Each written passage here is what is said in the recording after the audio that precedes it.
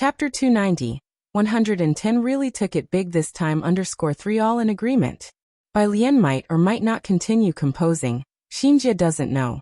She plans to find time to ask.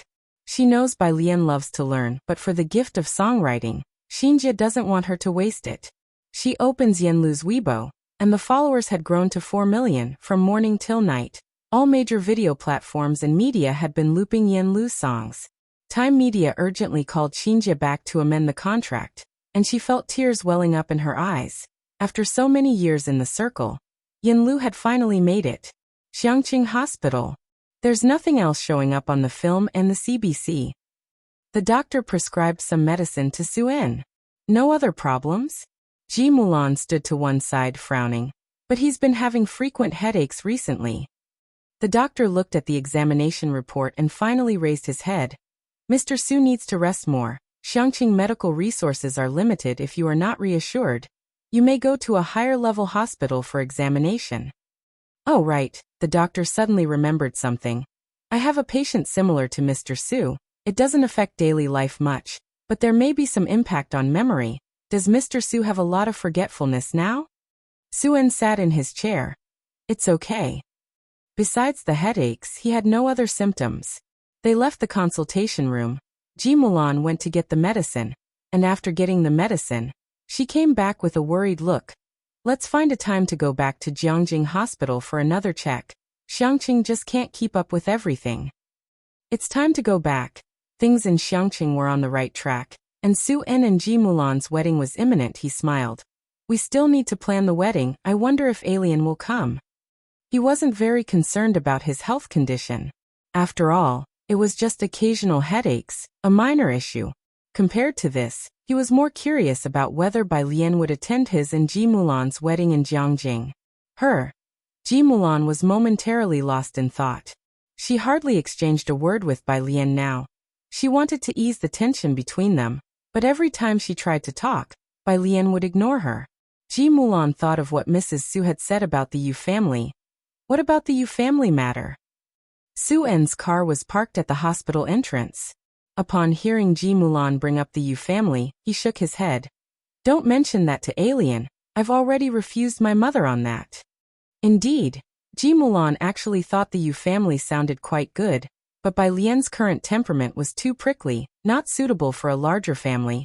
Her kind of personality isn't suited for a big family. Suen got into the back seat. As he listened to Ji Mulan's words, he glanced at her. In recent days, he had learned some things. Bai Lian's behavior towards Ji Mulan and the rest of the Ji family members was not the same. The Bai Lian in front of Ji Heng and Ji Xiaojun was different from the Bai Lian in front of Ji Mulan. When confronting Ji Mulan, Bai Lian was always sharp and prickly, not speaking properly. But the Bai Lian that Suen knew was an extremely cultured and big-picture person. Even though sometimes, Suen smiled to himself. Sometimes Bai Lian really had a bad temper. There were a few times Suen felt like he was going to be gobbled up by Bai Lian. As he chuckled to himself, Suen couldn't help but press his temples, feeling a headache, and he leaned back in his seat. You should rest, said Ji Mulan anxiously as she helped him massage his temples. Friday. After school in the afternoon. The chemistry teacher rolled up his book and didn't leave, instead watching Bai Lian as she slowly packed her bag without moving. Only when Bai Lian leisurely finished packing did he cough and say with a stern face, Student Bai. Wang Qi, together with Pu Xiaohan and the entertainment committee members, wanted to laugh, but facing the aloof chemistry teacher, they dared not. Teacher, Bai Lian said, obediently standing in front of the chemistry teacher with her bag in hand. The chemistry teacher nodded coldly. You know there's a monthly exam tomorrow, right? He said no more. I know. Bai Lian nodded. She had been studying chemistry and biology together recently. The chemistry teacher placed his hands behind his back, observing Bai Lian subtly before leaving her with 2 detached words. Good luck. After he left, Pu Xiaohan dared to speak. Alien, honestly, don't you think the chemistry teacher's back looks so lonely?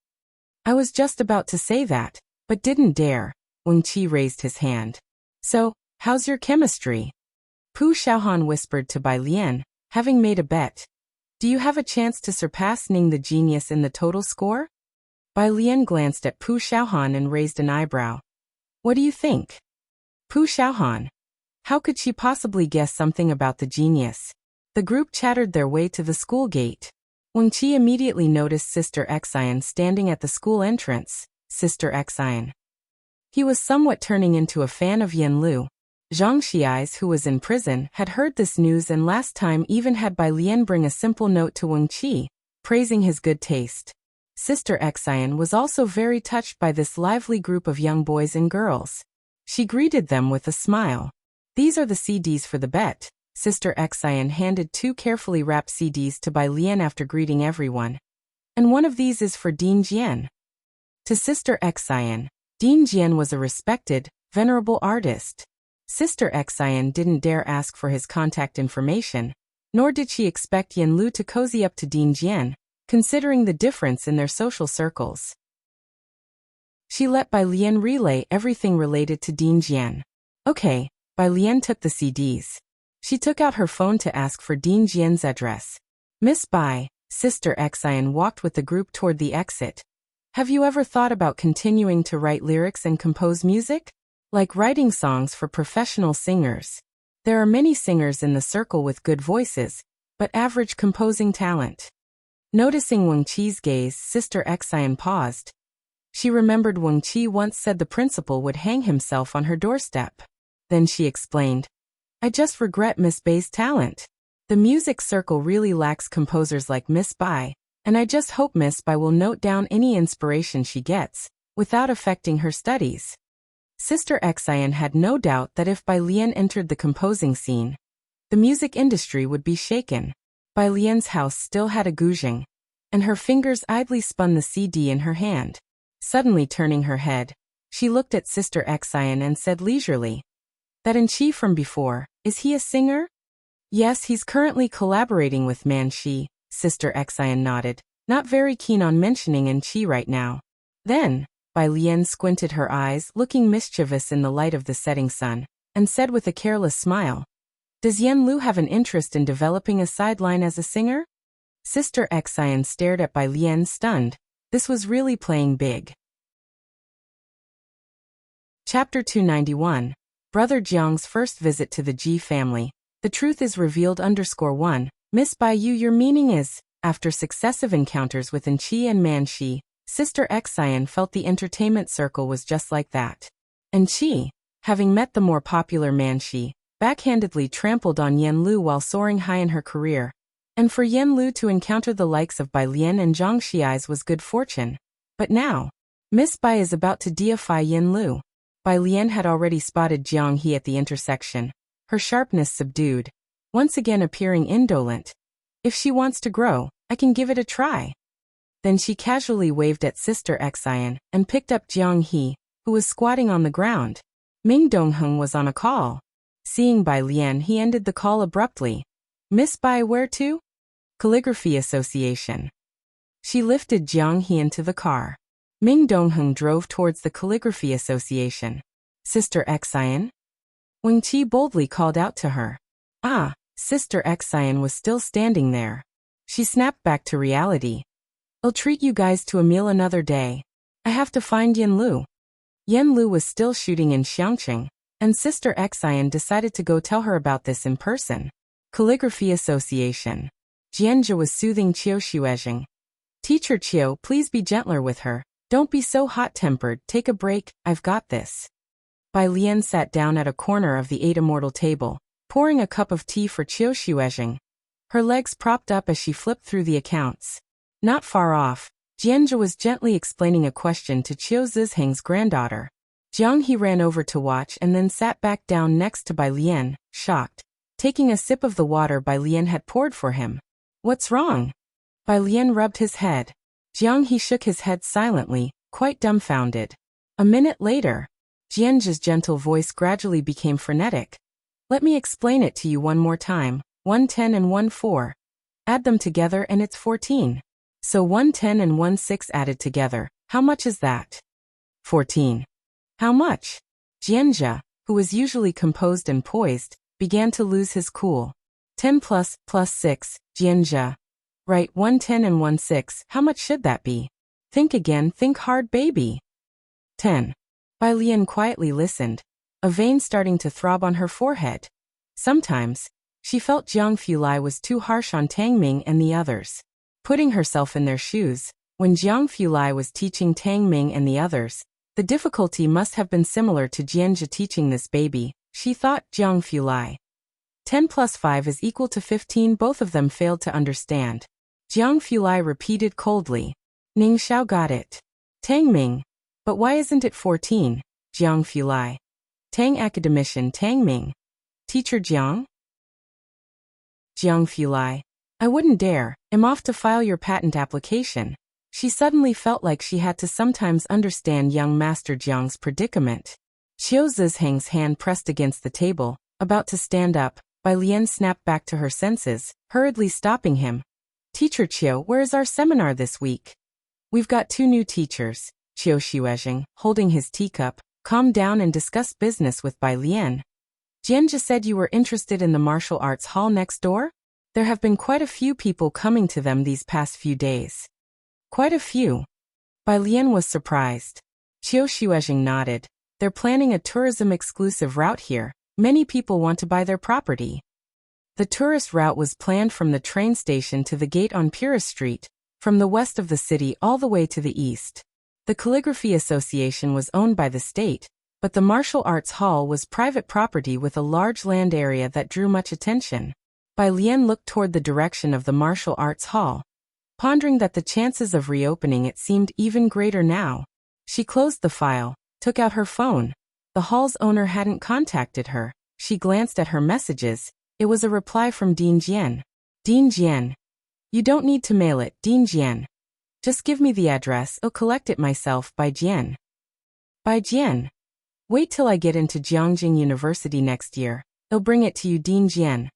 What if you don't get in? Bai Lian looked at Dean Jian's message, then directly took a screenshot and sent it to Jiang Fulai. Without adding any other words. The young master didn't reply. At 7 o'clock, Bai Lian took Jiang He back home. Just as they left the Calligraphy Association's gateway, they encountered the former Secretary General, who had just arrived at the entrance of the martial arts hall. Seeing Bai Lian come out, he paused, his mood quite good. Miss Bai, long time no see. Zhou Jian didn't mind Bai Lian's attitude at all. His lips curled into a smile, but it had a hint of chill. I was wondering why Miss Bai was so fiery-tempered. Turns out the Su family is involved. After speaking, he stepped into the martial arts hall. Bai Lian raised an eyebrow upon hearing him mention the Su family. Jiang He tugged at the hem of Bai Lian's school uniform. Bai Lian looked up and saw Jiang Fulai parking his car at the intersection. Chapter 292. Brother Jiang's first visit to the Ji family. The truth is revealed. _2 He leaned against the car door in a casual stance, talking on his phone. His eyes slightly downturned beneath the streetlight, casting a vague silhouette, like a lone, unapproachable bloom on a high ridge. Bai Lian temporarily set aside the matter with the Secretary General, and walked over. When he saw Bai Lian and Jiang He come out, he spoke softly, and then ended the call. Jiang Fulai looked at Bai Lian, his face stern. Who? Bai Lian was momentarily taken aback. She remembered that Jiang Fulai typically wrapped up his weekend work on Fridays. It took her a moment to remember that he was probably asking about the matter with Dean Jian.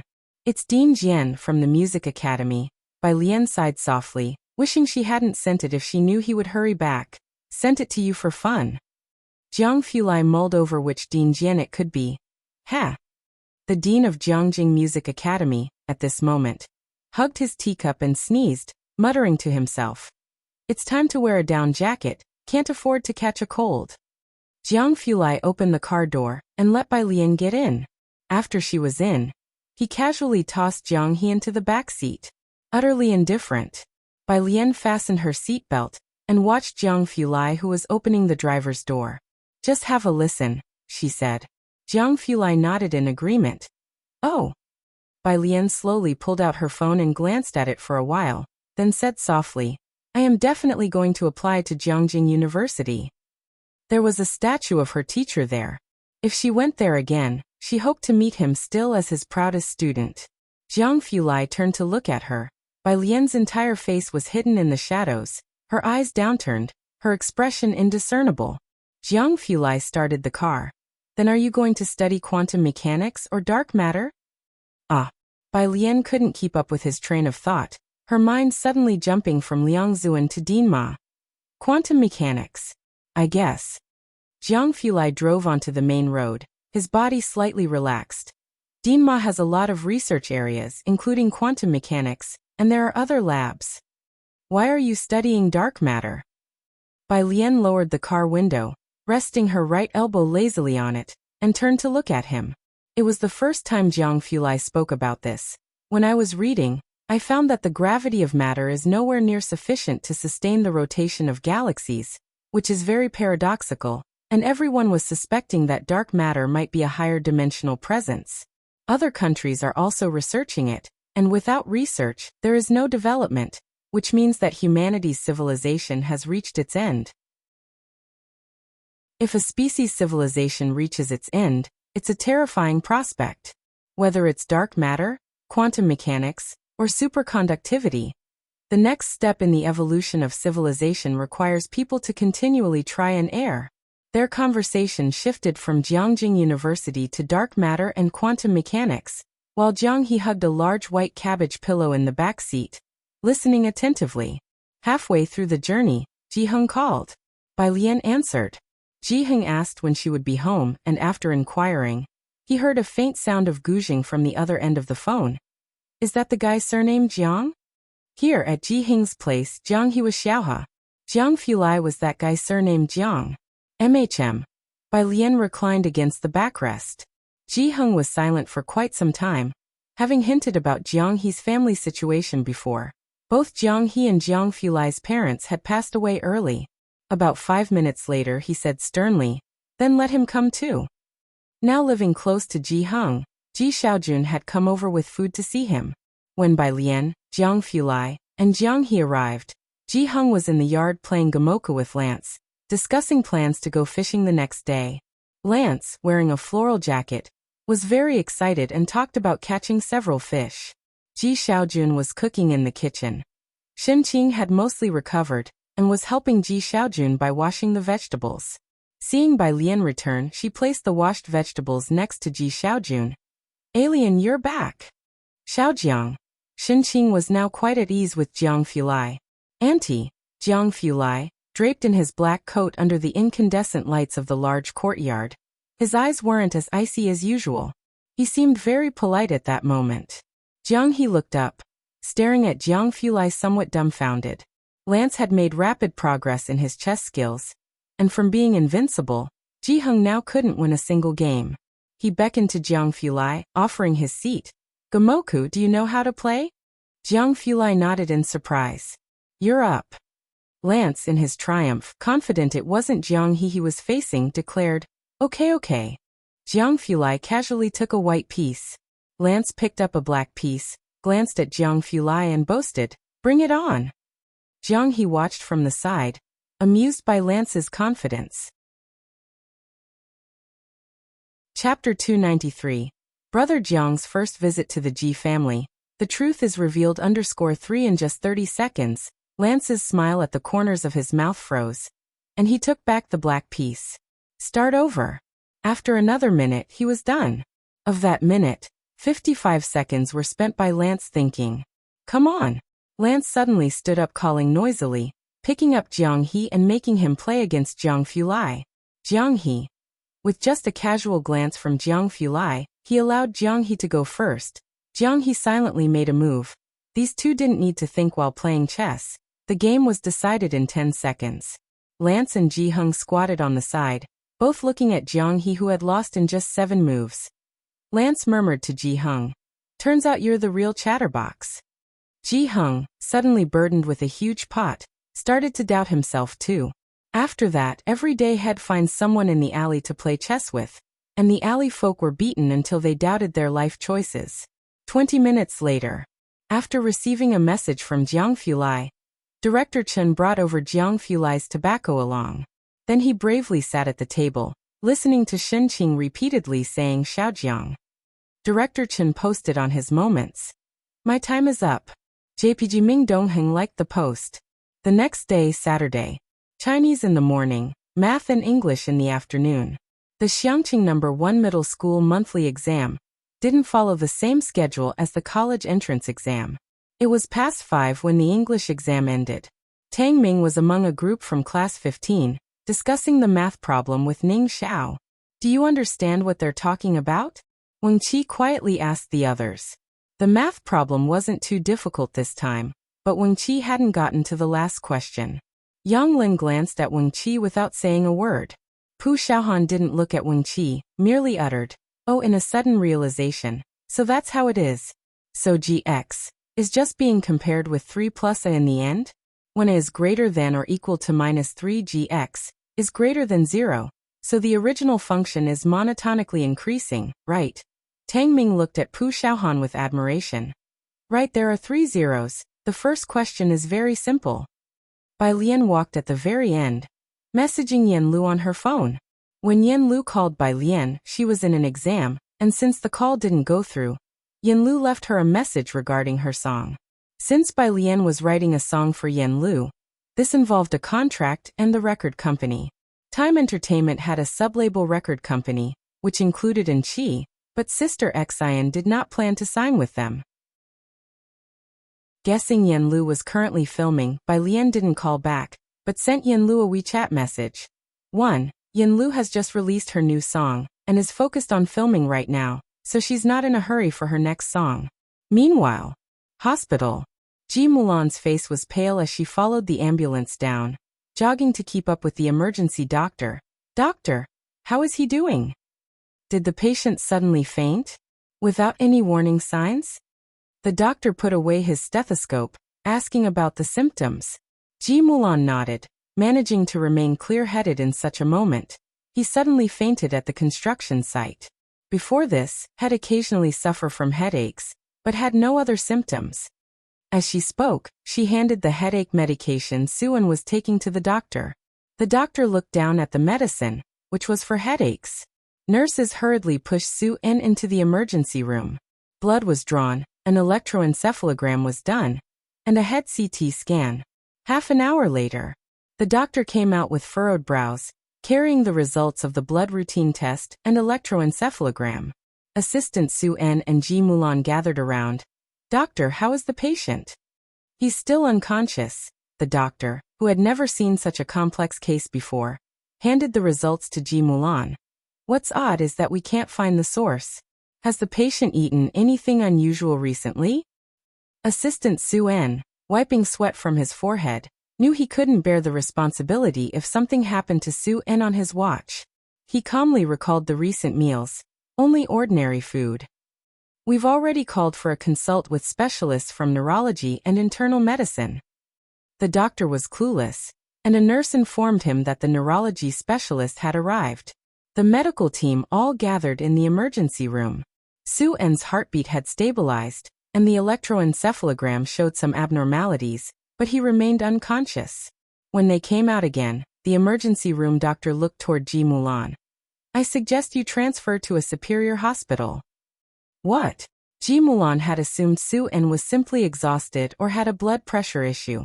She didn't expect the hospital's statement to be so serious, causing her to slump. She was somewhat at a loss. Suen's assistant took out his cell phone, ready to make contact with Jiang Jing.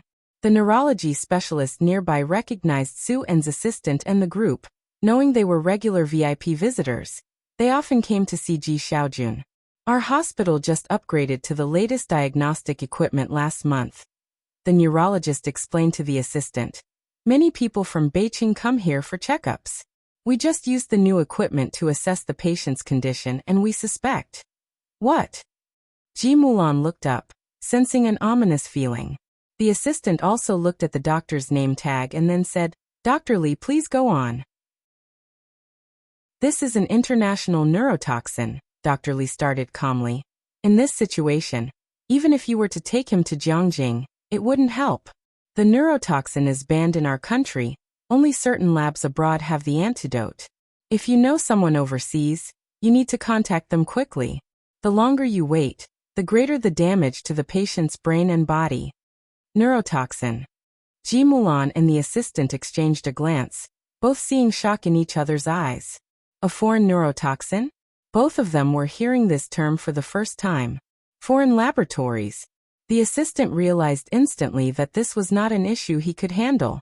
He took out his cell phone and called Jiangjing. He didn't call Madame Su, but instead he called Su Wenyao, who was studying at Jiangjing University. In such a situation, even Madame Su might be helpless, but Su Wenyao had numerous friends studying abroad. Possibly they could find a solution. Young master, the assistant got straight to the point while explaining the whole situation. We're not sure what the toxin is. Do you know someone overseas who knows about an antidote? Jiangjing University study room. In this season, Jiangjing was much colder than Xiangqing. Su Wenyao put on a cotton jacket to take the call, wearing only a white undershirt. His usual composed expression vanished. A foreign laboratory? What was needed now was a connection to classmates studying biochemical medicine abroad. Su Wenyao knew many people, and a few of them from affluent families were studying pharmacology abroad. When he mentioned the neurotoxin, those classmates hesitated for a moment, then gave a wry smile.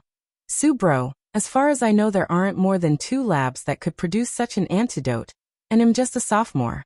I can't even enter our school's lab. You're expecting too much from me. Nearly all the friends in the pharmaceutical industry gave the same answer. Su Wenyao took a deep breath and called Assistant Su En back, instructing him to transfer Su En back to Jiangjing immediately. Whether or not they could find an antidote, the medical conditions in Jiangjing were much better than in Xiangqing. Xiangqing Hospital. Upon receiving the transfer news, the assistant immediately gave instructions and finally turned to Ji Mulan. The project in Xiangqing is ongoing. I can't leave. Ms. Ji, the trip back to Jiangjing will depend on you. We're really going back to Jiangjing? Ji Mulan tried to calm herself, yet her voice still trembled. His condition. The toxin is banned in the country, and the young master says it's only available internationally, in maybe 1 or 2 labs. The assistant shook his head, his voice somber. The only option is to transfer back to Jiangjing first. If it's banned in the country, then why? Mulan began, then suddenly remembered Purist Street was next to the national border. That place was a mix of all sorts, where anything could be found. Her voice trailed off abruptly. The phone rang. Ji Mulan took it out and answered. Your grandfather is asking why you haven't arrived yet? It was Bai Lian's voice. Ji Mulan was startled, then looked down at the phone and realized it was Su Ensign. He can't make it right now. Ji Mulan spoke with a hoarse voice, quietly saying, We have to go back to Jiangjing first. Bai Lian's brow furrowed slightly as she looked calmly towards the door, her voice cold and slow. What's wrong with him? Chapter 294, 112 MTR Characteristic Medicine. Aliens Terrifying Connections, Second Update, _1G Family Mansion. Bai Lian hung up the phone, her brow slightly furrowed as she pondered for a minute before taking Lance away. What's happening? Lance was playing chess with Jiang He. Bai Lian's expression was solemn. She remembered the Zhou Jian she had encountered that day, feeling as if there was a threat in her mind, but she couldn't grasp it just yet. Seeing Bai Lian's expression, Lance did not dare to speak carelessly. Ji Mulan's phone call was unclear, so Bai Lian went straight to the hospital. 20 minutes later, outside Xiangqing Hospital, the ambulance was already prepared. When Bai Lian and Lance arrived at the ward, Assistant Su En was discussing the patient transfer with the doctor. Seeing Bai Lian, the assistant turned around with a grave face. Miss Bai. Jiangjing Hospital had said it was a neurotoxin, and no hospital was willing to take the case. Su Wenyao was still searching. Therefore, Assistant Su En and Ji Mulan both had rather grim expressions. Ji Mulan didn't look up at Bai Lian but only stared down at her hands. I shouldn't have let him come back. Neurotoxin. Bai Lian finally heard the diagnosis.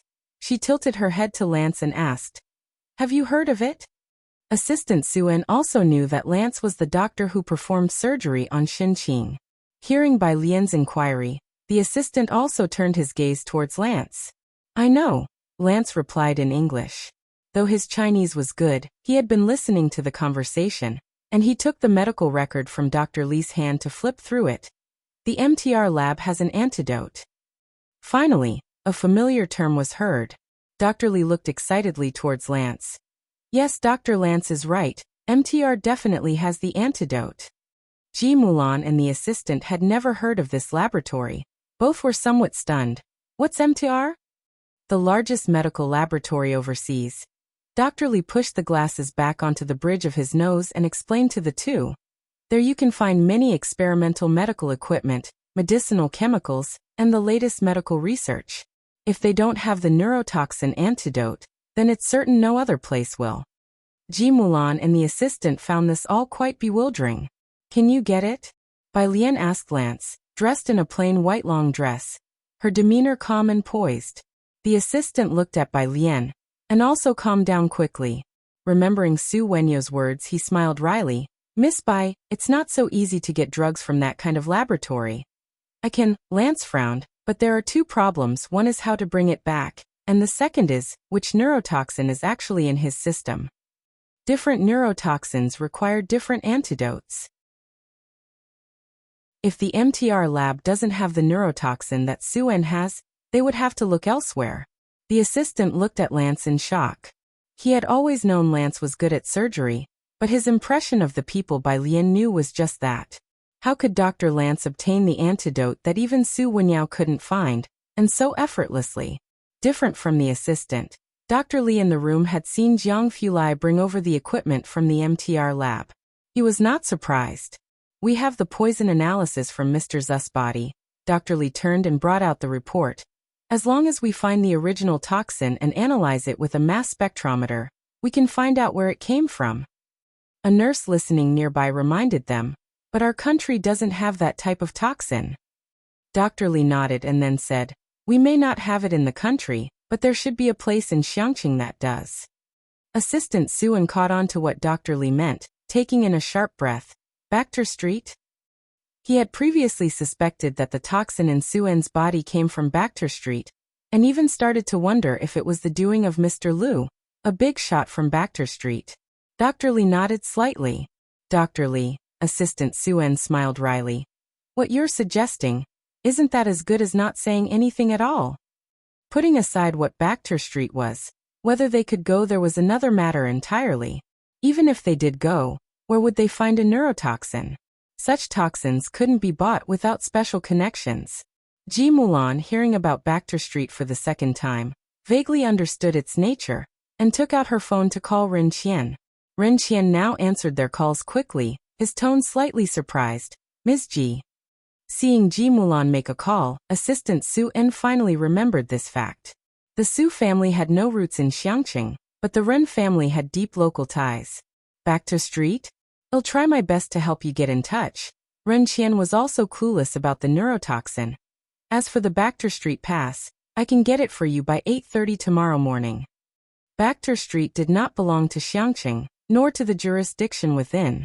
Each time they came and went, they needed to secure a pass in advance. Chapter 295. 112 MTR Characteristic Medicine. Aliens Terrifying Connections, Second Update. _2 tomorrow morning at 8:30, that was Ren Qian's fastest speed. Thank you. Ji Mulan hung up the phone. By her side, Assistant Su En and Dr. Li both heard their conversation. Their sinking hearts still hadn't eased. Whether or not they could find the needed toxin on Baxter Street was another matter. Moreover, a place like Baxter Street would require full armament to enter. Assistant Su En looked towards Ji Mulan, pondered for a moment, and then said, ask Mr. Ren if there are any familiar mercenaries around. Next to them, Bai Lian leaned slightly against the wall. Her brows and eyes carried a faint expression, eyelashes drooping, as she twirled her phone in her right hand, piecing together cause and effect. About 3 minutes later, she looked up at Dr. Li. Can the mass spectrometer be taken out? The mass spectrometer was given to the hospital for research by Jiang Fulai. It was seldom used. It would be impossible for anyone else to take it out. But this person was Bai Lian, so there might be a way. If you need it, Dr. Li put down the examination results in his hands. I can apply to the hospital director. Thank you, Bai Lian nodded, gripping her phone. Are you busy right now? Dr. Li shook his head. He was essentially working overtime. He had never seen symptoms like Suen's before, so he had stayed to observe his BOTUS data, which would be his academic paper. Okay, Bai Lian bowed her head, dialing a number on her phone at an unhurried pace. Bring the mass spectrometer down, I'll be waiting for you at the hospital entrance. Bai Lian walked toward the elevator, pressing the call button, and looking back at Assistant Suen. Did you drive here? In the corridor's dim light, her face appeared cold and indistinct.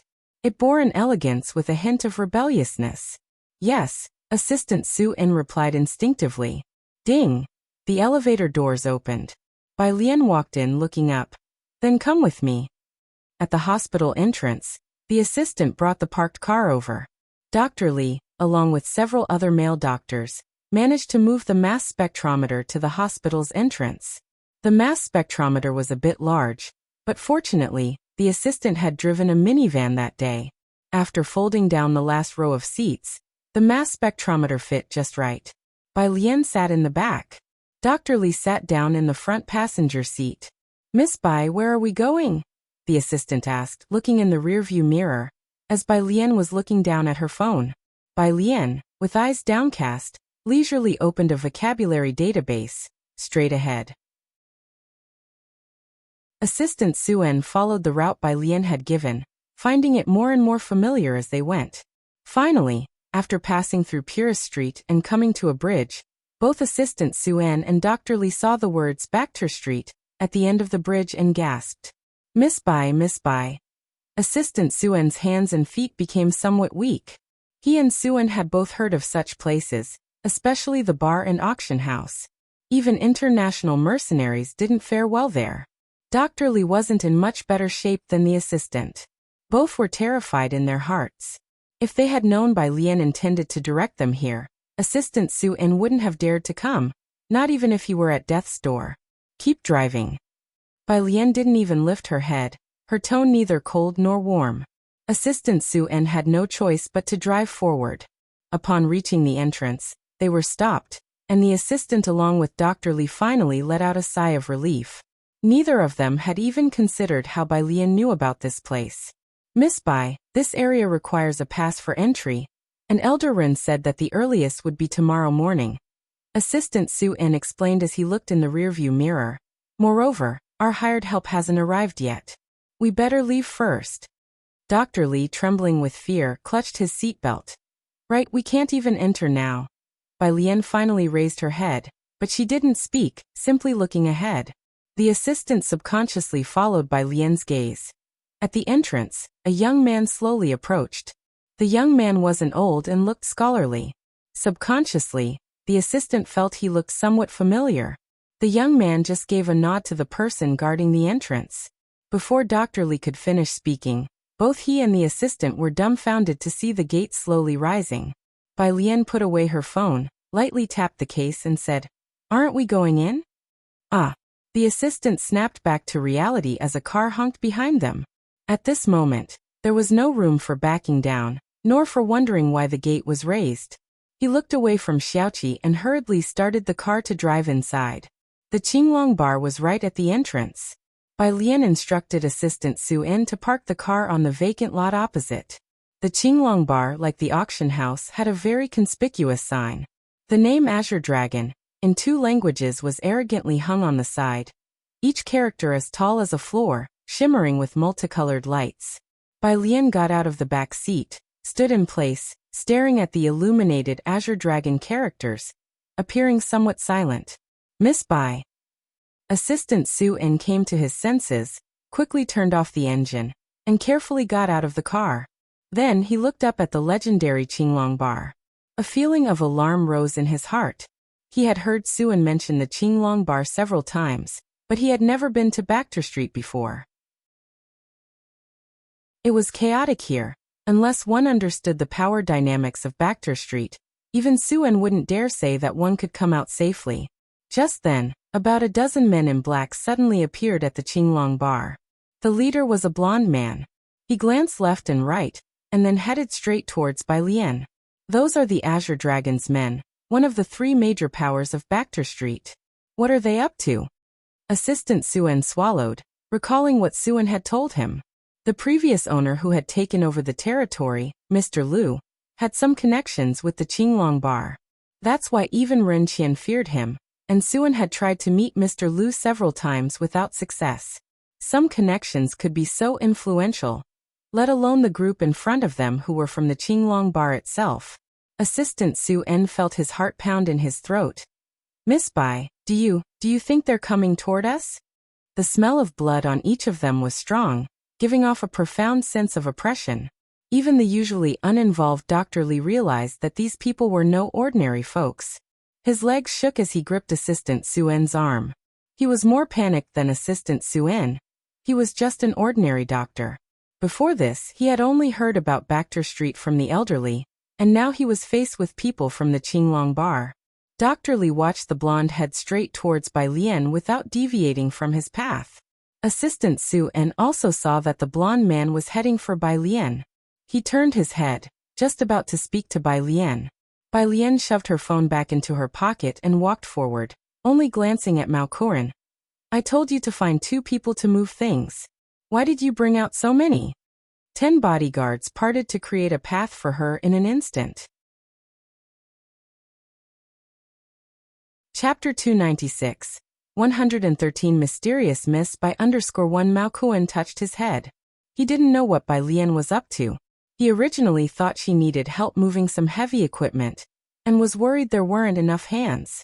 If Xiaoqi hadn't notified him that Bai Lian had arrived, he would have continued rounding up more people. Bai Lian continued walking towards the bar. The thing is in the trunk, bring it in. With a wave of his hand, Mao Kuren gave the order. The black-clad bodyguards opened the trunk and spotted the mass spectrometer inside. Gentlemen, these bodyguards had obviously never seen a mass spectrometer before. The device looked delicate and complex, making them hesitant to touch it. Can we move it just like this? The bodyguard's hand was still on the rear door of the car. With their intimidating looks, they politely inquired of Dr. Li, who was wearing a white lab coat and a name badge on his chest. Ah, a cool breeze blew by, and Dr. Li finally snapped back to reality. Just don't touch any buttons and carry it in like this. With the go-ahead given, the black-clad bodyguard sprang into action. Screens, analyzers, colorimeters. Each bodyguard carefully carried a piece inside. Concerned about damaging the delicate instrument, they moved with slow, cautious steps. Gentlemen, the bodyguard once again slightly turned toward Suen's assistant and Dr. Li, gesturing after you. Mr. Mao invites the 2 of you inside. Suen's assistant walked with an uncertain gait.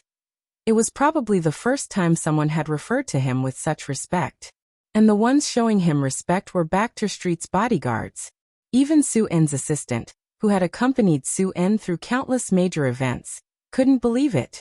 He exchanged a look with Dr. Li, and they both walked inside with their heads buzzing. Dr. Li slightly tilted his head, looking at Suen's assistant with an obvious question. What exactly does Miss Bai do for a living? Suen's assistant was even more baffled. His knowledge about Bai Lian was limited, and his mind was in a whirl too. How would he know? The interior of the bar was spacious, with 3 floors. The first floor was shrouded in smoke, lit by multicolored lights, with a crowd circling the central stage. People in the corners smoking and drinking looked up for a moment when they noticed a group of bodyguards passing by. Fortunately, there was no one brazen enough to cause trouble. The bodyguards, escorting the equipment and Suen's assistant and Dr. Li, made their way to the 3rd floor, which was quiet and had thick carpets spread along the U-shaped corridor. Only waiters pushing carts with drinks passed by, pausing to let the bodyguards go first when they saw them. The bodyguards led Suen's assistant and Dr. Li straight to the private room at the end of the corridor. Although it was just the 3rd floor, the bar owner still gave the room a very auspicious number. 8888.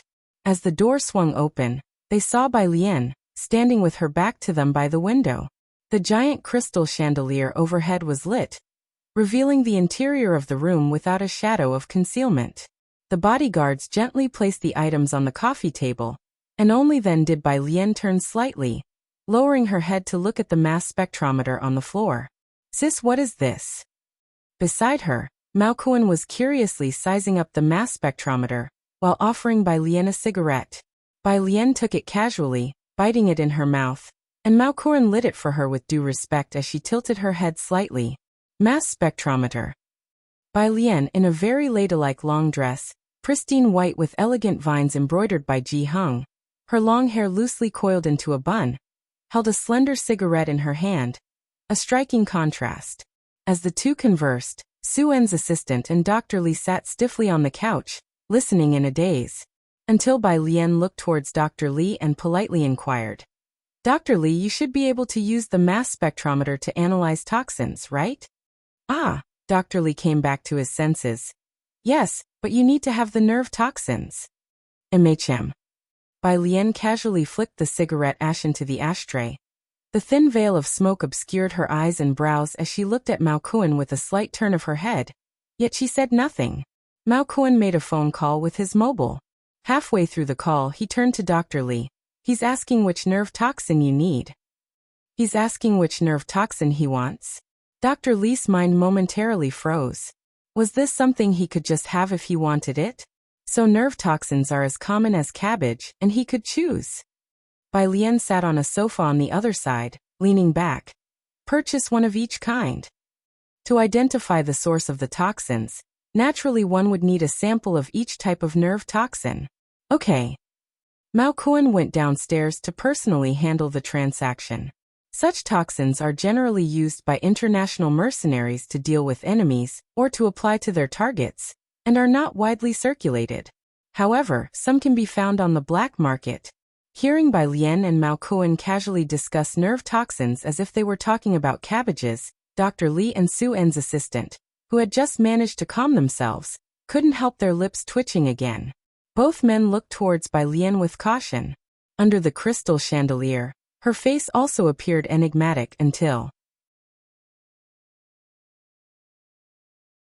Chapter 297, 113 Mysterious Miss by _2, Epic.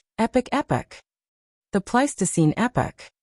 The mechanical female voice emanated from Bai Lian's phone.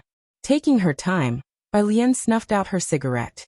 She had left in a hurry that day and didn't bring headphones, so she played the vocabulary audio out loud.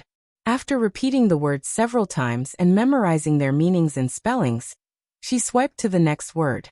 Looking up, she saw Assistant Su and Dr. Li watching her. Bai Lian raised her head. "Am I disturbing you by studying vocabulary?"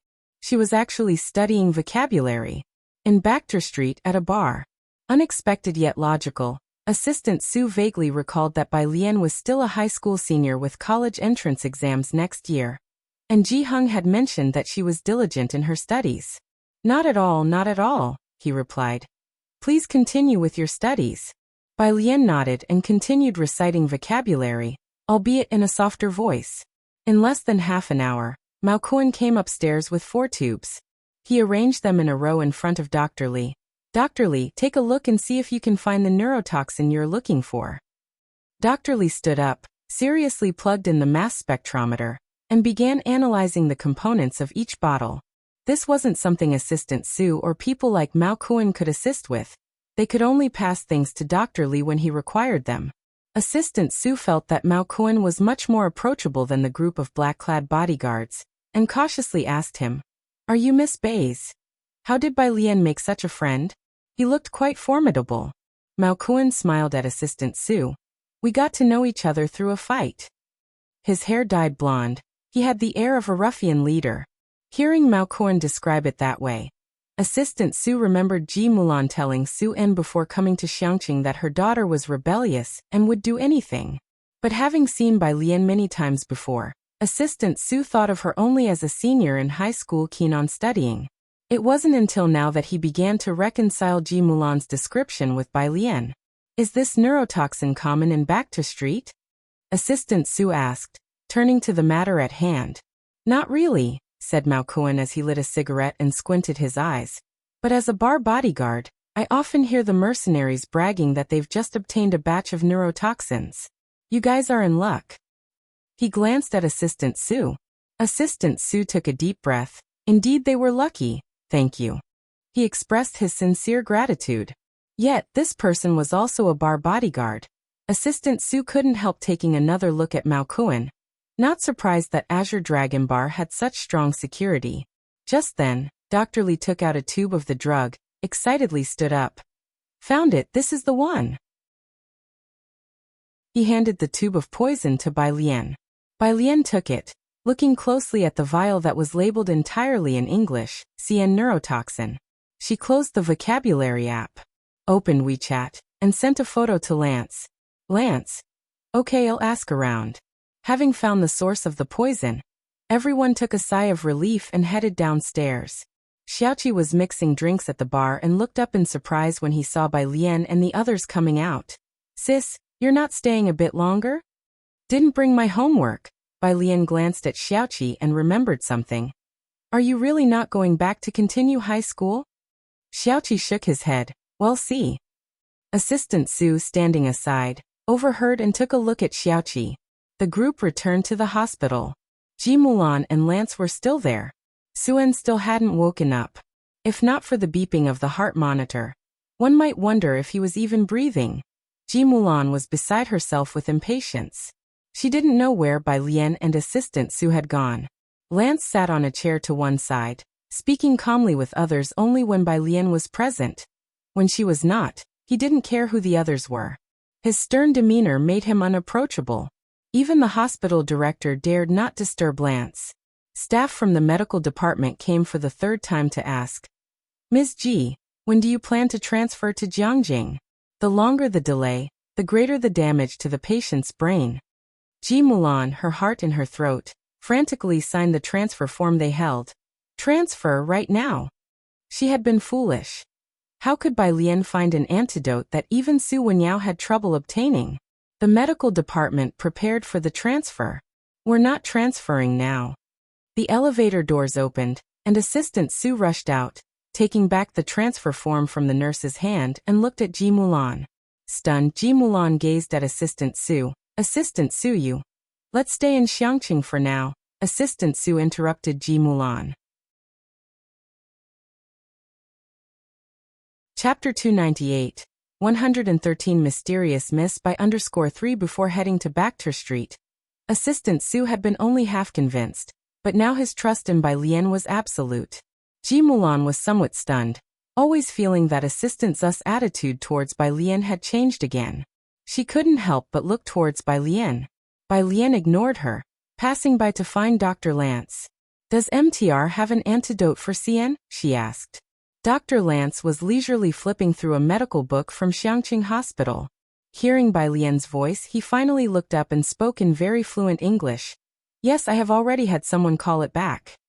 One spoke English, the other Chinese. And yet there was no barrier in their communication.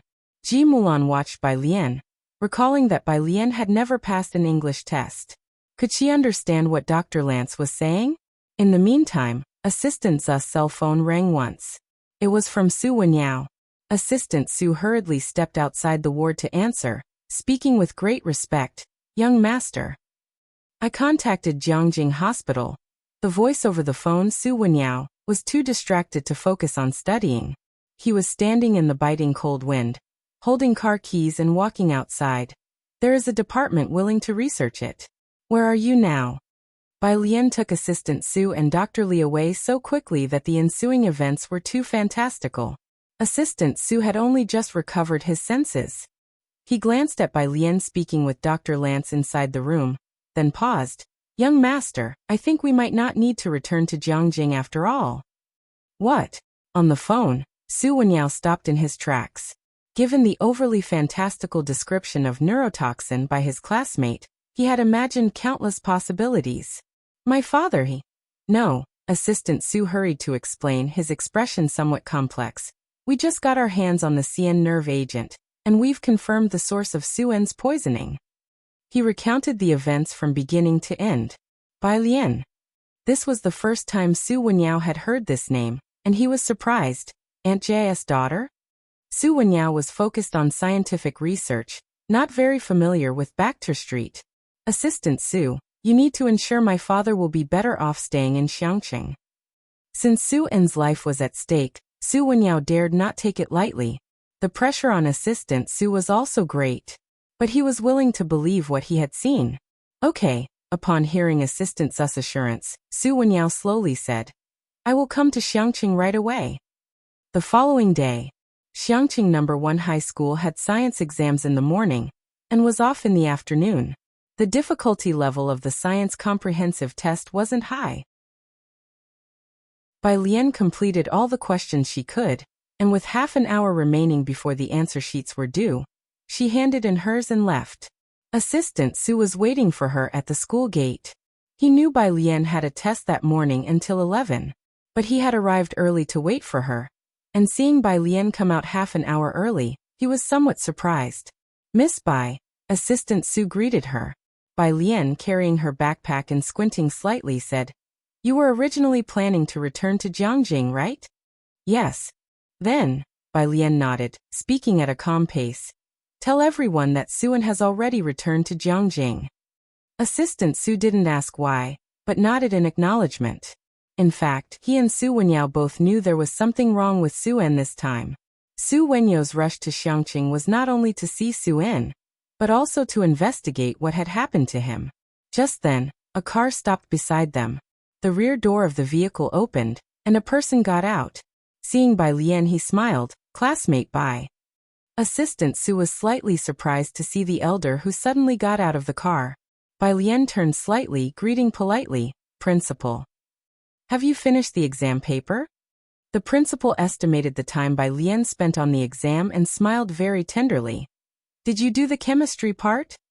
The principal had more than once subtly inquired with the chemistry teacher. Logically, with physics and mathematics being so difficult, and Bai Lian always scoring full marks, how could she have no marks every time in chemistry? Bai Lian. I did a bit. Did a bit. The principal's eyes lit up. He had studied Bai Lian's papers. Doing it meant she knew how. Very good, not bad, keep it up. Aim to do a bit more next time. That meant Bai Lian's chemistry was no longer scoring 0. Okay. Bai Lian nodded. The principal's tone became even gentler. Next month is the final exam, and it will be a big joint test. Try to solve a few more questions. As they talked, Assistant Su, had the timing been different, would have had a hard time repressing a twitch at the corner of his mouth. So this was the school principal. And then, why was the principal praising her for doing just a bit of the exam? But upon further thought, it made sense. He had heard that Bai Lian was not a good student. Ji Mulan had previously wanted to transfer Bai Lian to Jiangjing Private School, but Bai Lian had not agreed. Assistant Su had witnessed Bai Lian studying vocabulary in a bar, working so hard yet still performing poorly. He sighed, looked down, and pulled out his cell phone to send a message to Su Wenyao. If you have time during this visit, could you help reinforce Miss Bai's learning? Su Wenyao had just arrived in Beicheng, stepping off the plane. Sure, does she have any particular goals? Su Wenyao was grateful for Bai Lian's significant help. After the principal had left, Assistant Su carefully weighed his words before tentatively asking Bai Lian. Miss Bai, which university do you aim to apply for next year? Chapter 299, 114 Chief Chen arrives, second update. _1 Bai Lian never concealed her own goals. She watched as the principal left. Upon hearing that, she spoke in a tone as light as a breeze, Jiangjing University. Jiangjing University, huh? Assistant Su nodded as he held his phone, texting Su Wenyao a reply, and it wasn't until halfway through that he realized, Jiangjing University? He looked up, bewildered. What? Bai Lian glanced back at Assistant Su, raising her eyebrows. The black of her pupils reflected the sun, languidly, almost like a different person from last night at the bar. Assistant Su was somewhat silent. Nothing. Just remember not to leak that he's still in Xiangqing, that will do, Bai Lian said as she looked off in a direction, bidding farewell to Assistant Su. I've got something urgent, we'll go to the hospital later. She had originally asked Assistant Su to wait for her to go to the hospital together, but Hall Master Jean had suddenly sought her out. All right. Assistant Su followed her gaze. At the entrance of the milk tea shop stood a man, his head slightly lowered, his face unclear, but one could tell from his bearing a sense of cold pride. As if he felt the gaze upon him, he looked up nonchalantly and glanced in this direction. Just one look across the street. The sun was still high above, and Assistant Sue shivered uncontrollably. Who is this? Assistant Sue rubbed his arms, and when he looked up again, Bai Lian had already entered the milk tea shop with him. Assistant Sue took out his phone and reported to Su Wenyao. Miss Bai wants to get into Jiangjing University. Su Wenyao? Question mark. Milk tea shop. Jiang Fulai also asked Bai Lian how her exam went. They skipped right over math and physics, focusing only on chemistry and biology. The questions were easy. I did fairly well on biology, Bai Lian said lazily, leaning to one side as she watched Jiang Fulai line up, giving orders skillfully. Get one for Zhang Xiai's too. They were going to see Zhang Xiai's first, and then head to the Calligraphy Association. Yesterday morning, Bai Lian had her exam, so Jiang Fulai had rescheduled the visitation for today at noon. There were many people buying cakes at this hour. Back room. Qi Yundai, who was just carrying out a bunch of fresh cakes, caught a glimpse of Jiang Fulai, outstanding among the crowd, stumbled and nearly fell over. Master Qi, a young worker from the milk tea shop, quickly steadied him. Are you all right? Ha! Qi Yundai, somewhat in a daze, handed the cakes over. I'm fine. He immediately turned and went back to the kitchen. On his way, he couldn't help but stealthily look back. Jiang Fulai just happened to look over indifferently, and with that emotionless glance, Qi Yundai recoiled as if he had seen a ghost. It really was young Master Jiang. Qi Yundai took off his chef's hat at once, and then his jacket, before taking out his phone to post a friend circle update. Just saw a ghost. Director Chen commented with a question mark. After visiting Zhang Xiai's, Jiang Fulai and Bai Lian then went to the Calligraphy Association. Bai Lian met with Hall Master Jean first. Jiang Fulai waited for her at the Calligraphy Association, keeping an eye on Jiang He. Jiang He was practicing calligraphy with a group of children, his face splattered with ink dots. Yet he still maintained a cool and silent demeanor that made the other children want to speak but not dare to. Jiang Fulai casually took out his phone to take a picture, then sent it to Bai Lian without much thought. Next door, Hall Master Jean poured a glass of water for Bai Lian, and after a long silence he finally asked, Are you sure you want to invest in the Martial Arts Academy? Yes, Bai Lian, who had barely used her 10 million, leaned back in her chair slightly. The development here is promising, and reopening the martial arts school is just a matter of time. Hall Master Jean knew that as well. This place was planned to be a tourism route, and recently many people had approached him to buy the martial arts school. I've seen your plan, Hall Master Jean looked up. But reopening the martial arts school won't be easy. Speak. Bai Lian blew on the hot water and looked up. Hall Master Jean smiled reluctantly. Jingfeng Martial Arts School won't let us open it that easily. Jingfeng Martial Arts School? Bai Lian knew about this school, where many people learn Taekwondo and Muay Thai. Yes, Hall Master Jean's gaze shifted towards the door. They have backers. In Xiangqing, many martial arts schools closed down because of them, eventually having to change business paths. Knowing this, do you still want to invest with me? Of course. Bai Lian's phone on the table lit up. She checked it and saw the picture sent by Jiang Fulai. She chuckled lightly. Are you serious? Hall Master Jean's grip on his teacup tightened slightly, his gaze fixed on Bai Lian. But they really do have powerful people behind them. Powerful people? Bai Lian looked up, leaning back, her fingertips idly tapping on the table, her demeanor relaxed. Then I'm quite curious to see who exactly that might be. Xiangqing Hospital. Chapter 300. 114 Chief Chen arrives. Second update. _2 Su En's hospital room. Dr. Lance's antidote won't arrive in Xiangqing until tomorrow, and at the moment, oxygen was still being administered to his face. You're saying it's a CN nerve agent? The police officer looked at Zu's assistant with some hesitation. Are you sure? Zu's assistant nodded. These were all detected by Dr. Li, and he has the records. The officer nodded affirmatively and made a note of it, finally turning to Ji Mulan. Ms. Ji, if this involves foreign elements, the investigation will be much more difficult. Why? Ji Mulan asked the officer, visibly agitated. Old Su has been poisoned. Look at him now lying on the hospital bed, his life hanging by a thread. The officer, understanding the emotions of the victim's family, held his notebook. Our authority isn't that extensive, and it's highly likely this will end up unresolved. He was being honest with Ji Mulan. Xiangqing, being near the border, had too many such cases. The two officers almost spelled it out. The waters were too deep for ordinary people to dare to wade in. We will do our best. Another officer tried to soothe Ji Mulan. But looking into their eyes, how could Ji Mulan not know they were just making excuses?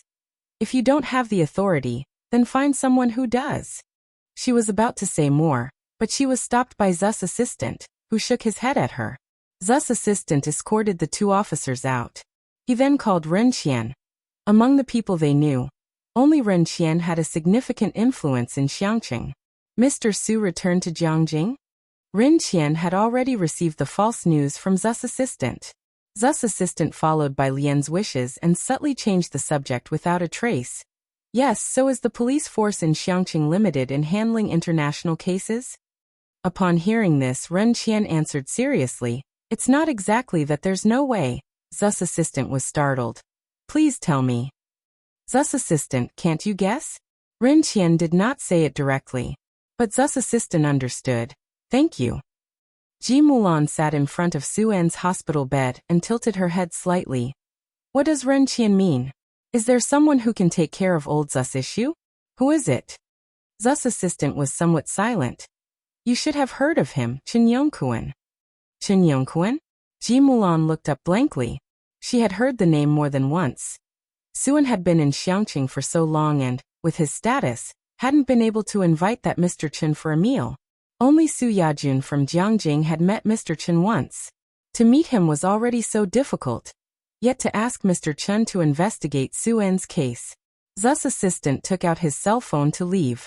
He was calling Su Wenyao. Su Wenyao was on the way from Beijing to Xiangqing, and as he heard the news, his gaze turned to the window outside. So we cannot hold them accountable? There's no way, sighed Zu's assistant, having experienced more than Su Wenyao. It's already an unexpected stroke of luck that Mr. Su was saved this time. Ren Qian and the others made it very clear. Regarding this matter, he suspects that it might be Mr. Liu. So perhaps only Chen Yongquan would be able to intervene. After all, the project that Su En had was snatched from Mr. Liu's hands. Su En had been here so long, and Mr. Liu was the only enemy they knew of, not aware that Mr. Liu had already disappeared. Su Wenyao pursed his lips. "Oh, contact Su Yajun." He and Su Yajun had been high school classmates. In times like this, they could only contact her. No one in the Su family knew Mr. Chen. When Bai Lian brought Ji Heng to see Su En, Zu's assistant had just hung up the phone. "Miss Bai, Mr. Ji." Seeing both of them, Zu's assistant greeted them respectfully and proactively opened the door to the hospital room. What happened? Bai Lian walked up to the bed, casually checking Su En's pulse. She asked indifferently. Ji Mulan was upset at the moment. Dr. Lance hadn't delivered the antidote yet, and she didn't know whether she could trust Bai Lian. As for Su En's case, they still hadn't found anyone to investigate it. Bai Lian asked her question, but Ji Mulan couldn't be bothered to reply.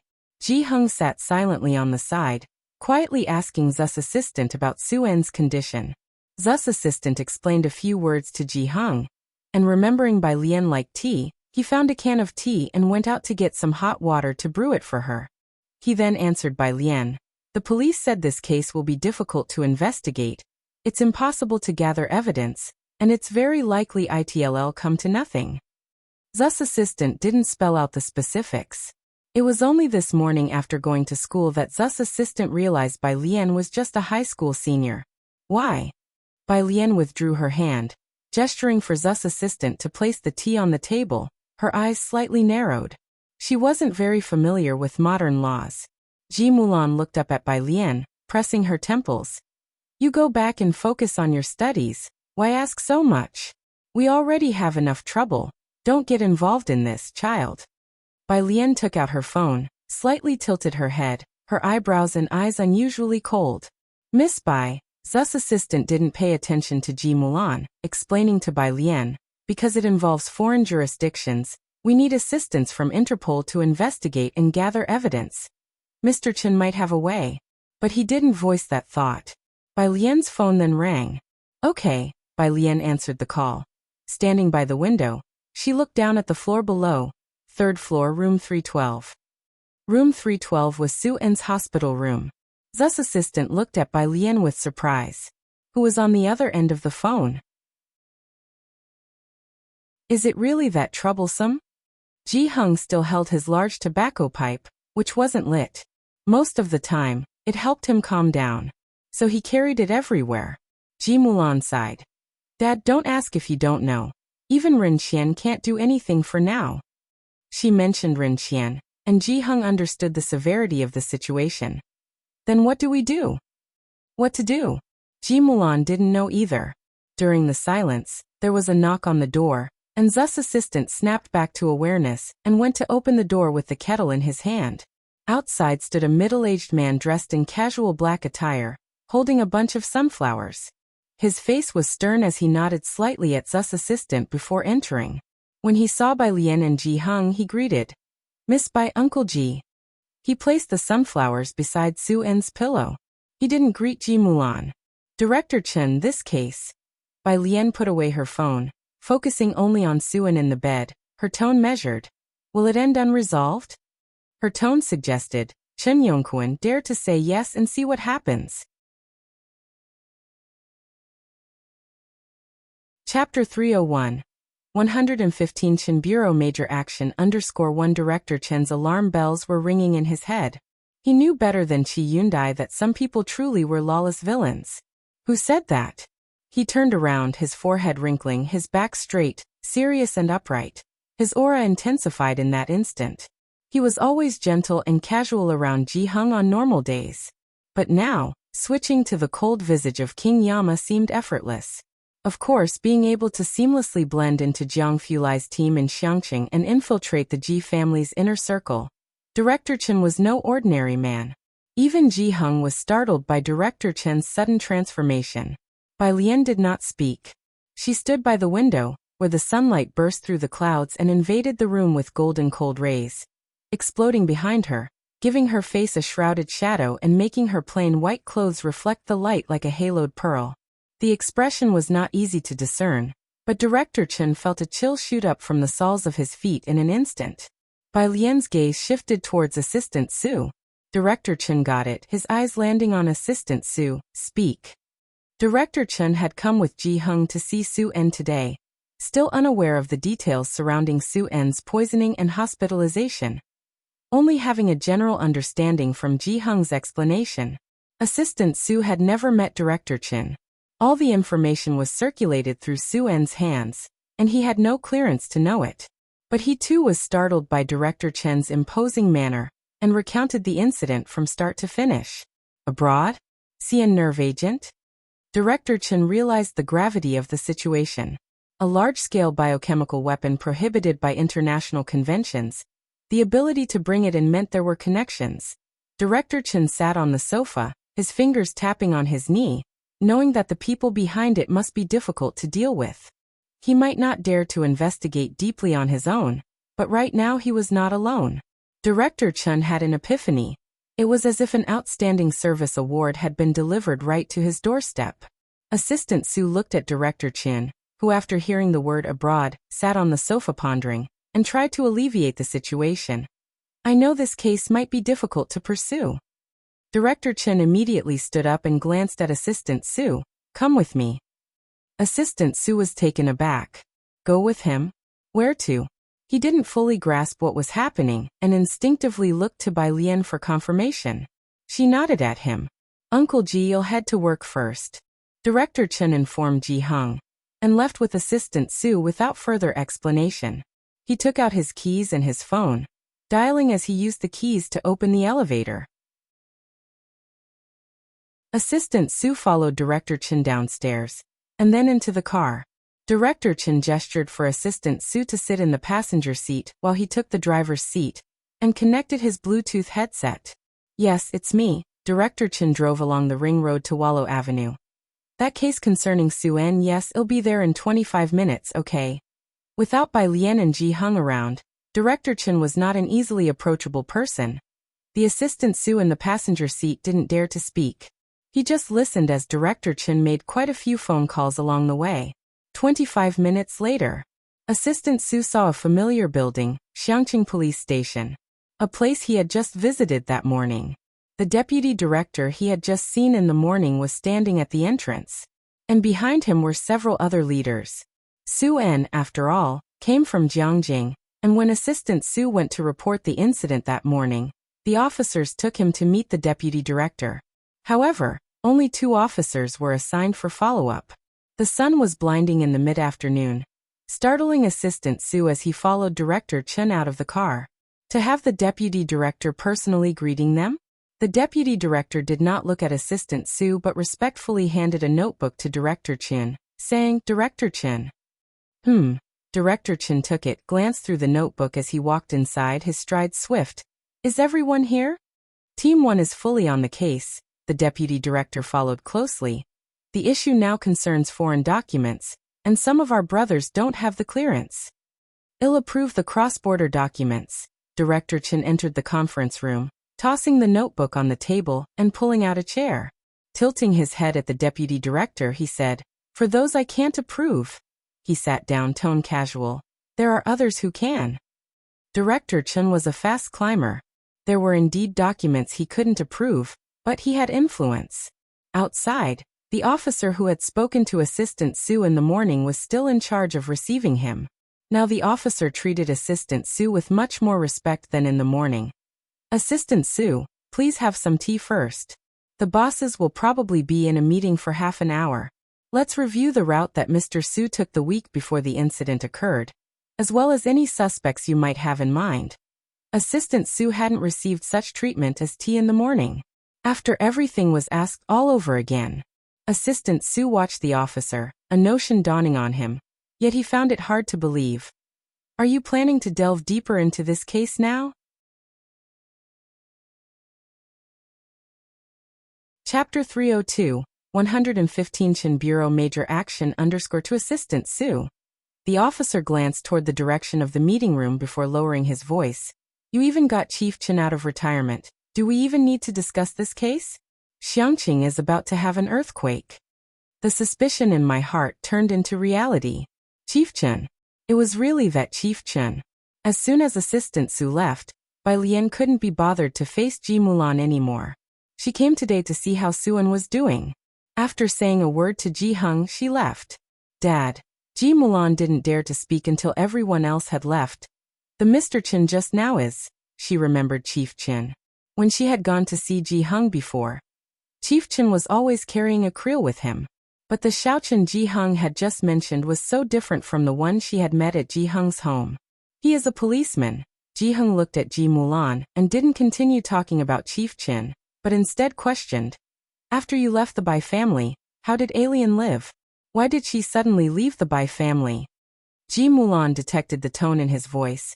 She could have gone further with the Bai family. Why leave and then just go jump into the lake? Jump into the lake? Ji Hung suddenly looked up, his cold gaze fixed on Ji Mulan. "From now on, you don't need to involve yourself in any matter related to Alien. When I am dead." Ji Hung's gaze shifted to the comatose Suan. "I would rather trust him." "Dad."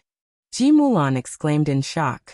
"That will be all," Ji Hung said, picking up his pipe and rising to his feet, though he didn't add any more to it. But his heart felt heavy. From the time Bai Lian first returned to Xiangqing, he felt he owed her an apology, because he hadn't raised Ji Mulan well. Each one of them, Ji Xiaojun, Ji Xiaorong, had been educated by Ji Hung from a young age, and his wife taught their 2 sons literacy. But not Ji Mulan. His wife was also of the rare panda blood type, and she passed away from a difficult childbirth and excessive bleeding when Ji Mulan was born. Since then, he became reticent and focused solely on making a living for the 3 children, giving almost no education to Ji Mulan, who grew up under the protection of her 2 older brothers. She had never suffered, which indirectly caused all of today's issues. Ji Mulan was in her 40s, even having gone through a divorce, but Ji Hung felt she was too lucky, and thus still hadn't grown up. Sometimes Ji Hung was relieved that Bai Lian had truly grown up, and sometimes it was inevitable to feel pity for her. The stature of a person is torn apart from the second they take on their fate, by Lien's calm and clarity, even sometimes her perseverance, which even Ji-hung admired. He couldn't imagine what Bai Lian had gone through to reach where she was now. She was only 19 this year. Yet it seemed like she had experienced more than him. The library. Bai Lian glanced down at her phone. It was a document sent by Jin Kai. Take a look at the contract.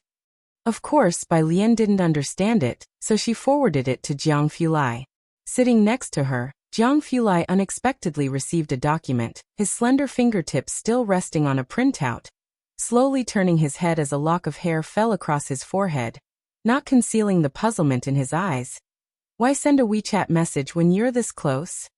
Bai Lian twirled her pen in hand, jotting down a line of numbers. After noticing his gaze, she looked over lazily, then raised an eyebrow. Jiang Fulai looked away, expressionless on his cold, pale face, as his fingers opened the document. It was about a martial arts gym cooperation contract, Bai Lian's investment. Jiang Fulai paused momentarily. Then he took another careful look. No mistake, 8 million. For Xiangqing, investing 8 million in a martial arts gym was a huge sum. But for the heir who regularly dealt with billions, Jiang Fulai was silent over these 8 million. He read the contract from beginning to end, identified a few unreasonable clauses, opened the document on his phone to draft a new version, and reviewed it once again. Only then did he resend it to Bai Lian. Although very silent, Jiang Fulai had no intention of investing in this project himself. He knew that this capital was enough for the initial operation of the martial arts gym, and that this was a project entirely Bai Lian's own. Of course, Jiang Shijue would have to make a fuss about it. Those international transactions worth hundreds of millions that Jiang Fulai merely glanced over, sometimes not even bothering to look, and now a contract of 8 million that not only did he read from beginning to end 5 times, but he also personally amended it. Having sent off the revised document in his usual calm demeanor, Jiang Fulai didn't continue with the original documents. Instead, he told Bai Lian and went downstairs with his phone. As soon as he left, the people across from him immediately relaxed. Tang Ming dared to look at the document on the table, asking Ning Xiao, "What is this?" He understood English, but when it was all connected together he couldn't comprehend it. Ning Xiao shook his head. Bai Lian, who was doing her homework, glanced casually and answered, "It's about constructing xenon gas for double beta decay." Chapter 303, 115 Chin Bureau Major Action _3 Both of them. The police station. The office. Chief Chen sat in his seat, and the 2 giant 3D screens opposite projected the solemn figures of 2 men. Chen Yongquan, you deployed special task personnel to Xiangqing. The elder on the left spoke with a heavy voice, and even used elite combat equipment. Planning a big move, the police force of Xiangqing alone was naturally not enough. Chief Chen called upon manpower and equipment from Jiangjing. He had recently become conspicuously influential in Jiangjing, and many who envied his position had brought their complaints directly to the Chen family. Now, these 2 were lecturing Chief Chen. Squeak. The door to the office was pushed open, and a tall figure slowly walked into the center of the screen. Chief Chen immediately rose to his feet. Jiang Fulai's gaze swept indifferently over the 2 projections, then casually sat down on the chair Chief Chen had pulled out. Elbows resting on the armrest, his eyelashes casting a slight shadow. Even when silent, his presence was considerable. The 2 men on the screen seemed as if their throats had been choked, their voices vanishing instantly. Chief Chen poured tea for Jiang Fulai. I've already had Jiang Shijue double the amount of equipment used. Jiang Fulai took the tea, sipped it leisurely, then barely lifted his eyes, his tone indifferent. You can consider the people as borrowed from me. Any other questions? Nobody spoke. What could they say? The Chen family, a household of martial artists with little earning ability, had survived to this day only because of the Jiang family's unwavering support. Chief Chen raised his eyebrows. He had said he could sway people. At the hospital, the assistant Su had not yet returned. In Su En's room, however, stood a young man holding a black cotton-padded jacket, clad in a white long-sleeved t-shirt. His demeanor refined as he attentively listened to Dr. Li describing Su En's condition. So the antidote won't arrive until tomorrow? Su Wenyao nodded and expressed his gratitude to Dr. Li. Thank you, Dr. Li. Once Dr. Li had left, Su Wenyao turned to thank Ji Mulan. Aunt Ji, thank you for taking care of my father all this time. Su Wenyao and Su Jiyue had always been like this. They were courteous to everyone, neither arrogant nor impetuous.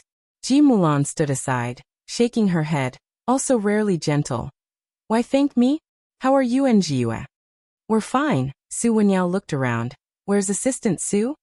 Ji Hung was reluctant to talk with Ji Mulan about Chief Chen's matters. Ji Mulan currently couldn't give an answer either. He went to the police station for an investigation. At the mention of the investigation, Su Wenyo's mood became heavy. He looked down, checking his phone, and just then received a message from Su Jiyue. File. File. File. Su Jiyue.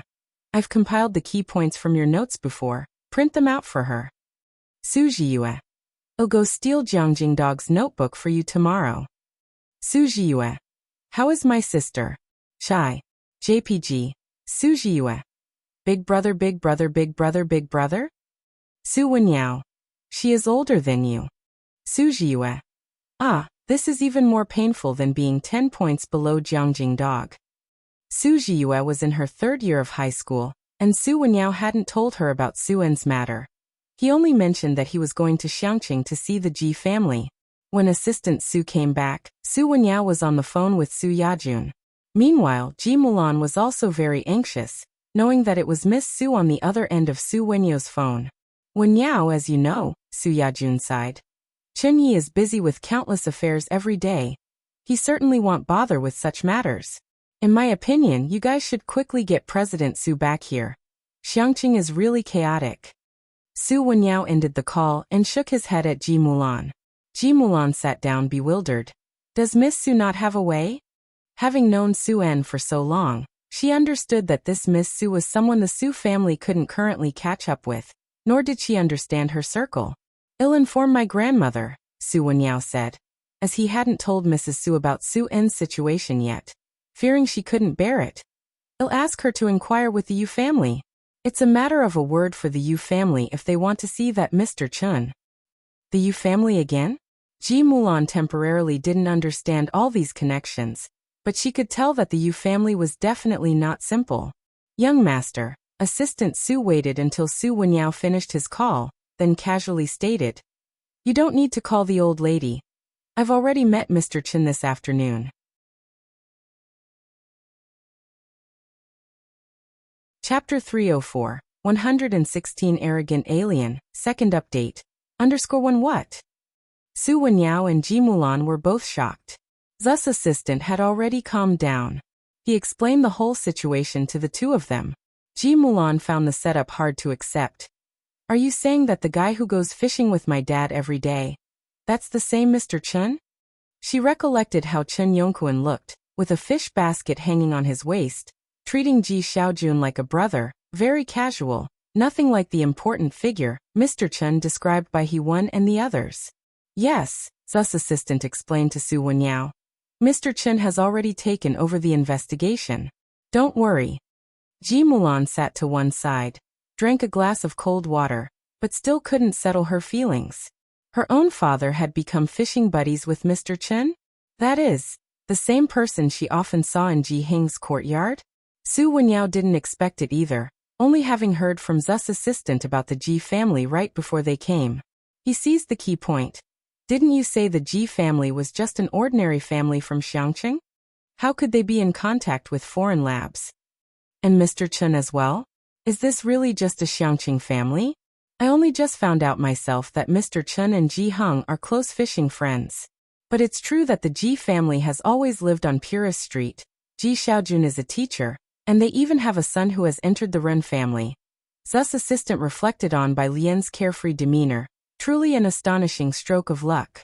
Everything seemed so ordinary, except Mr. Chen's presence was quite illogical. Zu's assistant thought for a moment, and then lowered his voice murmuring, Young master, there's going to be a change in the winds in Xiangqing. And Bai Lian wants to apply to Jiangjing University. It seems she'll be heading to Jiangjing in the future. That is, It's going to be a bit difficult for her to get into Jiangjing University. Remembering this, Zu's assistant asked, "How many days can you stay, and when will you start tutoring Miss Bai?" Physics is Su Wenyo's strongest subject, and that's also his current research field. He had been admitted to Jiangjing University as one of the top 10 in his major during the entrance exams. Zu's assistant felt that tutoring by Lian would be a challenge even for Su Wenyao. Monday. Chemistry class. Although the chemistry teacher was aloof, her hair was always sticking up. It was because of Bai Lian's chemistry test paper. From scoring 100 points, she had dropped to 40. Although this test was simple, looking solely at Bai Lian's score, it was still at the bottom of her grade. But it had been less than 2 weeks since the last joint exam, and she had scored 0 then. After school, Pu Xiaohan and her friends chattered about Bai Lian's 40 points. Wang Qi with the loudest voice announced, "Alien, you have to treat us." Bai Lian listened to them calmly as she casually scrolled through her phone. A new friend request popped up on her mobile. "Hello, this is Hewen." This was the person Jiang Fulai had mentioned to her at noon. She accepted the request. Hewen replied quickly. Screenshot. It was a mathematical model. Hewen. Thank you, Bai Lian. One Jiang Fulai had not told Hewen specifically who Bai Lian was, so Hewen thought she was just another ordinary math genius he had found. Not far away, Director Chun, who overheard the students' conversation. "Should you treat them to a meal for scoring 40 points? How dare you treat Miss Bai this way?" Uncle Chun. Pu Xiaohan, Ning Xiao, and others greeted Director Chen. Because of the Zhang Xiai's incident, the students from Class 15 were very familiar with Director Chen. "Uncle Chen, you're off work so early." It's all right, Director Chen said with a smile as he waved to the students. Then he walked with Bai Lian and the others towards the Zhang family's place. Ning Xiao and the others went to move the flowers first, and Director Chen, trailing a step behind Bai Lian, updated her about the investigation. "We've discovered a lead and are currently gathering evidence. It's unclear how they've been trading." After contemplating for a moment, Director Chen found the connection with Hewen very odd. Hard to trace. "I understand." Bai Lian nodded slightly, without expressing any further opinion. Director Chen had always found it difficult to fathom what Bai Lian was thinking or trying to do. Her thoughts were more inscrutable than Jiang Fulai's. He helped the Zhang family move a couple of pots of flowers, then suddenly got a call about new developments in the case, which prompted Director Chen to leave. "Are you heading to the martial arts hall?" Having moved the flowers, Pu Xiaohan took a camera out of her backpack. Bai Lian, head down, was carefully pruning a bunch of iris flowers. She was going to sign a contract with Jin Kai. "I'll come with you. Let's take an overall shot of the courtyard first, and then we can film another one after the renovations." Pu Xiaohan estimated the timing. Such renovation videos were popular. This was Pu Xiaohan's new idea, to film all the shops and artisans on that street. Once the tourist route was established, the number of visitors for check-ins would likely increase as well. Xiangqing Culture and Tourism had contacted Pu Xiaohan, hoping she could help with the promotional activities for Xiangqing Culture and Tourism. Upon finding out that Pu Xiaohan was a high school senior, the bureau quietly set aside the plan for the time being.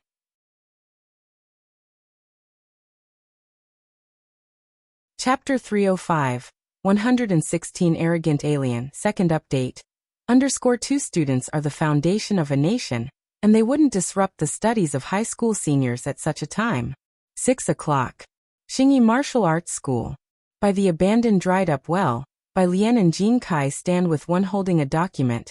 As Jin Kai looks down, examining the content seriously. "Hey, raise some water for you 2 students." Madame Jean offers water to Bai Lian and Pu Xiaohan, then brings out some fruit. Bai Lian had already finished reading, sitting across with her school uniform unbuttoned. She took the water and smiled at Madame Jean. "Thank you." "Auntie, yes, that's the right move. Let me just add a scene to that." Pu Xiaohan was filming Jin Kai's daily surroundings, and at that moment, the camera was aimed at Madame Jean. Bang!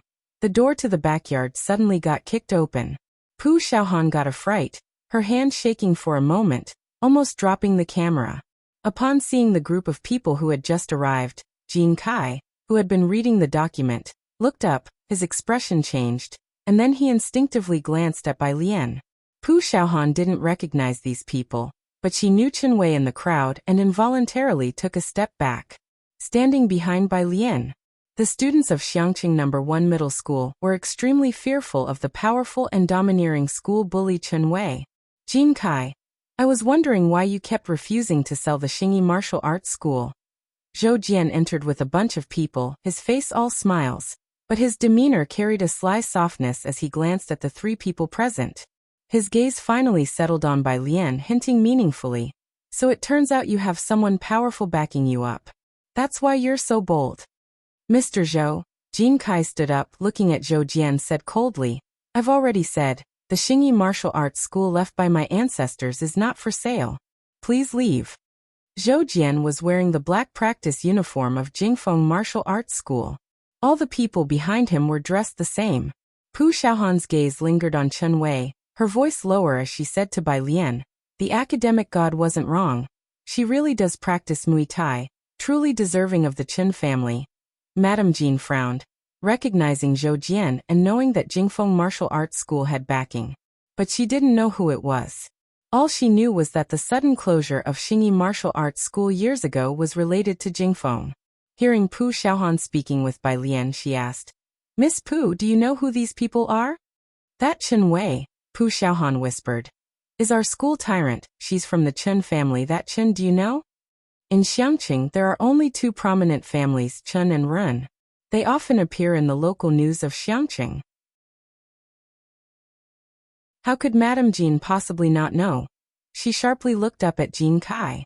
So the Chen family is behind Jingfeng Martial Arts School? Jin Kai, who practices martial arts, has excellent hearing and heard what Pu Xiaohan said very clearly. Zhou Jian's face still held a perfect smile as he saw the fearful look in Pu Xiaohan's eyes, but he didn't mind it, and just bent over to pick up the contract from the table. He read it from beginning to end. Without a word, she simply turned her head to glance at Chen Wei. Miss Chen, I need a few minutes to deal with some private matters. Can you wait? Chen Wei's eyes swept over Bai Lian. Fine. She basically went to Jingfeng Martial Arts School to practice Muay Thai every day. She was brought here today by Zhou Jian, but it wasn't a big problem. Thank you, Miss Chen. Zhou Jian had brought Chen Wei here on purpose, as the mere mention of Chen was enough to deter most people in Xiangqing.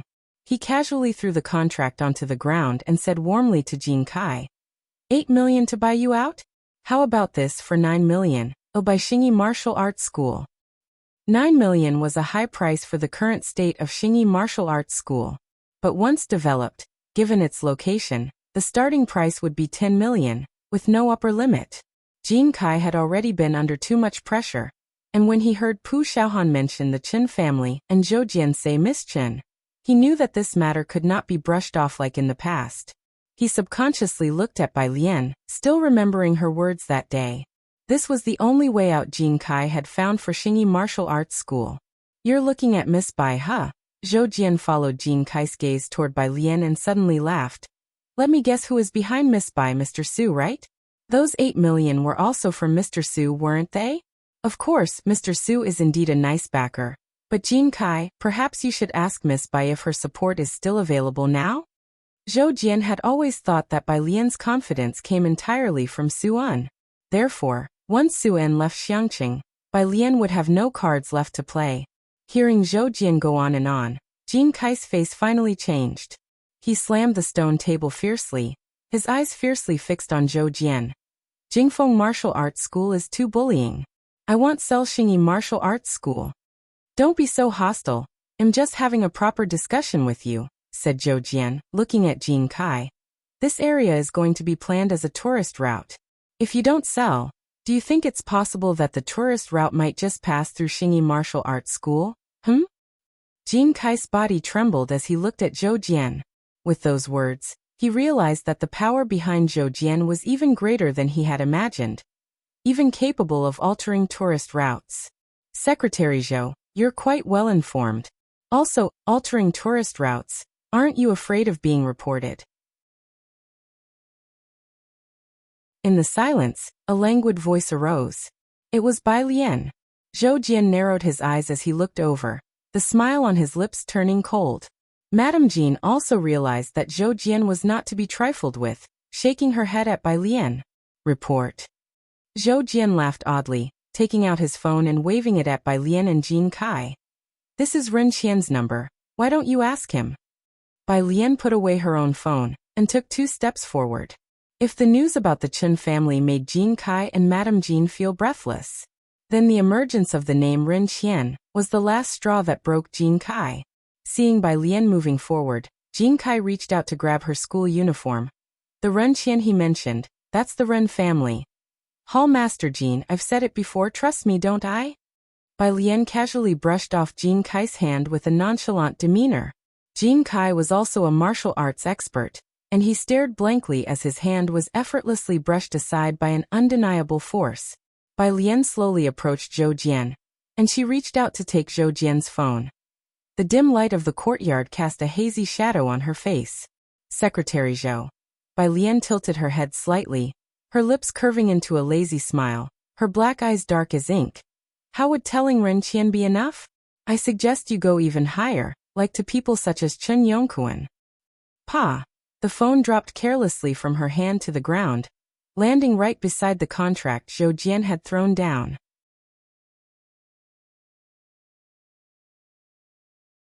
Chapter 306.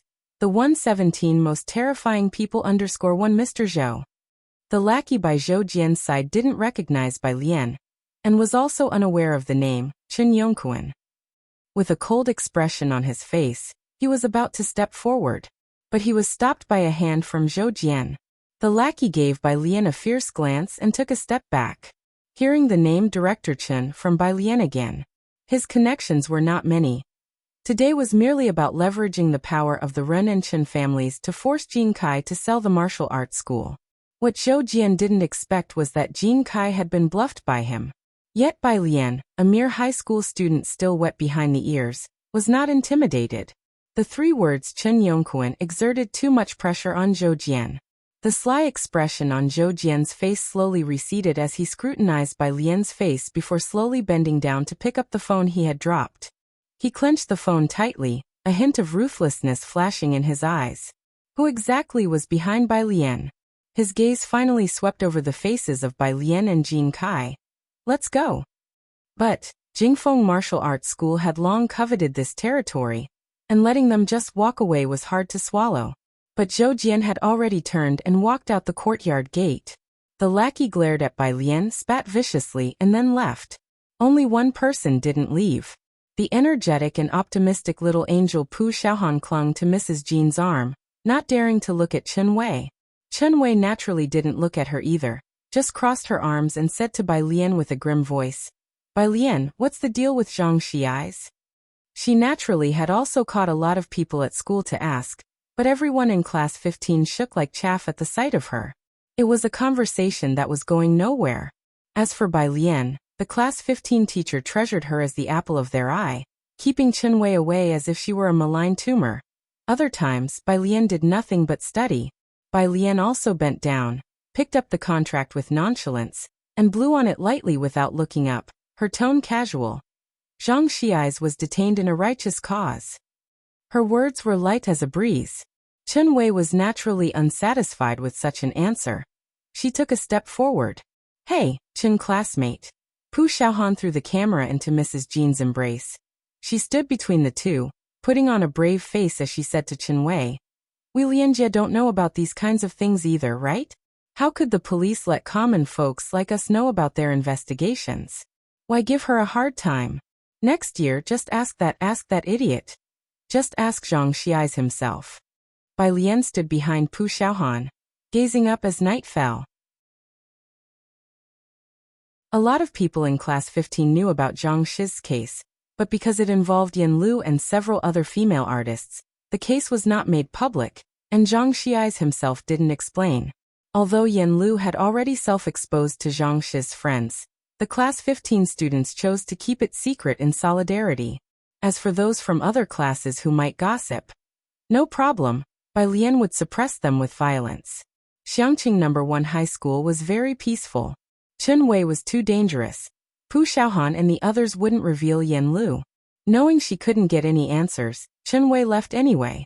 After everyone had left, Pu Xiaohan slumped onto the stone bench, patting her chest. That lady is too scary. The Jin Kai beside her, with a tanned face, looked somewhat puzzled. Isn't it? Don't you think your classmate is scarier? The high-level expert had just been brushed off with such a light flick of the hand. Speaking of which, Jin Kai's gaze turned towards Bai Lian. Bai Lian raised an eyebrow and held up the agreement to him. No more disturbances, let's continue signing. Oh. Jin Kai reined in his curiosity and sat back down.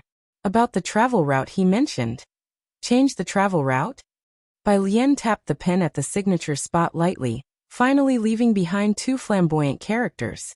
She looked up, her tone leisurely. For that, had need to be alive to change it. Jin Kai. Pu Xiaohan took a quick glance. That was not Bai Lian's usual by-the-book handwriting.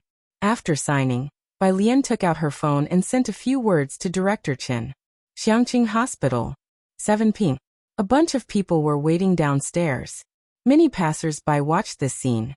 What's going on? So many doctors? Don't know. Was there some kind of mass traffic accident, a consult for multiple traumas?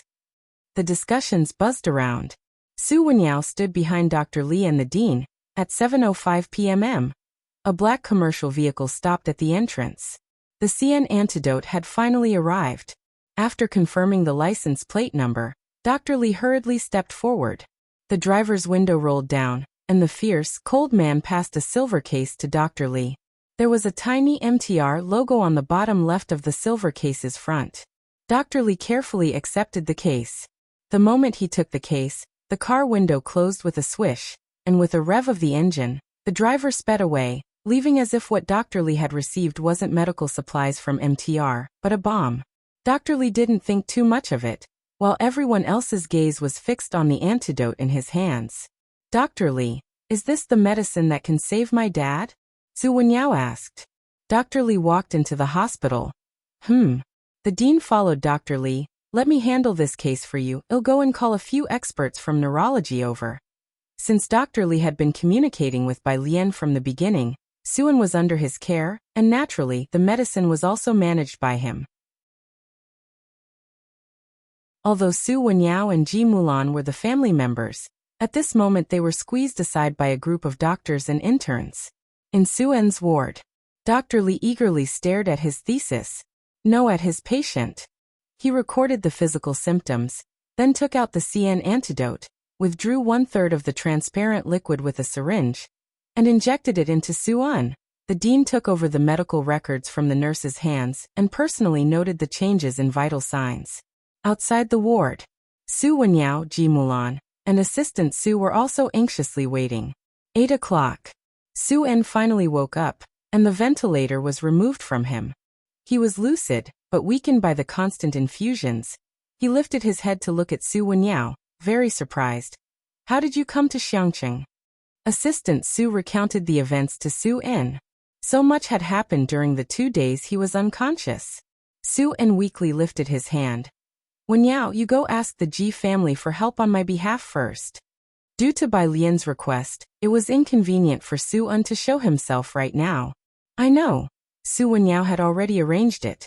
Also, keep an eye on your grandmother, Su En remembered the matter with the Yu family. He worried about Ji Mulan and urged Su Wenyao. Don't let them get in touch at any cost. The Yu family? Su Wenyao remembered this family. They're prone to being a target, and their character, Su En paused thoughtfully, is bound to be agitated by people stirring trouble and malicious flattery. In the past, Madame Yu of the Yu family was best friends with Su Wenyao's grandmother, and the Su family, being better off, had always been helping the Yu family. In the last 2 years, the Yu family had suddenly risen to great heights, their status climbing too rapidly, looking down upon their former friends and relatives. Being excessively flattered by others, Madame Yu was prone to being arrogant and self-centered. Also, Su En remembered something else. Alien, she doesn't want to come to the Su family. You need to manage that situation carefully. The next day, after school in the afternoon, my grandpa said he would like to treat you this weekend, Bai Lian said, taking a sip from the straw of her milk tea before responding to Pu Xiaohan and her friends. Ji Heng was to take her to the Su family banquet today. Pu Xiaohan excitedly jabbed her straw into her milk tea. Then okay. She couldn't pierce through, and the sharp end even crumpled. This straw is just like a math exam paper. Why does it always do this to me? Pu Xiaohan borrowed a straw from Bai Lian. Let me use your straw. Bai Lian slightly tilted her head, glanced at the straw and milk tea in Pu Xiaohan's hands. Then she pushed her phone into her pocket, snatched the straw from Pu Xiaohan, showed her how it's done right in front of her, and casually used her forefinger to block one end of the straw, and gently pierced the top of the milk tea cup. Pu Xiaohan watched, dumbfounded, as Bai Lian easily inserted the straw. So is this the right way to use a straw? She asked, stunned. Sometimes Bai Lian wondered how Pu Xiaohan ever learned physics. She sighed, patted Pu Xiaohan's head with meaning. It's okay too. Although one door closes, another opens. Your videos get plenty of views. Meanwhile, in a private room at Wanhe Building, Ji Mulan was describing Bai Lian's personality to Su Wenyao. Please be more tolerant towards her. She has a different character than you and Su Jiyue. She's a bit prickly, and her grades are also. She had seen the time when Bai Xiaoke was the top scholar of the entire city. The Bai family brought Bai Xiaoke home with much fanfare, and at that time, every newspaper in Beijing was featuring this news. Bai Kaiming's 2 illegitimate children were indeed outstanding. So much so that Ji Mulan doubted herself. After divorcing Bai Qiming, she met Su En, and Su Wenyao was also a student at Jiangjing University. And Su Jiyue. He was the second best at the affiliated high school. A contender for the national top scholar. Both of them were not only excellent but also very modest. Having met so many outstanding individuals, Ji Mulan sometimes wished irritably why Bai Lian couldn't be like Bai Xiaoke. Su Wenyao had been listening to Ji Mulan attentively. He was unfamiliar with the affairs of the Ji family, having only learned about them through Su En the night before, and having made further inquiries with Assistant Su. But the three of them saw 3 different personalities in Bai Lian. Su En very well behaved. Assistant Su loves studying but never excels. Ji Mulan, a wastrel with a messy group of friends. Especially Ji Mulan and Su En had almost polar opposite evaluations of her. However, Su Wenyao also received a profile of Bai Lian and the Ji family. The information was sparse, simply summarizing Bai Lian's age and residence. And it seemed like there wasn't much else. Basic and superficial. As the two of them conversed, the door of the private room was knocked, and Assistant Zu's eyes lit up. Miss Bai and the others have arrived. Su Wenyao immediately stood up to open the door.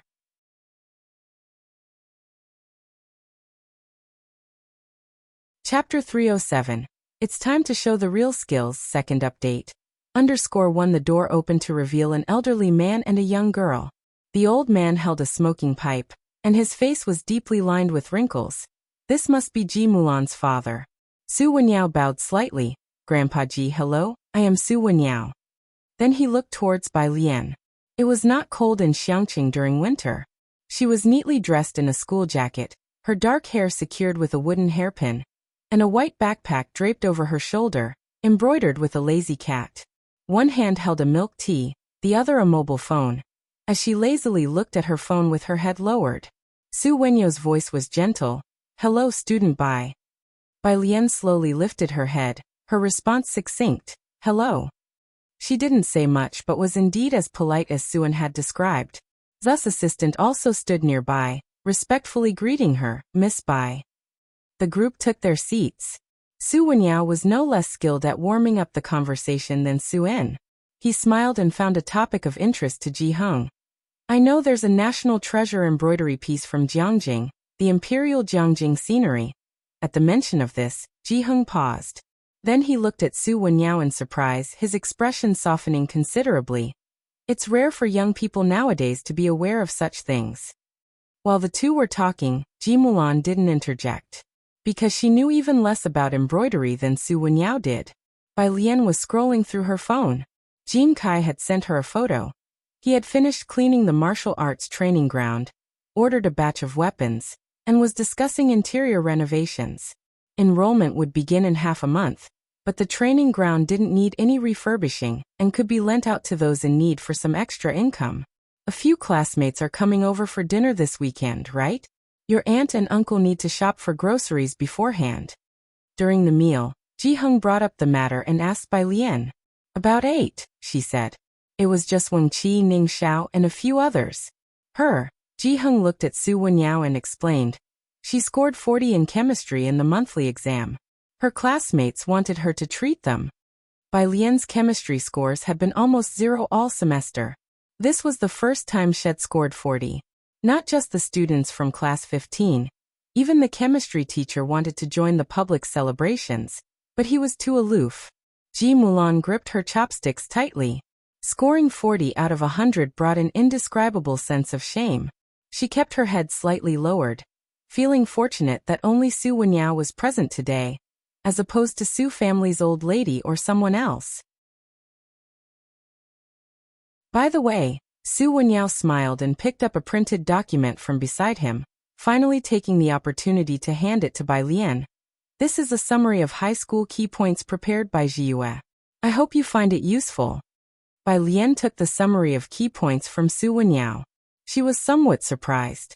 It was mostly key points in science and math, which suggested Su Wenyao knew she had switched from a humanities to a science track. Thank you for your trouble. Ji-hung raised his glass to Su Wenyao in gratitude. Su Wenyao breathed a sigh of relief, realizing he had passed Ji-hung's test. It's what I should do. I'll still be here for a few days. Which subjects are you weakest in? He was implying that he wanted to give Bai Lian tutoring lessons. Hearing this, Bai Lian looked up. Thank you, but it's not necessary. Indeed, she was currently catching up on biology and chemistry. But young man, please spare yourself the effort. Wenyao, don't listen to her. Ji Mulan, who had been quiet until now, looked coldly at Bai Lian. Wenyao is a student at Jiangjing University. Having him tutor you is something many people can't even ask for. Then, turning to Su Wenyao with a smile, she said, Wenyao, I hope you take good care of her. If you really have nothing to do, Bai Lian crossed her legs, lifted her head slightly, and looked at Ji Mulan with a half-smile. Can't you just squat by the front gate instead? Ji Mulan was speechless. This time Ji-hung didn't interrupt either. Su Wenyao sensed some tension. It seemed Bai Lian and Ji Mulan were not on good terms, so he remained silent. Ji-hung had drunk a bit more today and before 7 o'clock, Zu's assistant escorted him home. With the atmosphere between Ji Mulan and Bai Lian not sitting well, Ji Mulan left with Ji-hung. Bai Lian seemed to be heading to the library. She and Su Wenyao were at the door seeing off Ji-hung, when Su Wenyao offered Bai Lian the meeting gift and asked, Are you sure you don't need tutoring? I heard from Zu's assistant that you want to apply for Jiangjing University. Su Wenyao had always been an excellent student, and was adept at socializing from a young age, but in front of Bai Lian, he found none of his social skills useful.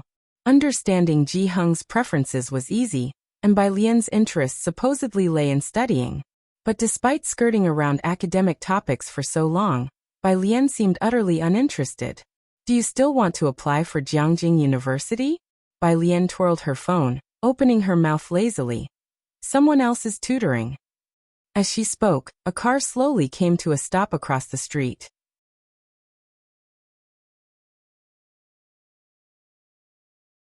Chapter 308. It's time to show the real skills. Second update. _2 Su Wenyao still wanted to inquire about Bai Lian's tutoring arrangements. Bai Lian waved at him. She walked to the other side and got into a car. A black business car, pretty luxurious. Su Wenyao stared at the vehicle, taken aback. He remembered that the Ji family's information indicated they had always lived on Purist Street. Without changing locations, was the driver a friend or a relative? Su Wenyao took out his phone and snapped a photo of the license plate.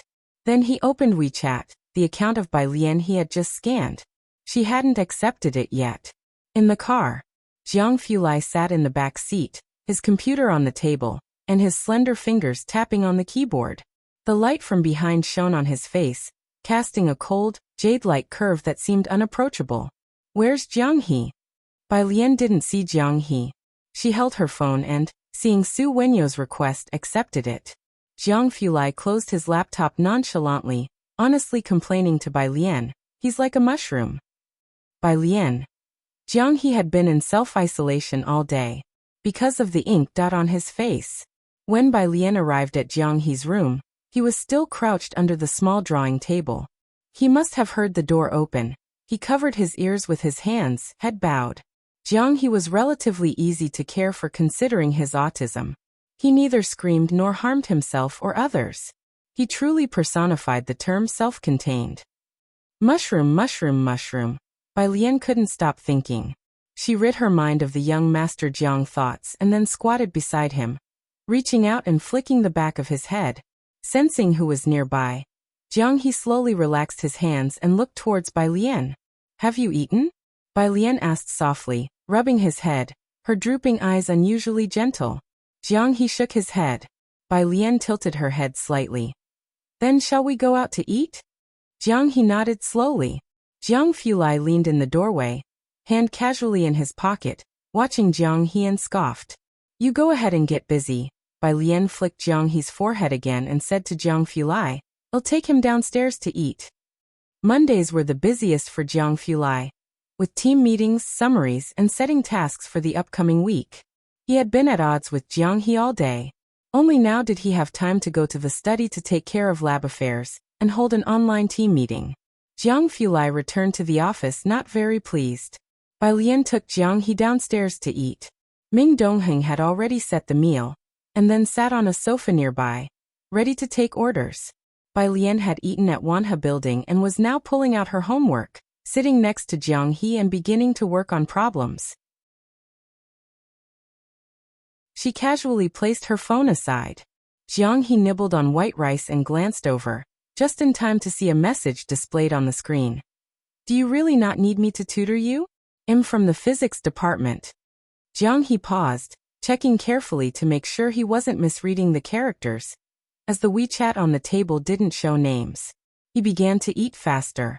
Chief Chen had heard that Bai Lian was here. After finishing his work late at night, he rushed over to report to Bai Lian on the progress of the case. Miss Bai, the person you asked me to watch had some movements tonight. Bai Lian looked down and finished a problem. She nodded in acknowledgement. As expected, the progress was swift, and Chief Chen also took the rare opportunity to relax. He sat down next to Ming Dongheng and suddenly remembered something. Mr. Ming. Ming Dongheng looked up at him. I was listening to an internal meeting at the Chen family today. Because Bai Lian was doing her homework, Chief Chen lowered his voice. Chen Jingyu passed the preliminary application and is about to be officially assessed. Did you know? Also, her senior brother seems to have a recommendation quota too. Ming Dongheng's eyes narrowed. I'll ask for you. Chief Chen pondered slightly. He was aware of Ming Dongheng's current situation. Jiang Fulai's identity was sensitive, and his safety was highly valued by those above. Ming Dongheng was officially placed by Jiang Fulai's side. If Chen Jingyu entered Dongwu, for Jiang Fulai's safety, they would also squeeze Chen Jingyu into Jiang Fulai's side. Chief Chen knew in his heart, this information must have been deliberately leaked to him. He took his phone and went outside to make a call. He was fairly familiar with Chen Jingyu. Can you inquire about the current recommendation system at Dongwu? Are you asking for Ming Dongheng? Chen Jingyu hit the nail on the head. Chief Chen was rising with the tide within the Chen family. He also had some understanding of the Yu family, and Yu Hongyi now had a high call within the Chen family. Yu Hongyi was quite renowned within the Chen family. Some people admired her like Chen Jingyu did, while others were not so friendly towards her. Chief Chen, however, saw through this quite clearly. Yu Hongyi knew her circumstances. A small shrimp like the Yu family had to try their best to showcase their abilities to stand out, or they would never be noticed. The Chen family valued martial prowess, and resources were allocated accordingly. But being lifted too high could make one float away. Yes, Chief Chen didn't hide which side he was on. I don't remember you being so close with him. Chen Jingyu frowned. The situation is different now, and moreover, Bai Xiao. Chief Chen wasn't familiar with Ming Dongheng before, but the situation had completely changed now. Hearing that Chief Chen was about to bring up Bai Lian again, Chen Jingyu cut him off directly. There's nothing I can do about this matter. Of course, unless he's willing to apologize to Master Yu. Apologize? Chief Chen recalled the last incident. Pu Xiaohan had spoken out first, but Pu Xiaohan had also apologized afterward. As for Bai Lian, Chief Chen really didn't think Bai Lian said anything, and he didn't understand why Master Yu reacted so strongly. Is there really no other possibility? Chief Chen was not quite ready to give up. No. Chen Jingyu was surprised by Chief Chen's attitude. All right then. Chief Chen was even considering returning to Jiangjing to see for himself. He imagined it must be quite lively there now. That's the situation. Chief Chen returned to the sofa, explained it to Ming Dongheng, and then patted his shoulder. This year it seems hopeless for you, but we'll try again next year, just that. The others would question why Ming Dongheng was able to follow the Jiang family. You'll have to bear with some hardship. Chief Chen shook his head. Not far away, Jiang He had finished eating. Ming Dongheng, while listening, promptly began to clear away Jiang He's bowl. Bai Lian wrote at her own pace, finishing one side. Then she looked up, her gaze turning to Ming Dongheng. Xianming, how are you doing with the practice I assigned you last time? Ming Dongheng, holding the bowl, stood up straight, his voice respectful. It's decent. Bai Lian nodded. She capped her pen and casually put the book back into her bag. You know about the Calligraphy Association, right? The martial arts gym next door is now barely suitable for use. That place will be your training base from now on. The timing was just right. Jin Kai had just gotten the place sorted out. Ming Dongheng, having escorted Bai Lian many times, naturally knew where the Calligraphy Association was. He also knew there was a deserted martial arts gym there, but he didn't understand the meaning behind Bai Lian's words. Miss Bai, that place. You've been telling people I'm very strong, can't let you lose face. Bai Lian's voice whooshed as she pulled up the zipper, stood up and lazily tilted her head. It's time I showed you.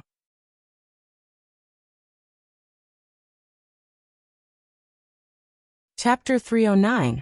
119 must be because my physics is not good enough. _1 When Bai Lian was downstairs, Jiang He finished his meal and hopped off the stool to go upstairs. Jiang Fulai leaned casually against the chair back. His mic was on, but his video was off, his face expressionless, as he was making a literature review presentation with an all-English PowerPoint slide on the large computer screen. Yu Guang noticed Jiang He, but Jiang Fulai paid him no attention. Jiang He looked down and slowly poked at his watch, occasionally glancing at him. Jiang Fulai realized something was off with this guy, so he muted his mic, tapped his fingertips on the table, and gestured for Jiang He to come over. Jiang He sat on one side, still engrossed in his watch, ignoring him. Jiang Fulai. Jiang He's dark eyes turned towards the tea in front of Jiang Fulai. Very well. Jiang Fulai flipped a cup out with one hand, poured some for him, stood up, and placed it in front of him with a tug of his lip. Drink. Jiang He finished drinking, then extended his little finger, slowly showing him a 1. You're 8 years old now, postponing for another year. Jiang Fulai propped his hand against the table. Your sister Bai will be a graduate student, and you Jiang Xiaoniao. He gently exhaled a few words. Do you want to become a true illiterate? Jiang He suddenly stood up, and then walked out of the study, feeling dejected. Remembering something, he looked at his watch again, resentfully sending Jiang Fulai a picture. After the group meeting ended, Jiang Fulai drove Bai Lian back. He was so silent it was suffocating. Bai Lian wore headphones and listened to the English original text. She knew many literature pieces were in English, so having a good foundation in the language was very important. It wasn't until they got out of the car, and he followed her into the alley, that she took off her headphones. Is your lab not going well? Bai Lian asked. Indeed, someone's silence was somewhat abnormal, very unaccustomed. Jiang Fulai shook his head. No, I'm thinking. About what? Bai Lian expressed her surprise, stowing her headphones in her pocket, curious about what kind of difficult problem could keep him thinking for half an hour with no solution. Let's hear it. She was genuinely curious to know what the tough question was. Jiang Fulai was probably a step behind Bai Lian. The alley's streetlight was very bright. He casually followed her from behind, slightly lowering his head, the light falling on his sharp nose. Elegant composure blended with a hint of melancholy. He slowly lifted his head, murmuring profoundly, It must be because my physics isn't good enough. Bai Lian. Ah. Wait. That's not it. I know. Jiang Fulai again lowered his head, his long lashes casting down. I will work hard. Ah, Bai Lian raised her hand, starting to realize something. Wait, did Jiang Xiaoniao look at my phone? Jiang Fulai was quick to reply this time. Yes, that was him. Bai Lian ground her teeth. That one who might be my stepbrother? Bai Lian explained somewhat incredulously. First off, I didn't agree. Oh, young Master Jiang acknowledged. No discernible emotion in his voice. They walked slowly, and soon saw Ji Heng's brightly lit courtyard. Jiang Fulai stopped at the corner, took out a silver ornament from his pocket, and handed it to her. Something I made before. I perfected it yesterday. Bai Lian took it, a magnetic levitation chaos pendulum ball. She lazily pushed it with her hand, and the silver balls oscillated one after another. Compared to their first encounter, those somewhat desolate eyes now seemed to have a bit of sparkle. Jiang Fulai's gaze was much softer. Liking perhaps was an indescribable feeling, but Jiang Fulai knew clearly that her mood could really affect him for a long time. Even though chemistry is at 40 points, don't be too proud. Jiang Fulai teasingly gave his 40-point gift and reminded her not to be arrogant. Thankfully, no one from the laboratory was there. After Bai Lian returned, she placed the chaos pendulum ball on the desk, beside the blue one. After watching for a while, she took out her homework notebook from her bag to start doing exercises, and felt a gift box in the bag. Su Wenyo's gift for her that evening was a brooch. Bai Lian neatly arranged it in the box on the dressing table. Having seen Ji Mulan more frequently, Bai Lian gradually became calmer in her presence. She returned to her desk and pushed the silver balls again, watching them rebound and return. The hospital. When Su Wenyao returned, Ji Mulan was already there. Realizing that father and son might have something to discuss, Ji Mulan went to find Dr. Li, leaving them some privacy. She wants to apply for Jiangjing University? Suan was in good spirits today, but he was startled upon hearing Su Wenyo's words. Su Wenyao hadn't mentioned Bai Lian's ambition at the dinner table earlier, and only now raised the topic with Su En. She scored 40 in chemistry this time. Do you know how her other grades are?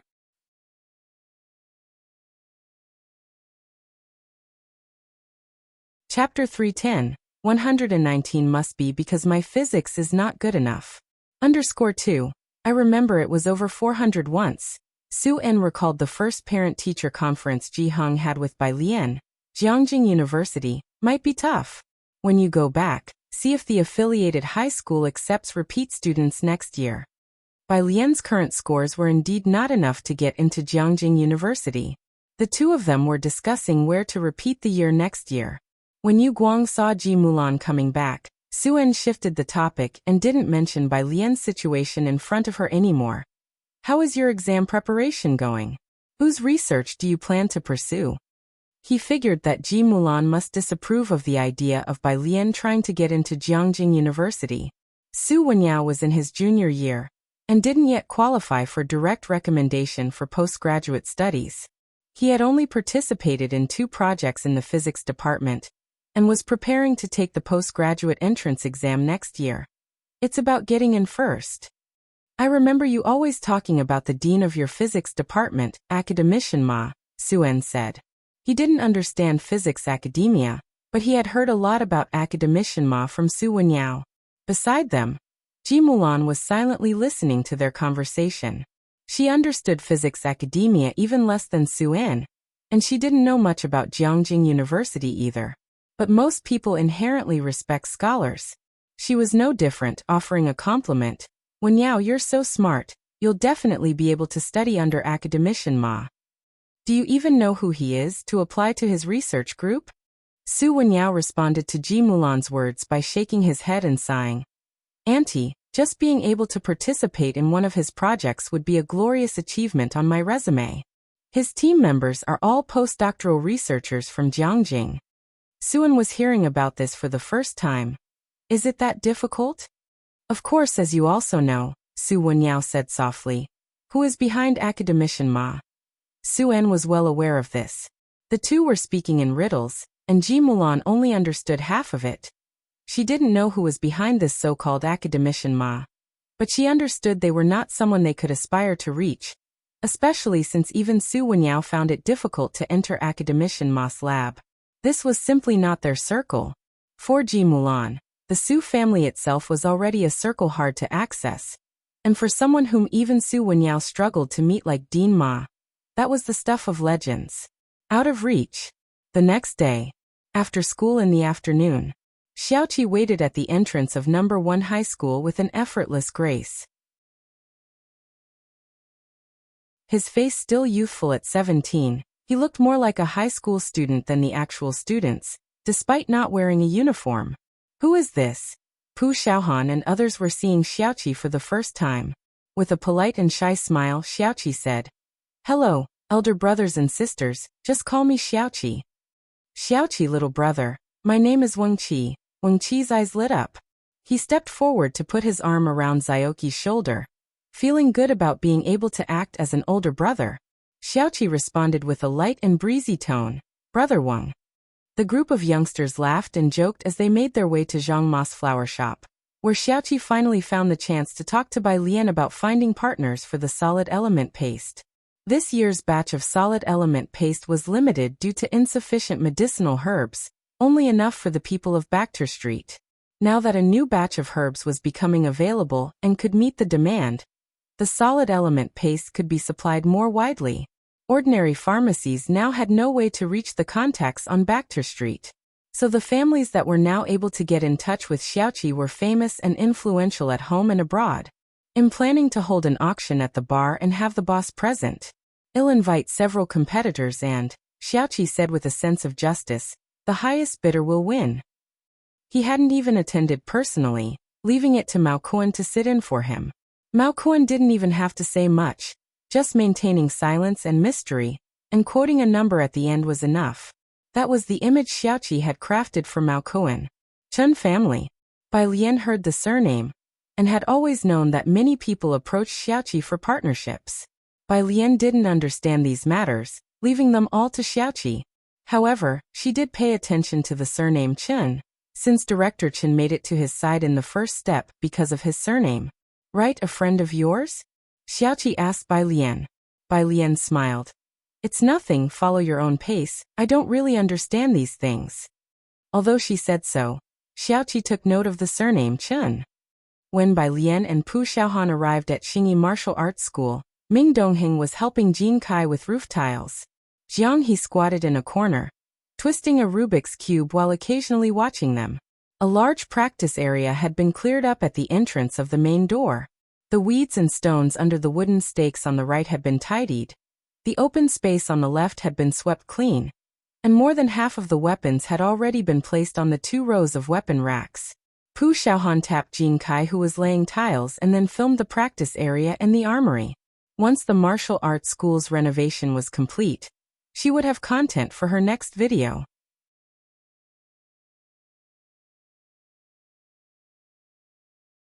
Chapter 311. 119 must be because my physics is not good enough. _3 As soon as Bai Lian arrived, Jin Kai and Ming Dongheng stopped being busy, and Ming Dongheng walked over to Bai Lian's side, calling out, "Miss Bai." "More than half of the weapon customizations are still not finished," Jin Kai reported to her, wiping sweat with a towel as he saw Bai Lian staring at the weapon rack. "They should be ready by next week." After the report, Jin Kai then took Pu Xiaohan for an internal photo shoot. Bai Lian turned around, her gaze shifting slowly and calmly towards Ming Dongheng, her eyes narrowing slightly. She was always laid back and casual, but now her look contained a sharp edge that made Ming Dongheng lower his head nervously, not daring to meet her gaze. Bai Lian walked to the wooden pile on the right, lifting her chin towards Ming Dongheng. "Try walking on the plum blossom piles, and remember to keep your chi raised." There were 7 rows of wooden piles. Each wooden pile was over 1 meter tall. Ming Dongheng walked to the shorter wooden pile in the top right corner, luckily tall enough to step on it smoothly. He had practiced martial arts since childhood, so his stance was stable. He squatted slightly and stepped onto the second wooden pile, then the third. The first 2 were stable, but on the 4th he started to wobble. Unsurprisingly, he fell off the 7th wooden pile. Looking somewhat sheepish, he said to Bai Lian, "Miss Bai, this is too difficult. Take this." Bai Lian casually tossed her backpack to Ming Dongheng, then took off her school blazer. Ming Dongheng caught Bai Lian's backpack steadily with both hands, then looked up to see for the first time that Bai Lian was wearing a white training uniform underneath. To practice punches, one must practice the basics first. Raising qi is about unleashing your internal strength completely, Bai Lian said as she hung her blazer on the last wooden pile, and turned her head to look at Ming Dongheng. Just like this. Her right leg kicked up into the air, the tip of her foot lightly touching the ground, her left foot using the force of the pile to make her body light as a leaf being gently blown by the wind. With her arms slightly extended, her right foot smoothly landed on the second wooden pile. Bai Lian looked back, her white garment fluttering gently in the wind, her eyelashes casting a shadow under her lids. With a calm expression and a gentle voice, she said, "Keep your center of gravity low to the ground, it's the legs you're training." Her left foot lightly touched down on the third wooden pile, as if walking on level ground. While speaking, she calmly walked over all the piles, finally tapping the last pile with her foot and lightly stepping down. She walked over to Ming Dongheng, raising an eyebrow. "You don't have to walk the whole set, just try 5 steps." Ming Dongheng didn't respond. Bai Lian slowly pulled the backpack from his hands, then reached out to close the gaping mouth of Jianghe. "Xiaoming, are you there?" "Huh." Ming Dongheng finally snapped back to reality. When Chen Jingyu arrived, he saw this exact scene. Ming Dongheng standing on the corner wooden pile, staggering like a drunkard. "Miss Bai." Chen Jingyu's mouth twitched slightly before he approached Bai Lian with some information. "Here is some material we've found." Bai Lian took the material he provided. It was about Zhou Jian. He has had 5 contacts with the trafficker, the first one 17 years ago, the most recent one yesterday. Chen Jingyu explained as he handed over the material. "With such a span of time, our people are still interrogating him." Chen Jingyu had done a good job keeping this investigation secret, monitoring all of Zhou Jian's social media accounts until finally locating the trading place and records yesterday. Nearly 20 years of industry chain. This fact was unexpected to Chen Jingyu. Involving many people, and now nearly half of the middle management in Xiangqing has been taken down, all under investigation. At the lightest, they would lose their position, but the heaviest penalty was over 3 years in prison. Chen Jingyu's third major action in Xiangqing burned too fiercely, raising his performance and merits through the roof, making many people in Jiangjing wary of his methods. Ren Qian was found to be clean, but now he too was trembling with fear, not daring to make a single move. After all, Zhou Jian used to be his chief secretary. Bai Lian finished reviewing the material before handing it back to Chen Jingyu. Chen Jingyu took the material back, and then looked at Ming Dongheng, who was still practicing on the plum blossom piles, raised his voice and said, "Mr. Ming, in that case, I'll take Miss Bai home. Take your time practicing." Ming Dongheng looked down. Infuriating. Chen Jingyu took the car keys and walked out. Jiang He also wanted to accompany Bai Lian. Bai Lian picked Jiang He up again in the yard, pinching his cheeks. "Was it you who peeked at my phone?" Jiang He blinked. Bai Lian stood up and spoke to him methodically. "Just wait here for your brother." She dusted off her sleeves and left with style. Just yesterday Jiang He had proudly served Jiang Fulai tea. On the way back to Purist Street, Chen Jingyu got a phone call. It was from a side branch of the Chen family in Jiangjing, the manager Yan in charge of this procurement. "Master Chen, why haven't you arrived yet?" "Chen Jingyu got here early, don't let him snatch this credit." It was a networking event initiated by the suppliers of solid element paste today. "Has it started?" Chen Jingyu was surprised. He had timed his visit with Bai Lian to report on Su En's case. A job meant for 1, split between 3. "Not yet, but it's about to." Manager Yan replied respectfully. Bai Lian sat in the back seat, working on practice questions and listening to the conversation at the same time, remembering what Xiaming had mentioned. "Let's go to Baxter Street, there's no need to waste time taking me home."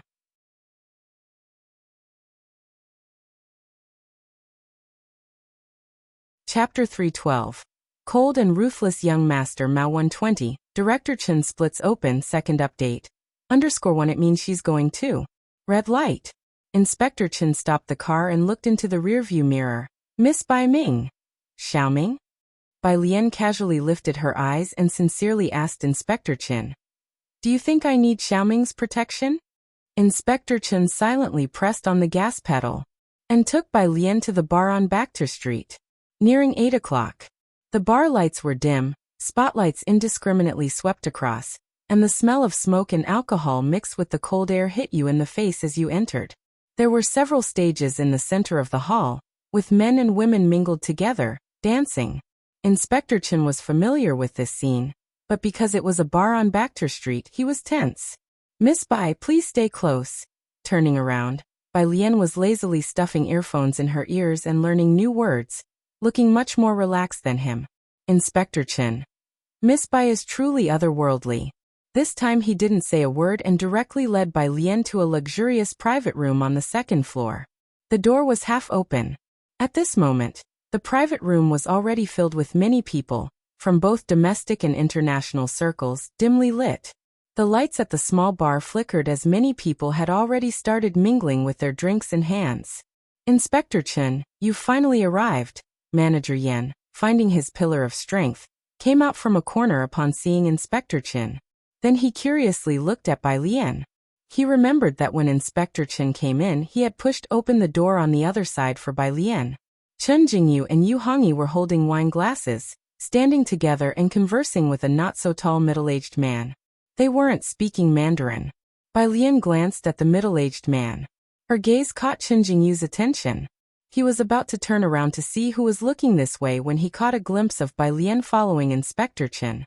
Chen Jingyu was taken aback for a moment, before his eyebrows twisted. He smiled and had a drink with the middle-aged man before walking towards Inspector Chen. Why did you bring her here? Chen Jingyu glanced at Bai Lian and frowned. Inspector Chen only instructed Manager Yan.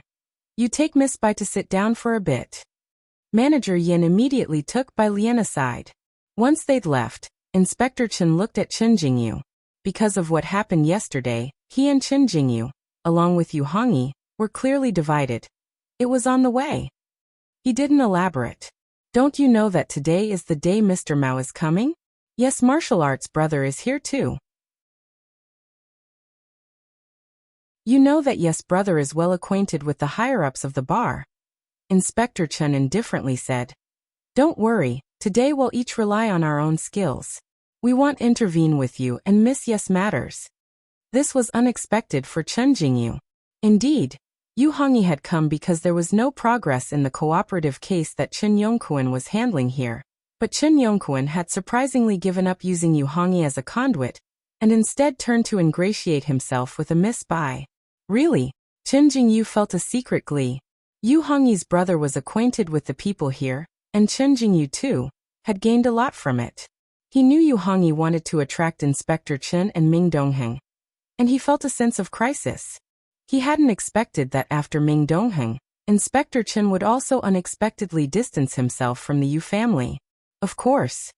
As long as the cooperation benefited the Chen family, Inspector Chen had no desire to compete for credit.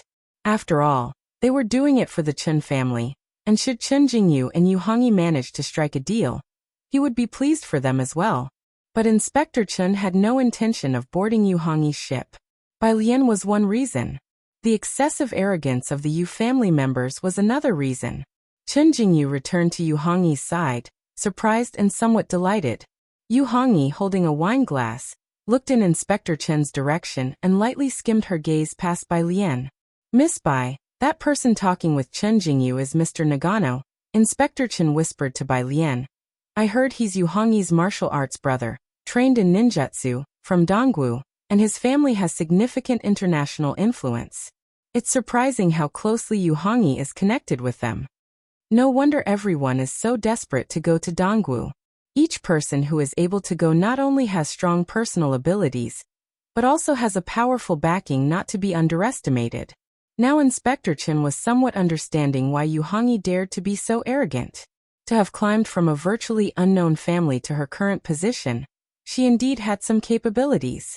Bai Lian was sitting on the sofa, dressed in loose, white training clothes, tapping on her phone screen intermittently, and upon hearing this, She simply narrowed her eyes with a devilishly intense gleam. Mr. Nagano, a Japanese pirate? The last two words carried a faint killing intent. It was probably the first time the word, Japanese pirate, was heard from someone's lips. Inspector Chen was stunned and it took him a while to respond. Yes, that's right. Mr. Nagano was from our country. Oh, Bai Lian snorted coldly. She withdrew her gaze and picked up a glass of low-alcohol content drink from the small bar.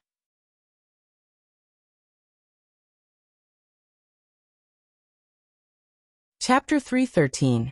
Cold and Ruthless Young Master Mao 120, Director Chen splits open second update, _2 this attitude. Director Chen couldn't help but think of Jiang Fulai. He was okay with people from other countries, but his hostility towards people from the island nation was famous. Everyone talked about cultural exchange and the global nature of science, and many domestic critics used this to discredit Jiang Fulai behind his back. But the young master Jiang only had one cold response. What, they want me to help them alleviate poverty? This retort not only overturned the domestic academic world, but also reached the ears of people like Director Chen, who Jiang considered to be illiterate. Bai Lian fell silent. She lazily tapped the bar and calmly ordered, "A glass of iced milk for me." Manager Yen hurriedly whispered, "Miss Bai, this is a bar we don't have." The bartender had already changed, and before Manager Yen could finish speaking, the new server magically produced a glass of room-temperature milk, then took out some ice cubes and placed them in an empty glass, flipping it over seamlessly. He carefully added the ice cubes to the milk with tongs, performed a cool trick, and then respectfully made a please gesture. "Your milk." "Bai Lian." She picked up the milk and then looked at Manager Yen. "What were you saying?" "Nothing." Manager Yen fixated on the glass of milk in her hand and quickly looked away. "Nothing, please drink." Bai Lian took a sip of milk before taking out her homework from her backpack. Manager Yen and Director Chen went to recognize people together. 8 o'clock on the dot. The door to the luxury private room opened. People huddled in small groups chatting in low voices about collaborations all stood up, their gazes turning towards the door. Director Chen and Manager Yen moved back towards Bai Lian. "Director Chen," Manager Yen whispered into Director Chen's ear, explaining, "That's their person in charge for this time. Have you met him before?" Director Chen, without taking his eyes off, said, "No." A line of people dressed in black walked in from outside. Leading them was a young man with blonde hair wearing a skull t-shirt. He wasn't tall or muscular, but his face was expressionless, and it was clear that he was intimidating. Seeing the face clearly, Director Chen's hand holding his glass paused midair. "Wait, that face. It looks just like Xiaomao, the guy he competed with for washing dishes?" Mr. Nagano by Yu Hongyi's side promptly smilingly stepped forward. "Young Master Mao." He spoke in remarkably pure Mandarin. Mao Kuan raised his head, giving Nagano a slight nod. Following Zioki's instructions, he didn't talk much but sat down at the center negotiating table, resting his hands on the edge. He had the air of someone used to the boxing ring. Others who recognized him also approached to greet Mao Kuan one by one. "This is my junior sister." Nagano introduced Yu Hongyi to Mao Kuan. "Yu Hongyi, she's also from your country." Mao Kuan glanced at Yu Hongyi and merely nodded. Xiaoqi had said that today's persona was all about being aloof. With him acting this way, others didn't dare to speak carelessly. They only cautiously discussed the distribution of the drugs and the profit sharing. "I represent our family. This is our largest profit distribution scheme. Please look at these two options, A and B." One was the first to propose the conditions he could offer. In Mao Kun's ears it sounded like, "Look at these two plans A and B. It asterisk and %yuan can let you yen hashtag at profit." He didn't understand. He unobtrusively pressed his Bluetooth earpiece. In the corner, Manager Yen reminded Director Chen. "Director Chen, what's the matter with you?"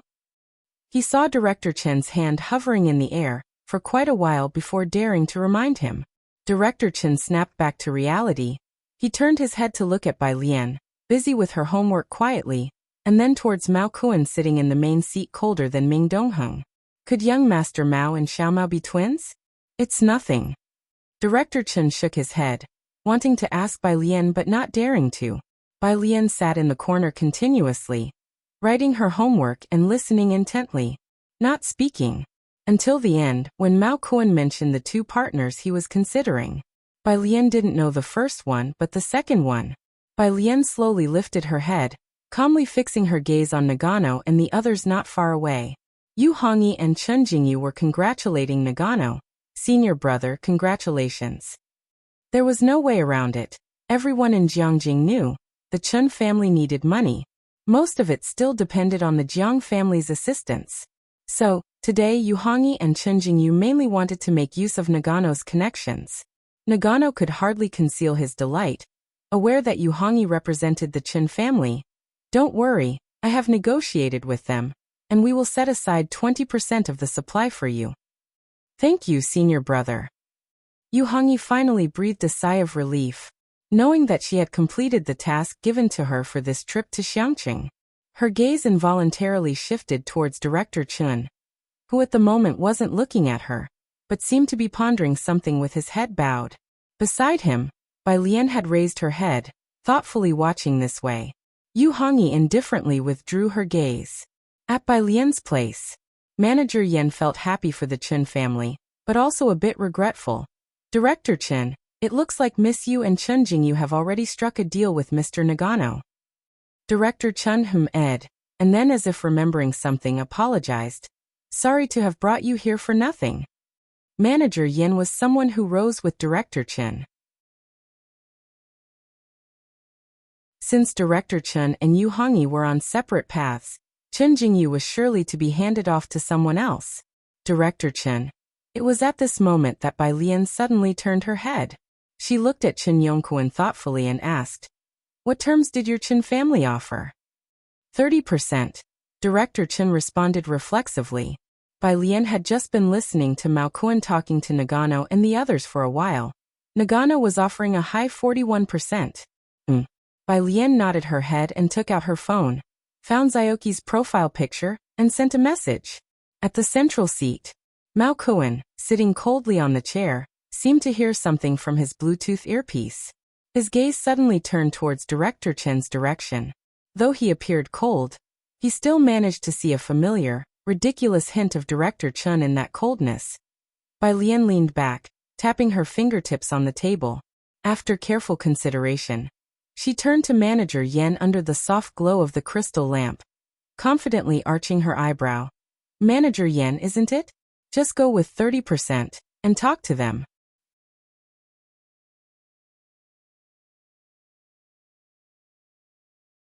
Chapter 314, 121 Mao. It's really you.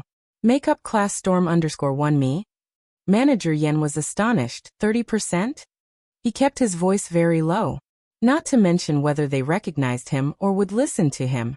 How would he negotiate that 30%? The small bar in the corner was a bit low, with fluffy sofas placed around it, and Bai Lian sat in the middle, appearing somewhat leisurely, but the innate dignity could not be concealed.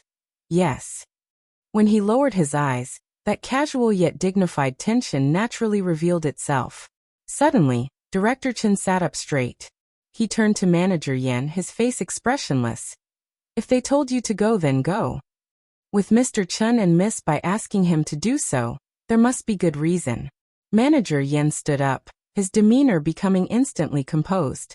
Mr. Mao, said Nagano as he laid out the documents, his petite mustache shining with joy. Pleasure doing business.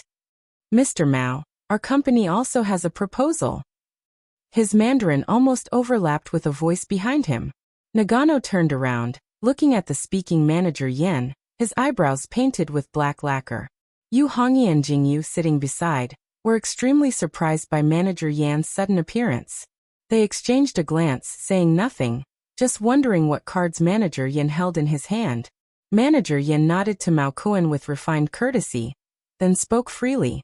30%? Mao Kun's gaze was stern and indifferent.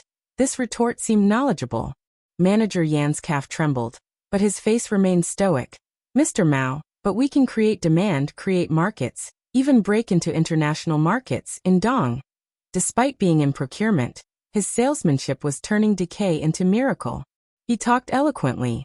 Mao Kuan narrowed his eyes, his expression growing colder. The others couldn't help but step forward, and Nagano frowned even more. He looked towards Jingyu and asked, "Do you two know him?" Jingyu also suppressed his anger. Though not understanding much, just by hearing the 30% share, how could it compare? Not to mention that this was on Bakhtar Street's turf. This was neither in Jiangjing nor on Chun family's ground.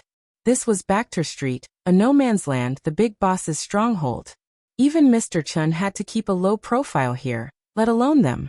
How dared Manager Yen? Catching Yu Hongyi's gaze, Jingyu took a few steps forward, made a smiling apology to Mao Kuan, and then warned Manager Yen in a low voice. "Stop making a fool of yourself. If you want to die, don't drag us into it." Before Jingyu could finish, Mao Kuan reached out to Manager Yen. "Give me the plan."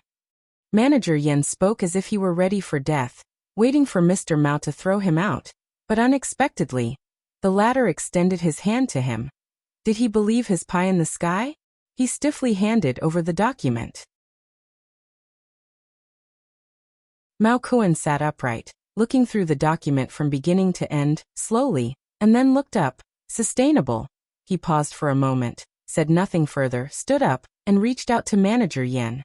"Pleasure doing business." Manager Yen extended his hand in astonishment. This was a gesture of collaboration. Bang! "Mr. Mao." Nagano's eyes were like icy stars as he slammed the table with such force that he cracked the granite surface. "Are you saying you do not wish to cooperate with us, Dongwu?" Whoosh! Everyone took several steps back. But Mao Kuan was unconcerned, his hand swiftly grabbing Nagano's wrist and flipping it, shocking Nagano, who could hardly believe it, and flung him back into the crowd. Before this, no one knew the depth of Mr. Mao's skills. Only then did Mao Kuan lean back in the boss chair, pull out a cigarette, put it in his mouth, and smirked at Nagano. "What thing do you think you are, to dare threaten me?" He smoked the cigarette, cocked his head and pressed his Bluetooth earpiece. "Drag him out. The rules of the road should be followed, there's no way around it. They didn't like Japanese pirates." Mao Kuan clicked his tongue. The luxurious private room was cleared in an instant. Like everyone else, Manager Yin feared bloodshed in the next second. Taking advantage of the chaos, he returned to the corner. "Mr. Chun, Miss Bai, we shall leave." Before Yen could finish, someone tapped him on the back. "Buddy, make way." That voice. Manager Yen turned around, only to see Mao Kuan, who had just been bloodthirsty and cruel, grinning at him with a lit cigarette in his mouth, looking very much like a punk. Manager Yen stiffly moved aside, revealing Director Chun sitting on the sofa. Director Chun looked up at Mao Kuan. "Hey, Mr. Chun." Mao Kuan waved at Director Chun, and then went to speak to Bai Lian. "Sis, how did I do just now?" "Not bad." Bai Lian was doing homework, and did not look up.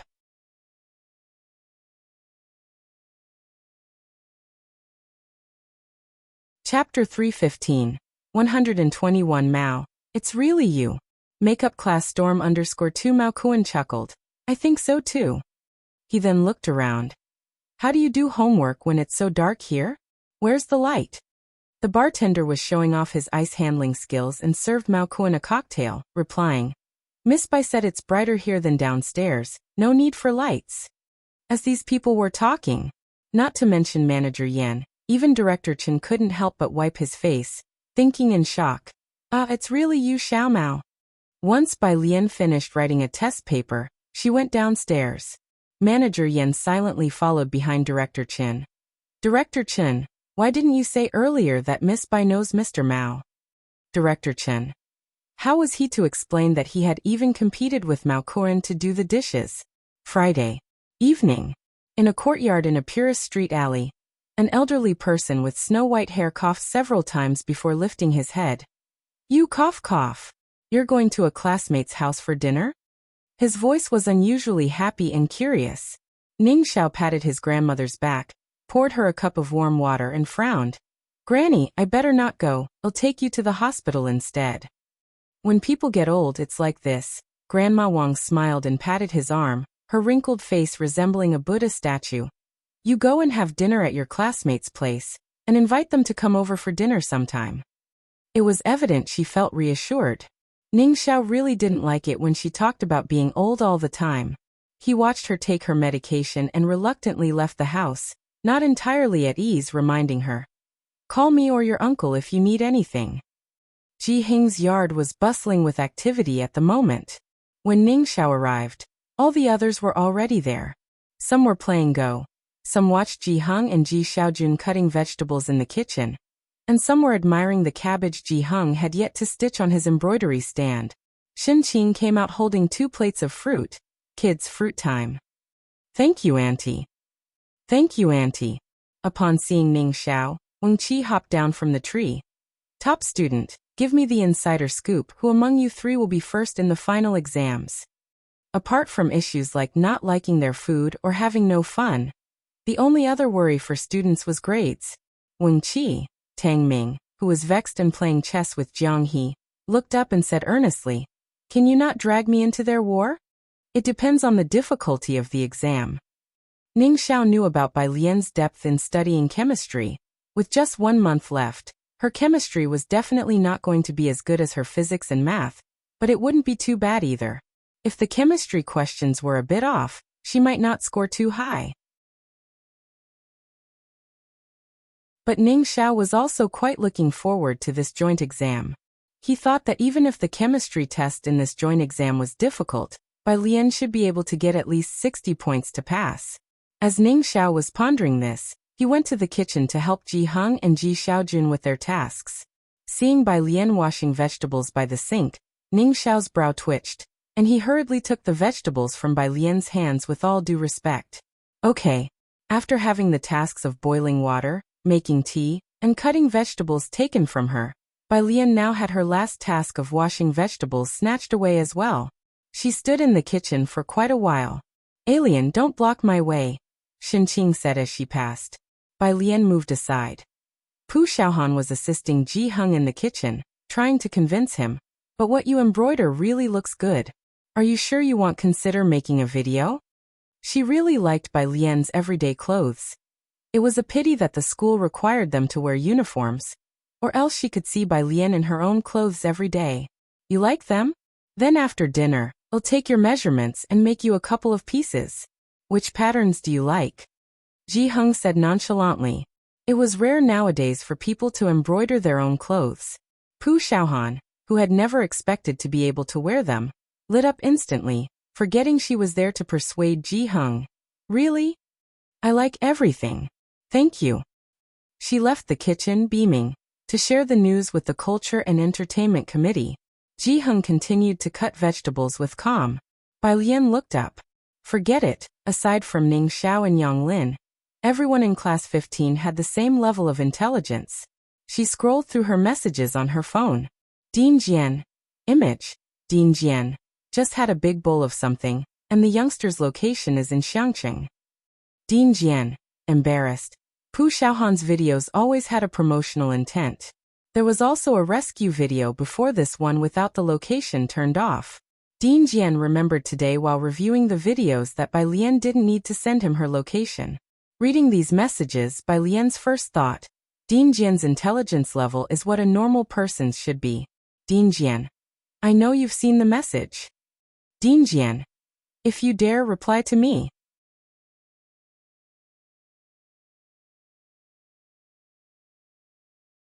Chapter 316, 121 Mao. It's really you. Makeup class storm _3 by Jian. 1 Director Jian. Meanwhile, at the hospital, Su En's condition had mostly recovered, but he still hadn't been discharged. After learning he was awake, the police had taken his statement twice. Zhou Jian? I don't have any conflicts of interest with him. Su En was pondering over any conflict he might have had with Zhou Jian. He's in cahoots with that Mr. Liu, Assistant Su reminded from the side. That was the only explanation. Of course, they couldn't have known that Zhou Jian always thought Su En was Bai Lian's backer. Wen Yao didn't understand business matters, only speaking after they finished their discussion. Dad, I'm planning to go back to Jiangjing this weekend. I wanted to visit Mr. Jis' place today, but they are hosting guests. Wen Yao initially wanted to stay a couple more days to tutor Bai Lian, but Bai Lian didn't need it, and Wen Yao, who was also focused on his studies, didn't plan to waste his time here. School matters are important. Suen nodded in agreement, then remembered something and asked his assistant, "Have the wedding invitations been made?" His wedding date with Ji Mulan had been set to be before the end of the year, on January 19th, the 28th day of the 12th lunar month. As the end of the year approached, there were matters at home waiting for Suen to handle. Suen and Ji Mulan were going back to prepare for their wedding. Before that, he wanted to personally deliver the invitations to the Ji family, although Suen still wasn't sure if Bai Lian would attend the banquet in Jiangjing. They should arrive by mail tomorrow. As soon as you finish writing them, I'll distribute them. Assistant Su opened his notebook, carefully checked all the schedules. The invitations were ordered by him, and Suen had learned calligraphy, his handwriting presentable. He wanted to write the invitations himself. It was a way of showing the importance he placed on the wedding. Wen Yao stood on the side, sensing that Suen and his assistant took this wedding much more seriously than before. Suen was discharged on Sunday. He also finished writing the invitations on the day of his discharge. One for Ji Heng, Ji Xiaojun and Ji Xiaorong each, and a separate one for Bai Lian. The time to have dinner with Ji Heng, Ji Xiaojun, and Xin Qing was set for noon. 1:19. Bai Lian put the invitation in her backpack. "I might not have time." Since Bai Lian was a student, Suen specially arranged the date close to the New Year break, expecting that even senior students would be on vacation by then. But Bai Lian still said she didn't have the time. Ji Heng held the invitation, thoughtful. He viewed Suen, Bai Qiming, and even Wen Yao, who was supposed to tutor Bai Lian, as much more reliable than Ji Mulan. "What are you going to do?" Ji Heng asked.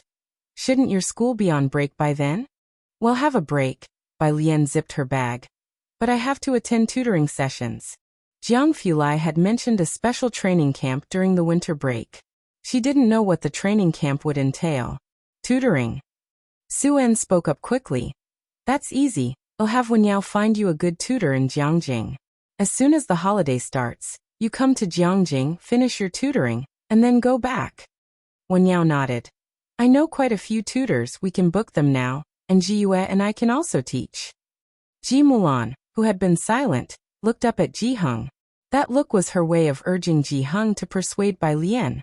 Of course, the idea greatly attracted Ji Heng. He picked up his pipe from the side and looked up. Bai Lian immediately halted their plans. "Grandpa, someone's already tutoring me." This was something Wen Yao had heard from Bai Lian before. He hadn't voiced an opinion, but it was Ji Mulan who spoke up, her tone tinged with envy. But Wen Yao found the tutors in Jiangjing, and he himself attends Jiangjing University. She didn't elaborate, but her point was clear.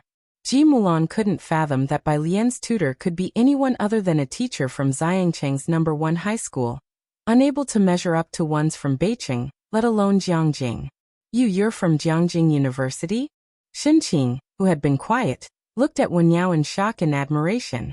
This was her first time meeting a Jiangjing University student. Wen Yao smiled politely at Xin Qing. "Yes, auntie." Ji Mulan looked down on Xin Qing's embarrassing reaction and interrupted the exchange to say to Bai Lian, "You should learn from Wen Yao and aim for—" "Oh, that's a pity," Bai Lian, holding her chopsticks unhurriedly interrupted. "I only want to be a street rogue." Xin Qing nodded. "Being a street rogue is good too. If you're a street rogue, you also have to work hard." She stopped herself when she realized what Bai Lian meant. Ji Mulan gripped her teacup tightly, at that moment lacking the courage to see the reactions of Suen and Wen Yao. With such an attitude, she was already imagining the reaction of Mrs. Su upon hearing about this. Ji Heng, Suen, and others such as Wen Yao, who knew she aspired to attend Jiangjing University, and was working hard towards it, remained silent. Ji Xiaojun looked at Ji Heng, finally understood why Ji Heng said Bai Lian weighed 180 pounds, because the extra 80 pounds were pure defiance. Alien. Ji Heng tapped the table with his pipe, coughed, and gestured for her to tone it down. "What street rogue nonsense." Bai Lian put some veggies into her bowl before speaking lazily. "There really is someone teaching me. I have to go to the library with him later." After the meal, Bai Lian was off to the library.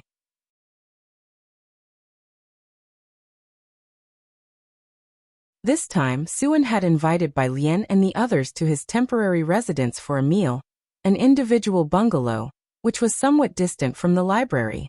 He's coming over? Wen Yao was surprised. He was eager to find out who was tutoring Bai Lian. So after the meal, Wen Yao went out with Bai Lian, curious to see who it would be. Ji Heng was still drinking at the dining table. Both parties had timed their plans with precision. The moment Bai Lian stepped out the door, a blue car drove up from the end of the road, stopping right in front of them.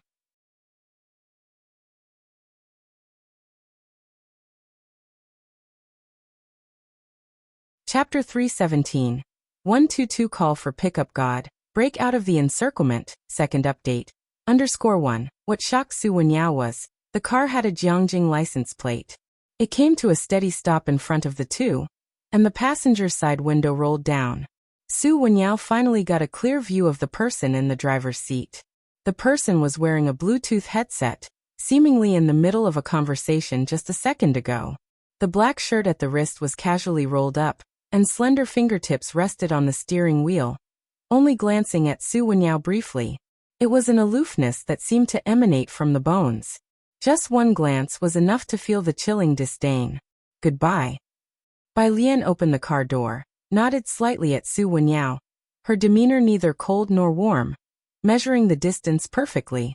By the time Su Wenyao came back to his senses, the window had closed, and the blue car had already driven away.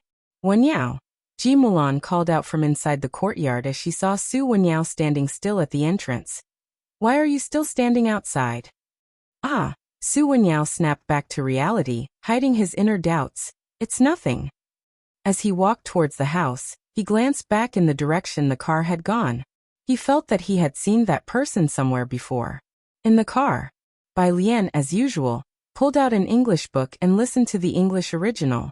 That one just now, came Jiang Fulai's casual voice from the driver's seat. Is the guy who's good at physics? He emphasized the words good at physics very heavily. His name is Su Wenyao, and he's also from Jiangjing University. Bai Lian looked up at Jiang Fulai. Jiang Fulai. Never heard of him. Bai Lian was surprised. The Su family said he's very impressive. Jiang Fulai spared her a glance. You heard? Then you've heard a lot. What else did you hear? He asked politely. That topic was going nowhere, so Bai Lian decided to change the subject, asking about the special training camp instead. Bai Lian had little expectation for Su En's and Ji Mulan's wedding, but with Ji Heng, Ji Xiaojun, and Shen Qing going to Jiangjing, Bai Lian wasn't too at ease. January 19th? Jiang Fulai mused upon hearing the date, looking at Bai Lian. That's close to the Lunar New Year. The special training camp will be on break. Are you going to Jiangjing? I probably will, Bai Lian said lazily, leaning back in her seat and pressing the play button on her English listening device. My grandparents are going. Oh. Beicheng. The Song family. Madame Song received the wedding invitation from Ji Mulan. Ji Mulan was quite well known at Beicheng University back in the day, and Madame Song, who hadn't made it into Jiangjing University, also attended a university in Beicheng, and was Ji Mulan's roommate. When Ji Mulan married into the Bai family, and she into the Song family, the two of them could be considered close friends. Later, when Bai Qiming had an illegitimate child, Ji Mulan left Beicheng in disgrace, becoming the butt of many jokes. Now Ji Mulan was remarrying, and to someone from Jiangjing again. Of course, Madame Song would not be omitted from the invitation list. The Su family? Madame Song was also quite surprised by the invitation. Her luck. It was remarkable that she could remarry so well. She had married down to the Song family from Jiangjing, while Ji Mulan, after leaving the Bai family, turned right around and got married in Jiangjing. Looking at the gilt-edged opulence of the wedding arrangements, it was still a renowned hotel in Jiangjing. It indicated that the Su family regarded Ji Mulan with no small measure of esteem. Mr. Song, not being from Jiangjing, didn't know much about the Su family. So, was our last annulment too hasty?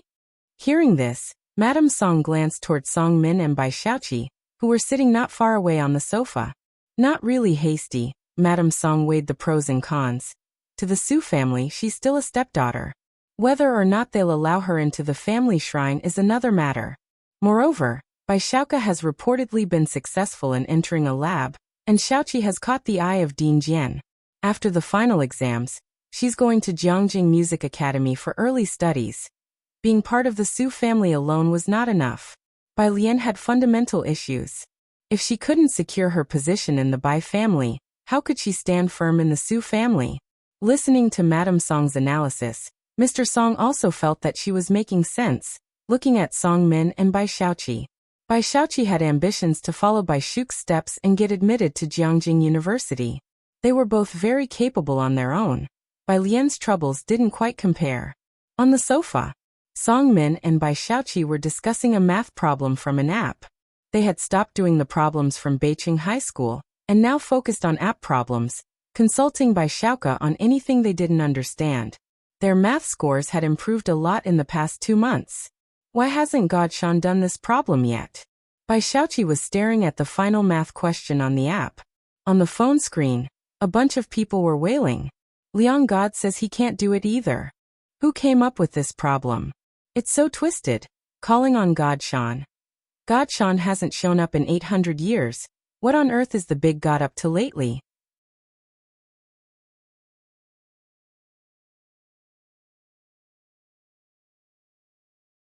Chapter 318. 122 Call for Pickup God, Break Out of the Encirclement, Second Update, _2. He must be busy with real-life stuff. Songmin wasn't sure either. He checked the background of his phone, and almost every week he would send a few messages to Bai Jian, dozens of them, and the other side didn't even look at them. Lately, he hadn't even logged into the app. True, Bai Xiaoqi nodded. He's probably a member of some lab. Our little trifles are not something he'd care about. It's just unknown which lab had spawned such a monster talent. The exam questions set by Jiangjing for this joint exam? Song Min returned to the page, his voice cold. I heard they are very difficult. Beijing High School always had news in advance, and Bai Xiaoqi had heard teachers mention it. She smiled. But this time it's about integrated subjects, and mathematics isn't as focused on functions as last time. Don't worry, it's your home turf. Of course. Neither of them could have imagined. What they should worry about this time was far more than just mathematics. Suan returned to Jiangjing a week later to prepare for the wedding. After Pu Xiaohan's video was released, it went viral again, and the followers soared to 10 million. Xingyi Martial Arts School also gained a bit of fame, attracting many master teachers to apply for positions, and enrolling a wave of students. Meanwhile, Ming Dongheng practiced his boxing on the plum blossom piles day after day. Finally, the end-of-term exams at Xiangqing High School arrived. Each year, students looked forward to and were nervous about them. Everyone quiet down. Lu Lingxi stood at the podium, speaking seriously. Tomorrow's exam will be very difficult. If you encounter questions you can't answer, just skip them so as not to affect the next test. It will determine whether you have a good year or not. Got it? Got it. The students from Class 15 dragged out their response. Without Zhang Xiai's, Class 15 had lost some of its vitality, and Wang Qi and the others barely played basketball anymore.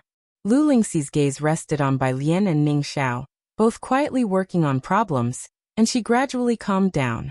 The end-of-term joint exam still followed the National College entrance examination system. The first morning was dedicated to the Chinese language exam. After it was over, the students from Class 15 looked utterly deflated. Who the hell set these exam questions?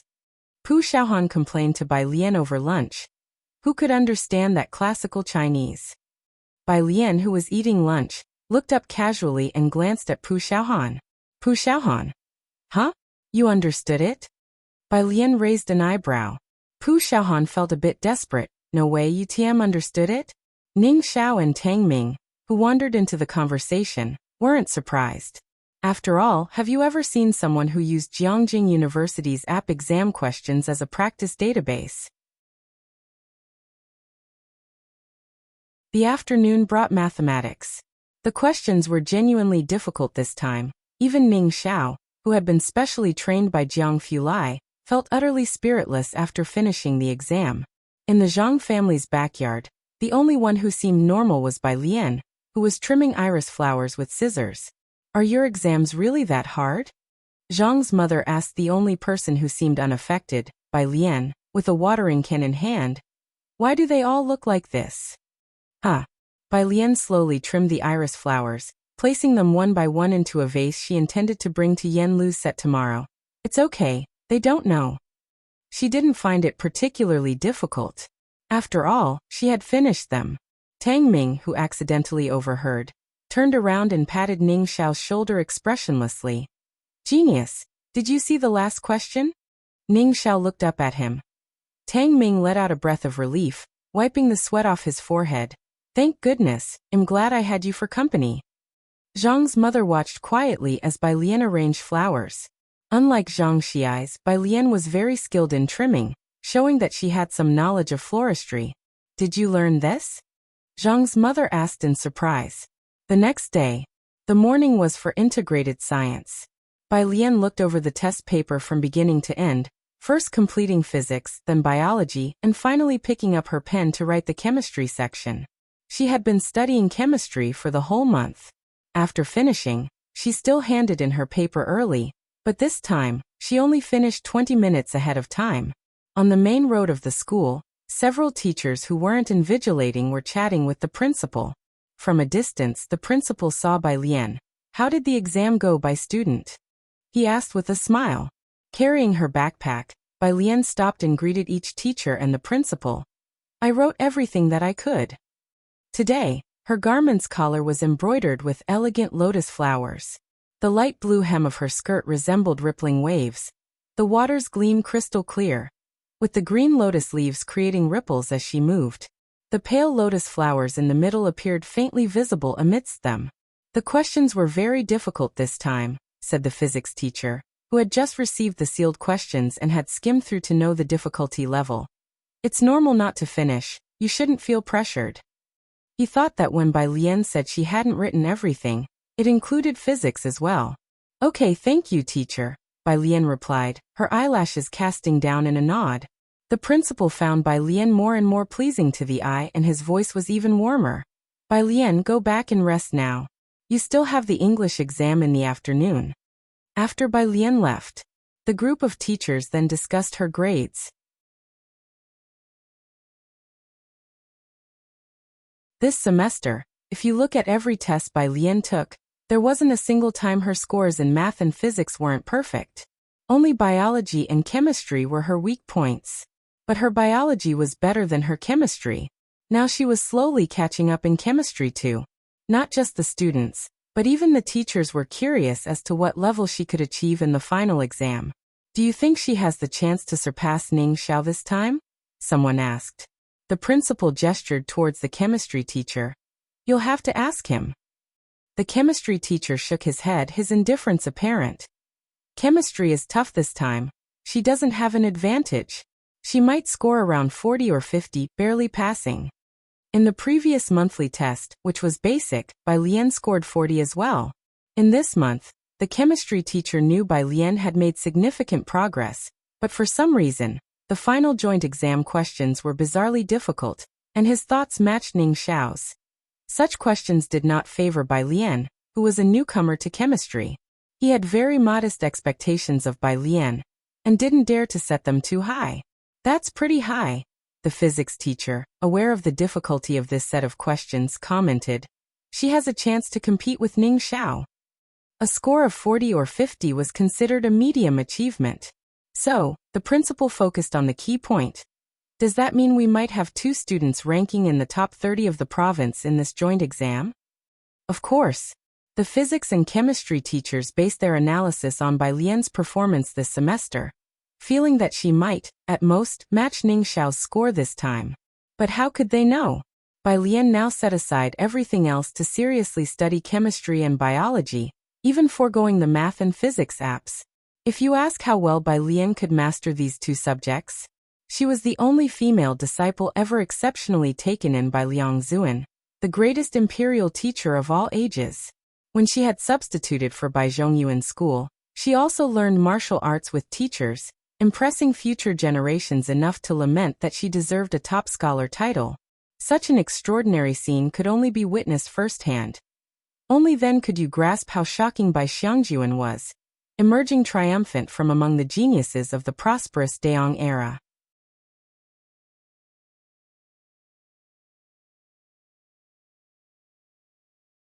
Chapter 319, 123 General Bai demonstrated a spirited and vigorous demeanor. _1 Bai Lian had no idea a group of teachers were discussing her grades. She was reading in a milk tea shop at the moment, and Qi Yundai sat opposite her with a cake, signaling her to try a new product while his gaze fell upon the stack of A4 papers in her hand.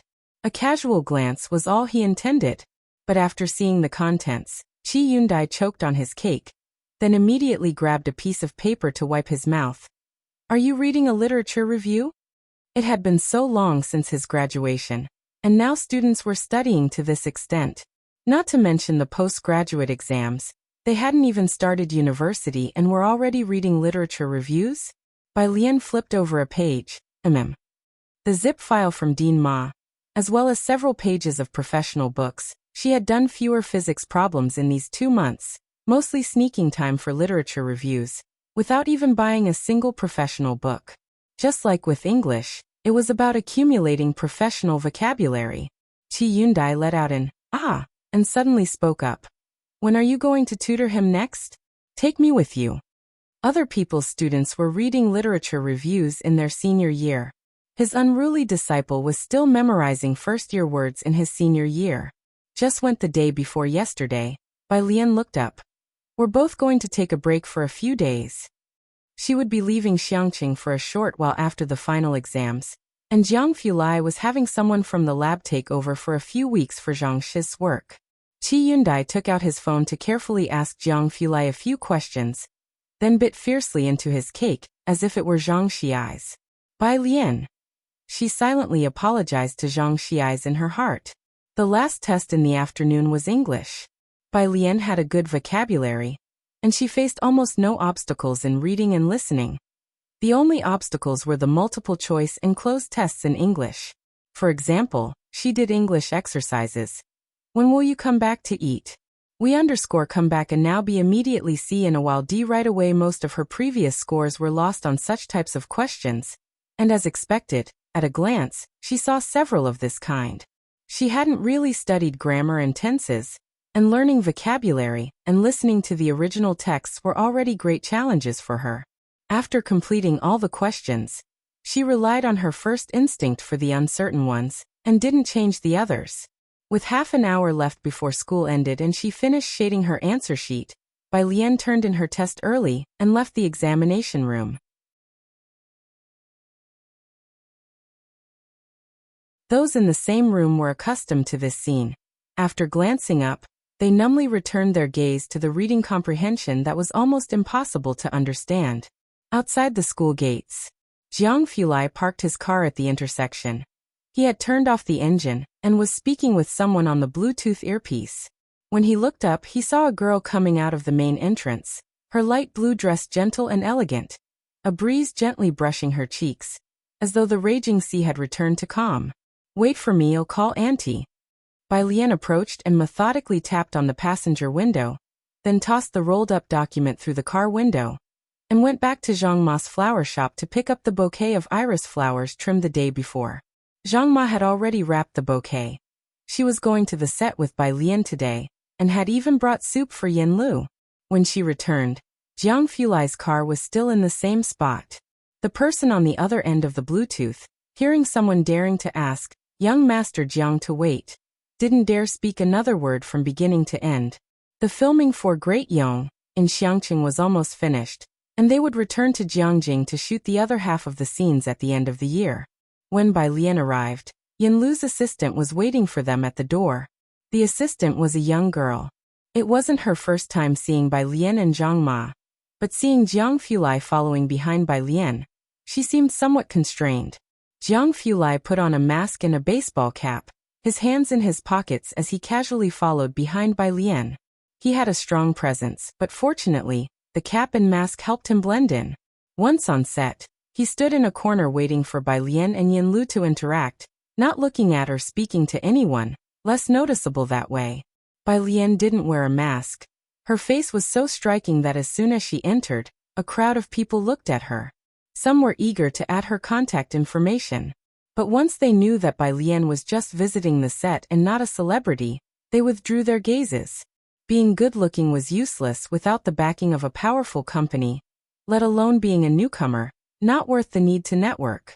Yanlu had just finished filming a scene. You've lost weight again. Zhang Ma squatted on the ground, opened the insulated pot, and poured a bowl of soup for Yanlu. Yanlu massaged her shoulders, her face showing obvious signs of fatigue. She had many scenes in Xiangqing, all involving horse riding and fighting, and without any use of stunt doubles. Every day was filled with intense performances.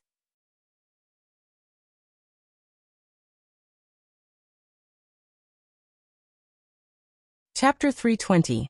123 General Bai demonstrated a spirited and vigorous demeanor.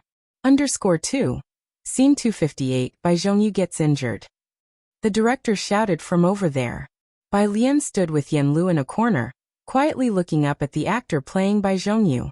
Behind her, Jiang Fulai also lifted his head, but the brim of his hat concealed his expression. Seeing Bai Lian's interest, Yanlu explained to her. It was her first day and she had joined a script read-through, aware of this scene. Scene 258 and 259 are connected, but we have to be in Jiangjing to film scene 259. Zhang Ma at her first glimpse of a film set asked, why?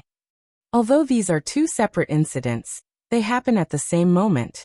The screenwriter is quite talented. Yanlu had thoroughly digested the script. Her complexion was cold, yet her expression serious. He wants to convey a sense of fate. Bai Zhongyu goes to battle at the age of 26, and in the following year, Emperor Jiang marries off the third princess to Shima for peace. Simultaneously, Bai Zhongyu defends the northern border at Xiangqing, and is struck by an enemy's arrow. Zhang Ma saw the actor playing Bai Zhongyu coughing up a mouthful of blood, his realistic acting making her anxious. His injury looks quite severe. Bai Lian nodded on the side, speaking softly. Once the scene was complete, the props team pushed the lights past them, looking up impatiently at Bai Lian and Yanlu. Move aside, will you? Don't block our light, okay? Will you take responsibility if the scene doesn't shoot well? Yanlu quickly led Bai Lian a few steps back, almost pressed against the wall. Jiang Fulai's expression darkened. The person in charge of the props shuddered suddenly. Bai Lian looked down, unsure if she was indeed blocking the light, as she was not familiar with cinematography and set design. She then turned and tried to comfort Jiang Fulai. Hey, you're upset about blocking the light? Jiang Fulai withdrew his gaze slowly. Yanlu, someone called to her from the other side. Could you get me Teacher Gus' thermos? Yanlu glanced at the thermos on the table next to her, picked it up to hand it over, but the assistant took it directly. You rest for a bit, Yanjia. I'll fetch it. Bai Lian stood aside, quietly watching Yanlu's assistant helping one teacher with one thing, then another with something else, and then running to assist the crew with moving things around. Yanlu also found time to assist the crew with the lights. I'm pretty good as it is now. Yanlu quickly reassured, sensing the mood change in Bai Lian and Zhang Ma. Being given a leading role in such a big IP is already a rare opportunity, and I'm able to learn a lot here. Although Yanlu became known for a single song, she only went from being 18th tier to a familiar 3rd-tier actor. With no capital or backers, she was no match compared to those movie kings and queens. The rest of the crew were either queens or kings of the industry, whereas she was still a newcomer with utterly no background in the film circle. That's the way the industry is. Seeing that Bai Lian had nothing to say, Yanlu finally got a break and asked her assistant to fetch her script. The assistant went to Yanlu's chair to get her script. A man was sitting on the chair, resting with closed eyes. The assistant whispered, Teacher Chuyu, can you stand up a moment? I need to grab Yanjia's script. Chuyu did not open his eyes. Instead, his assistant playing with a mobile phone glanced at Yanlu's assistant. Didn't you see Chugu is resting? The junior assistant silently walked back. I'll get you a backup copy. Bai Lian finally couldn't help it, tapped on the junior assistant's shoulder. Is that Yanlu's chair? The junior assistant nodded. In the crew, pretty much every leading actor had their own resting chair. Yanlu had one too, although most of the time her chair didn't quite belong to her personally. If not one person resting on it for a bit, then another. The chairs of movie kings and queens, however, where no one's to even dare touch. Yin Lu again went off to assist with props. Across the way, Chuyu finally opened his eyes. He sat up and the junior assistant went over to negotiate for the script. Chuyu's agent took a photo after bringing over a cup and a packet of medicine, then looked around, his eyes landing on Bai Lian. Hey you, yes, dissolve this cold remedy for Chu Ge. He placed the medicine and the cup in Bai Lian's hands. Bai Lian held the cold medicine and the glass cup. Jiang Fulai leaned on the wall lazily, glancing down at the items in her hands, his arms crossed, his voice dangerous and cool. Are you going to make it? Make it for his ancestors. Bai Lian frustratingly set down the cup on the table. Her gaze fixed on Chuyu, who still hadn't moved a muscle, pressing Yen Lu's script beneath him on the chair. Jiang Fulai raised his eyebrows lightly, his gaze lightly sweeping over Chuyu.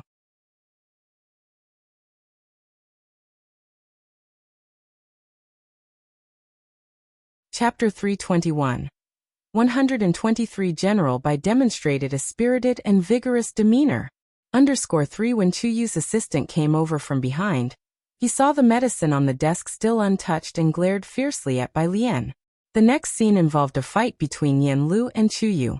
Yen Lu had to fight Chuyu while on horseback, but since Chuyu couldn't ride, he sat on a shorter prop horse, wielding a spear for the combat scene with Yen Lu. The martial arts instructor was commanding Chuyu from the sidelines, but the gap in skill between Chuyu and Yen Lu was somewhat large. Yen Lu, are you trying to spear me to death? Stuck in the middle, Chuyu's face darkened, and he said coldly to Yen Lu, can you stop waving that spear around? My eyes hurt. The people nearby did not dare to speak. The martial arts instructor was also silent. Anyone with a clear eye could see that the problem was with Chuyu. Chuyu was currently a popular traffic star, a celebrity under the nation's largest entertainment company, Tianhuan. With merely average acting skills, Wan Qiushan had made an exception for him to join the crew owing to Tianhuan's influence. He was playing a male character number 5, a role that didn't require much acting, and had recently joined the crew. Such a traffic star, known for a big temper and making trouble, often acted out. Wan Qiushan couldn't afford to offend Chuyu and could only turn to Yen Lu. Yen Lu, make your expression a little better. Take 291, Scene 5. Bai Lian stood on the side, remembering Yen Lu's lines and positioning perfectly.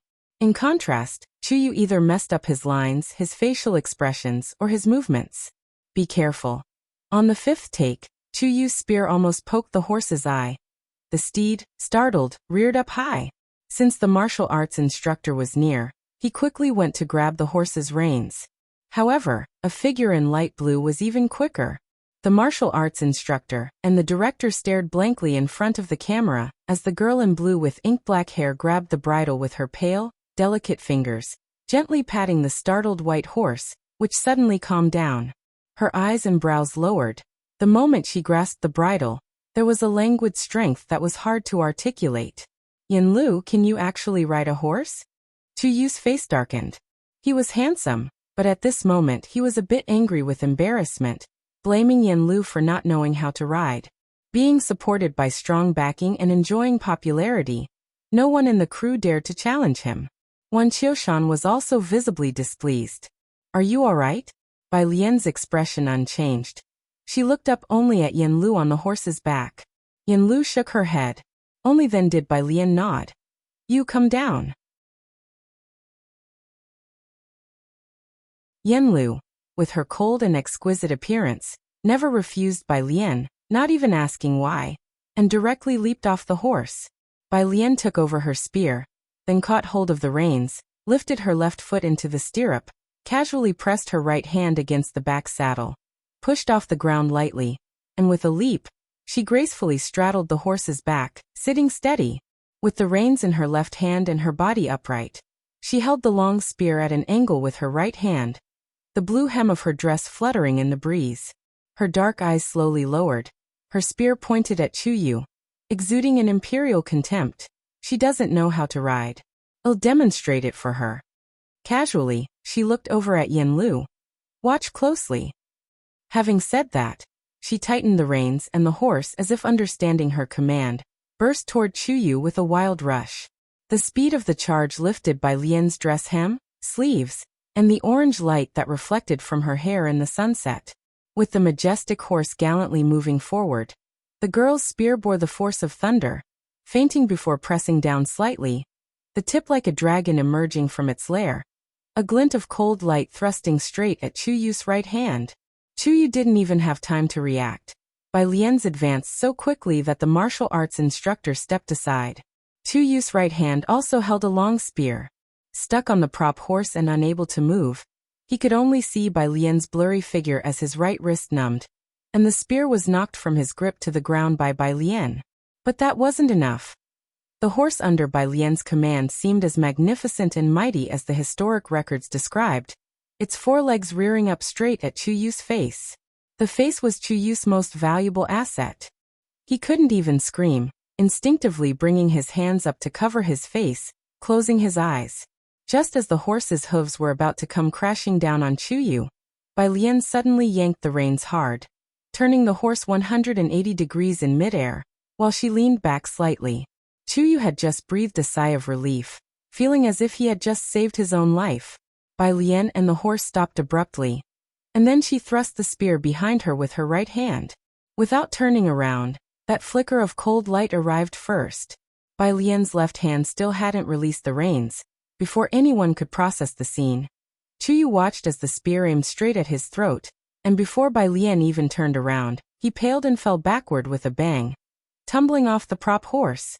Jiang Fulai didn't speak, still standing in the corner with a mask and a black cap, his demeanor clearly conveying an effortless authority. The crowd quieted down, perhaps then noticing the innate sense of command around him. Wan Qiushan suddenly stood up from the director's chair with a thud. Only then did Bai Lian leisurely turn around. She ran her fingers through the reins and methodically retrieved her spear, twirling it in her hands, causing her dress and the red tassel on her spear to sway with the breeze.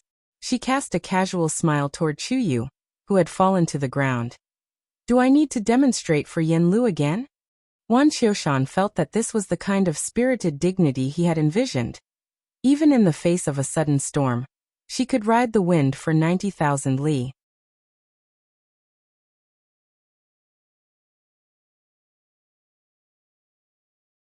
Chapter 322. 124 Weibo exploded.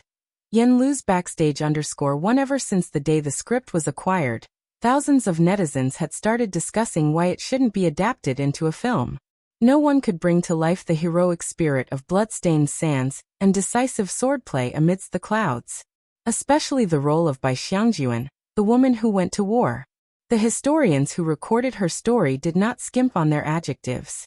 She bore her spear in salute to the mountains and rivers, her sword shadow fierce as she alone charged through thousands of troops. There were even rumors on the forums that when the historian wrote about the Bai family, Chen Ye's knife was at his throat. When Wan Qiushan was casting the role, he left this character for last. He truly was stunned by Yen Lu's audition, as if parting the clouds to see the bright sky of tomorrow. He couldn't find a single fault with Yen Lu. But now, Wan Qiushan felt that flaws were all over Yen Lu. For instance, her spear work was not as effortless as desired, neither fast nor fierce enough. Her expression lacked the flirtatious heroism. Even her every gesture failed to casually show the confidence of someone who could command the land. No one present spoke. After filming for so long, everyone in the crew had become an expert on the Great Yong era, knowing well the legendary youth from just the recorded merits of history, let alone when that historical figure stood before them. The whole performance lasted a mere 2 minutes. Bright garb, noble steed, an air of dashing elegance. Their blood was almost bursting from their bones. At this moment, the crew understood why the histories by family's troops were unstoppable and would rather die than kneel, earning both the dread and respect of their enemies and the wary speculation of their king. With a strong leader, there could be no weak soldiers. Chu Yu was swept to the ground by the gust of the spear, not even touched by Bai Lian's spearhead.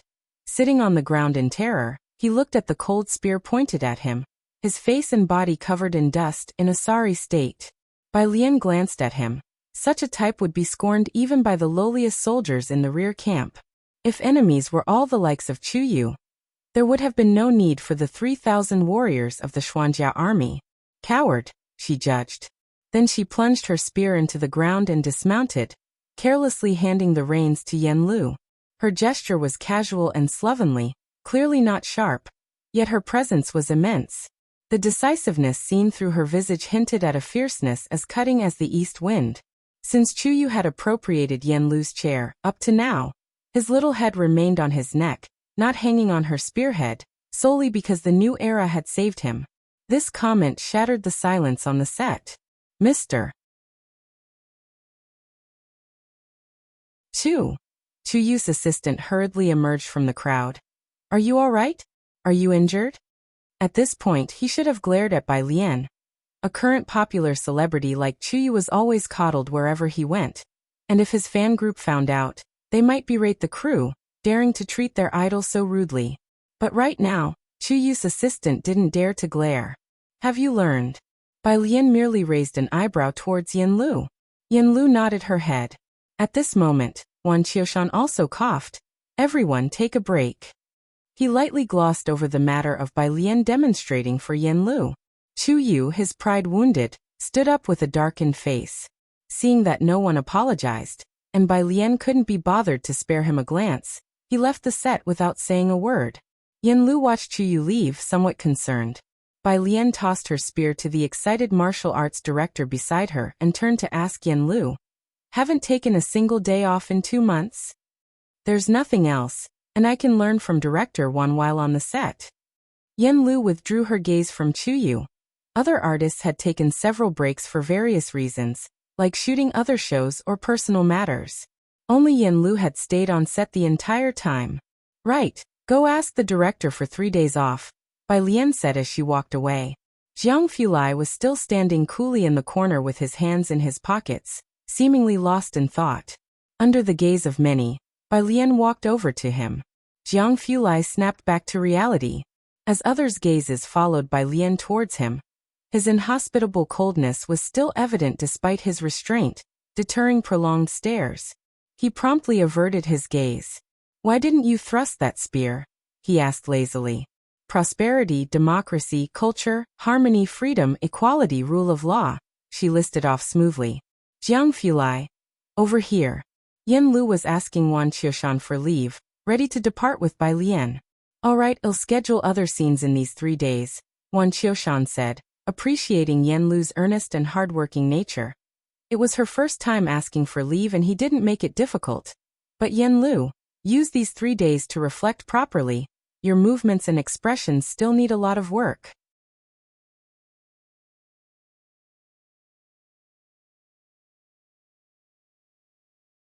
Chapter 323, 124 Weibo exploded. Yen Lu's backstage _2 Yen Lu. "But director, just 2 months ago, you used me as an example for others to demonstrate, and after the performance you would say perfect, beautiful. That's the way. And now it has become. Yen Lu, you still have a lot to work on." Yen Lu couldn't help but laugh and cry. "Director Wan, I'll work hard."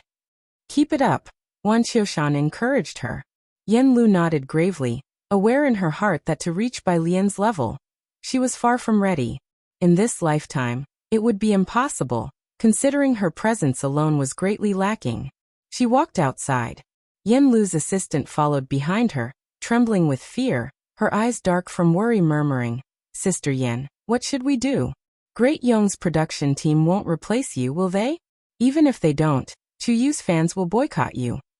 Tianhuan is the largest entertainment company in the country, with its headquarters in Jiangjing. Backed by a big tree, compared to them, Starlight is just a little shrimp. The young assistant hadn't witnessed much of the world, and was genuinely scared. Jiang Fulai glanced at the two. "What exactly are you two scared of?" "Ah," the clueless assistant mumbled. "Tianhuan Entertainment, who in the circle isn't afraid of them. Remember this, while you are playing this role, I want you to toughen up." Jiang Fulai passed by Yen Lu, paused, and casually glanced over. "As for that Chuyu," he let out a light sneer. "Not even worth commenting on." Jiang Fulai continued walking forward. These two, one inside the prison bearing humiliations, the other outside the prison doing the same. Yen Lu calmed down. She was the person with the least backing and connections in the entire crew. The crew had been testing Yen Lu from the first day, leading to today's blatant oppression. Yen Lu had finally gotten this opportunity, and she didn't want to let anyone down, whether it was by Lien Zhang Xiai's or even Zhang's mother, so she bore it all. Compared to other things, this was nothing to Yen Lu. She knew that not being famous was the original sin. Yen Lu stood there for a while, her gaze gradually firming up. She caught up to Bai Lian. Why am I taking a leave absence? Have you forgotten that, aside from being an actress, you now have another identity? Bai Lian was taking out her phone, walking toward the car. She had said before that she would write a song for Yen Lu, and Bai Lian had written it before the exams. She hadn't reached out to Yen Lu, worried about affecting the shooting schedule. Today, Bai Lian came to see Yen Lu because she had to leave Xiangqing for a trip and wanted to discuss recording the song with her. Unfortunately, she encountered this incident, so Bai Lian boosted the songwriting priority several notches, placing it before biology, but after chemistry. After speaking, she looked down and sent a message to Dean Jian. Yen Lu will be in Jiangjing to record Autumn Again tomorrow. This was a new song written by Bai Lian, with the arrangement still done by Jian Zhongyao. Dean Jian. Earlier than planned? Bai Lian had originally intended for Yen Lu to record the song after the new year, focusing on acting for now. The current situation had changed, and Bai Lian realized how important it was for Yen Lu to establish a strong foundation in the entertainment industry. Bai Jian. Plans have changed. Driver's seat. Jiang Fulai unlocked his phone and offhandedly sent a message to Jiang Shijue. Jiang Shijue. Chuyu? What's that supposed to be? Jiang Fulai. Don't know. Young Master Jiang didn't have the time to research such matters. Great Yong production team. The assistant director furrowed his brow. Director Wan, Chuyu said that unless the production team and Yen Lu apologized to him, he won't come back to continue acting. Chuyu is a trending star, the chosen one greatly promoted by Tianhuan, which is keen on making him a top-tier celebrity. So even though Chuyu's acting skills are not quite up to par, Tianhuan still insisted on shoehorning him into the Great Yong crew. Now that he's left the crew, his fans would surely storm the production. Most importantly, Tianhuan might use public opinion to force Yen Lu out of the production team. Wan Qiushan was also scared.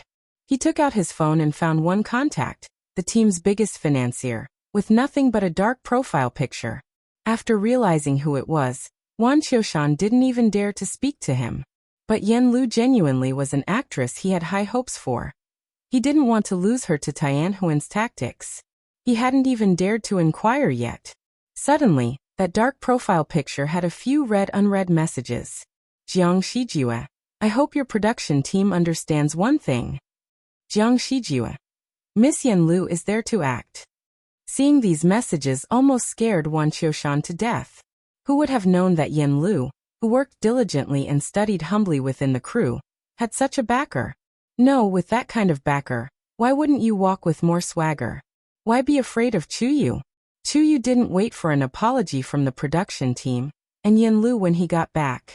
Instead, he received a notice of contract termination.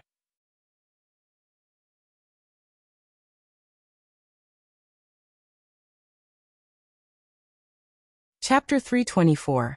124 Weibo exploded. Yen Lu's backstage _3. He was now the favored talent of Tianhuan.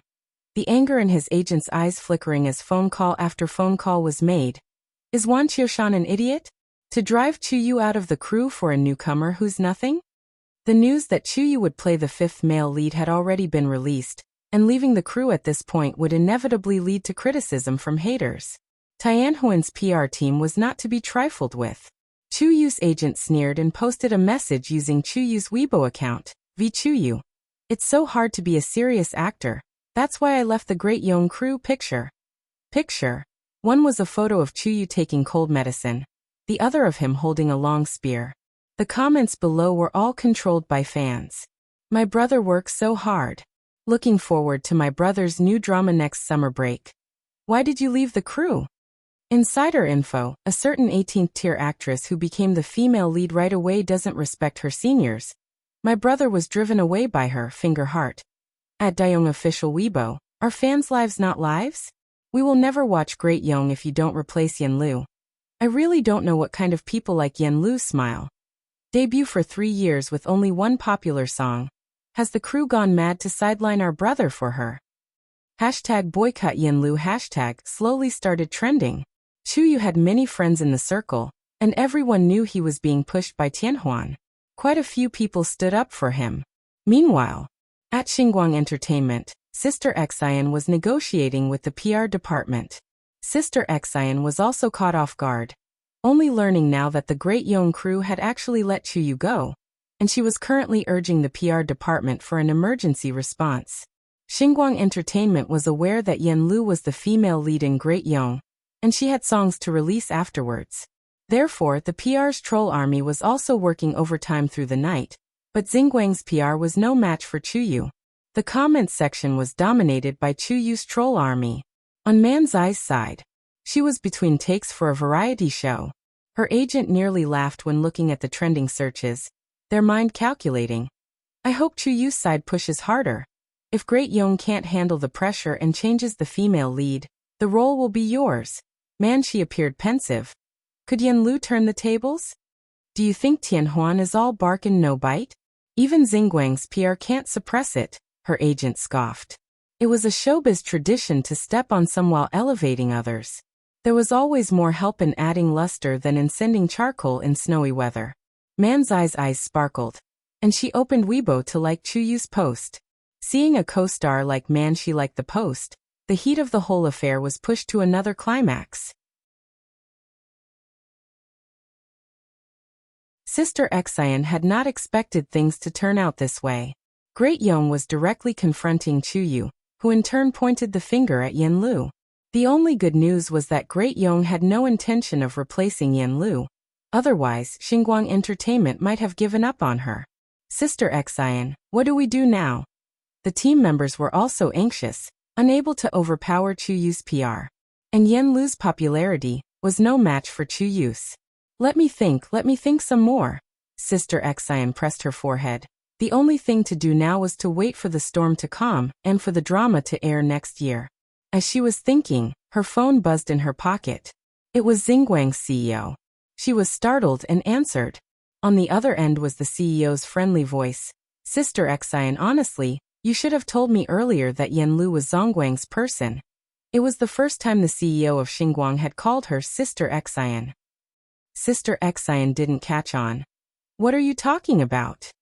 Weibo is blowing up and you're still keeping secrets, the CEO said with a laugh. Sister Xian hurriedly opened Weibo.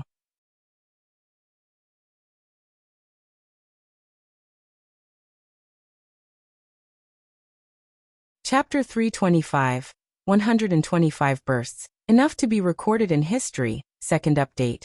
_1 She saw the top trending topic on social media had changed from Chuyu to Zhongguang Group. Zhongguang Group.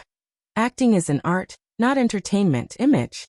The picture showed Chuyu and Yen Lu in the same frame, with Chuyu on the left sitting on a false horse, and Yen Lu on the right holding a gun and riding a tall horse. The State Administration of Radio, Film and Television retweeted and commented. What exactly is on the left side? The photo, once released, showcased a stark contrast that made it clear at a glance who had acting skills and who was just entertainment.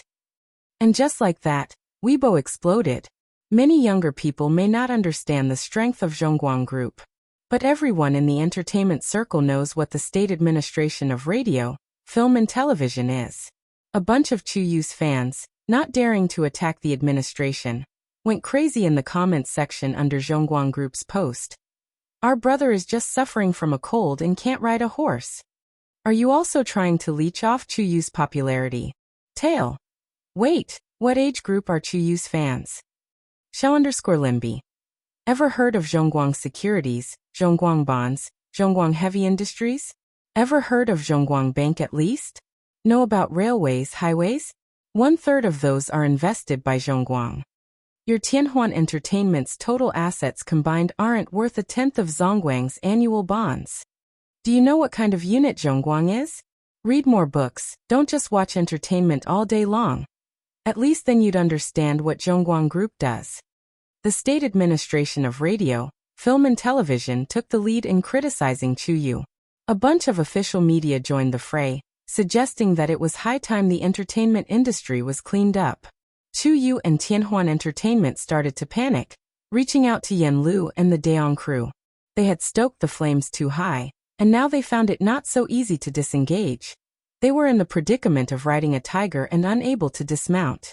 For the moment, topics related to what exactly is going on with the domestic entertainment remained highly popular. Compared to Chu Yu, man, she was truly in deep waters. Why did you like Chu Yu's Weibo for no reason? Her agent scolded Manshi ferociously. It was okay before, but now Chu Yu is officially labeled as entertainment. Anything about him cannot be aired. Why the hell did you like his post? Not to mention the bigwigs from Starlight, Chu Yu, Manshi and the rest. Sister Xian herself was blown away. No. Sister Xian thought about Bai Lian, and then about Jiang Fulai. She always felt she understood them completely, yet the two kept expanding her worldview. Just who exactly are these two? At this moment, the untouchable giant in the entertainment industry, Tianhuan, seemed like a tiny shrimp. Sister Xian was utterly confused. Bai Lian didn't go online, and was unaware of what was happening on Weibo. In the class group chat, Wang Qi was going berserk. Wang Qi. At everyone who understands, guys, I'm devastated. Pu Xiaohan. Ha ha ha ha, Qinwen. Are we still going hiking tomorrow? Wang Qi. At everyone, how could she be such a person? Su Guangming. I just want to lie down. Pu Xiaohan. At Qinwen imin. Wang Qi. At everyone, why is no one paying attention to me? I'm so heartbroken. Is there nobody to drink with me? Wang Qi. At everyone, Wu Wang Qi. At everyone, a bunch of ungrateful jerks. Bai Lian, who was constantly listening to English readings, got continuously interrupted by the mentions. Who keeps mentioning me? Pu Xiaohan. At Wang Qi Qinwen. At Wang Qi Su Guangming. At Wang Qi, the response formation was curiously unified. Bai Lian. See you when school starts. Wang Qi was about to kneel for this group of brats. Sis, I was wrong. Bai Lian continued to quietly listen to her listening practice, while outside, Ji Heng called out to Bai Lian, Alien, do you think this dress suits your classmate? The dress he made for Pu Xiaohan. It was also a skirt outfit. The blouse was made of pale pink satin, and he put great care into this dress, with hidden patterns of butterflies, and the skirt's pink shade graduated from dark to light.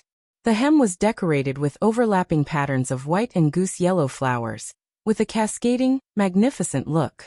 Several butterflies were either perched or with unfolded wings. Tranquil, yet lively.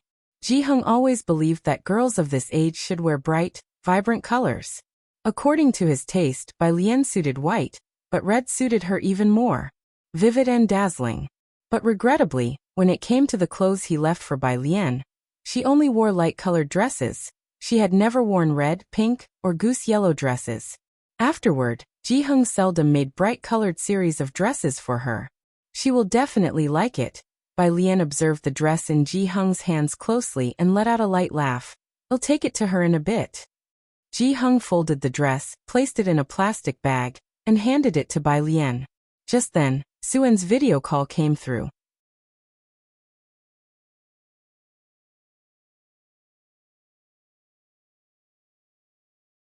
Chapter 326. 125 bursts, enough to be recorded in history. Second update. _2 Uncle. Suen must have been busy, but as soon as he saw Ji Heng's face, he quickly greeted him. You guys should come over earlier. Mulan and I will show you around Jiangjing University, museums and the like. He discussed with Ji Heng. Ji Heng, holding his smoking pipe, thought for a moment and did not refuse. All right. Suen had planned on asking anyway, but he had not anticipated Ji Heng's agreement. Up until now, he still wasn't sure if Ji Heng would attend his wedding to Ji Mulan. He couldn't figure out anyone in that family, from top to bottom. To his surprise, Ji Heng actually agreed. Suen was overjoyed. Then get ready, I'll book the plane tickets and arrange the schedule. Bai Lian hadn't expected the special training camp to be in Jiangjing as well. Tang Ming and Ning Xiao both went back with Jiang Fulai. But Bai Lian turned down Jiang Fulai. She chose to take the plane with Ji Hung, Ji Xiaojun, and Xin Qing instead. When young Master Jiang heard this, he was also quite explosive. This airport, it's so big. This was the first time Xin Qing took a flight, and Suan had bought them first-class tickets. After getting off the plane, stepping on the ground in Jiangjing, Xin Qing felt a sense of unreality. Very dreamlike. However, Ji Hung looked calm, and Ji Xiaojun was also composed. He frequently took students out for art exams. Uncle Ji, you've arrived. Suan had been waiting at the boarding gate early. Seeing Bai Lian, his eyes lit up even more. Alien, are you joining them? Not this time. Bai Lian took out her phone, powered it on, and waited for the signal. Jiang Fulai took a private plane, and had arrived much earlier. Jiang teacher. Where are you? I'll come find you. Are you accustomed to the flight journey? Suan sounded a bit disappointed, but still led the way while asking. Ji Hung, holding his smoking pipe, nodded his head. Xin Qing felt quite uneasy. It's my first time flying, I'm not used to it. Bai Lian was frank. The seat was a bit cramped. She herself was okay, but Ji Hung, who sat in the same row, was elder, and sitting for embroidery every day was already hard on the spine. At home, it was possible to stand up and move around. Not so much on a plane. Suan was surprised. He turned to the butler. Was it possible that they did not purchase first class? Suan's butler, following behind him, cast a fleeting glance at Xin Qing before turning to Bai Lian with a smile. Miss, you might not understand. Airplane seats are inherently small, and you are already in first class. His tone was mild, without any intent of mockery, just stating the facts. Alien, it's just how planes are. Suan thought for a moment and then explained to Bai Lian. When you go back, I'll switch airlines. Miss Bai, who had been on young Master Jiang's private plane, indeed didn't know that a normal plane seat is considered spacious. No need, she replied lazily, staying put. You go ahead, I'll wait for my classmate. Ji Hung and the others knew Bai Lian was going to the special training camp with Ning Xiao and the rest. So they went ahead with Suan first. All right then, Suan said with regret.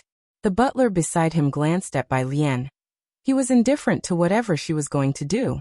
He didn't even know why Suan valued this Ji family member so much, putting aside his own affairs to personally receive them. Jiangjing Airport. In the VIP room, Bai Xiaoqi was talking to Bai Qiming. Bai Kaiming's attitude toward Bai Xiaoqi was getting better by the day. Despite his busy schedule at the end of the year, he still took the time to send Bai Xiaoqi to Jiangjing for orientation. Why hasn't Songmin arrived yet? Songmin was attending the special training camp, while Bai Xiaoqi was temporarily not qualified. The joint exam results came out today. He probably boarded after checking them. Bai Xiaoqi was very familiar with Songmin. Speaking of their results, Bai Kaiming's face showed even more pride. How did the term-end exams go? In recent times, there's been a lot of news about Ji Mulan in Beijing, as she is about to marry into a wealthy Jiangjing family. It would be impossible for Bai Qiming not to feel a ripple in his heart over this. Fortunately, he had a pair of good children. Thinking of Bai Lian along with Bai Xiaoqi and Bai Xiaoka, any dissatisfaction in Bai Qiming faded away. Just as before, Bai Xiaoqi replied. That means still within the top 3. Bai Qiming was very reassured and then sighed with emotion. It's a pity to be in the same grade as Songmin. Otherwise, the Bai family might well have produced a second top scholar. Siblings both so acclaimed, how rare that would be. Bai Xiaoqi took out her phone and opened the conversation with Songmin. Bai Xiaoqi. Did you get your score? Songmin hadn't replied yet. Uncertain of the situation, Bai Xiaoqi casually looked up. Suddenly, she spotted a familiar figure outside the door. She was taken aback. What's wrong? Bai Qiming noticed her expression. Bai Xiaoqi furrowed her brows. She felt that the silhouette looked a lot like Bai Lian.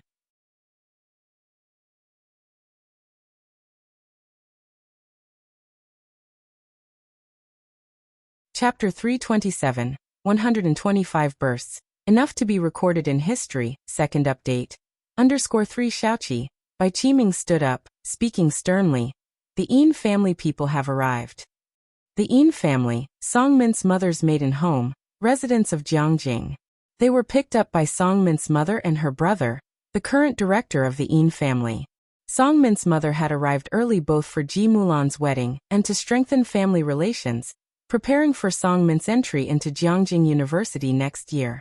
They exchanged greetings. Songmin's mother looked at Bai Xiaoqi. What are you looking at? I feel like. I saw Bai Lian. Bai Xiaoqi withdrew her gaze. Bai Lian. The Yin director turned his head while chatting with Bai Qiming. Her, said Songmin's mother indifferently. Ammon's ex-fiancé. Her mother is about to remarry in Jiangjing. Seeing her here isn't strange. Hearing what Songmin's mother said, the Yin director nodded faintly and didn't ask further. Clearly uninterested in Bai Lian, he just smiled at Bai Qiming and said, I've heard that your young master is interning in a lab at Jiangjing University. To them, personal strength was what mattered most. In the Bai family, Bai Xiaoke was thriving at Jiangjing University, and Bai Xiaoqi was favored by Ding Jian. Both were outstanding, which was why the Yin director personally came to pick them up from the airport. Last time, the Bai family didn't receive this kind of treatment. Every time the Beijing joint examination scores are released, the entire education system is shaken. Xiangqing First Middle School.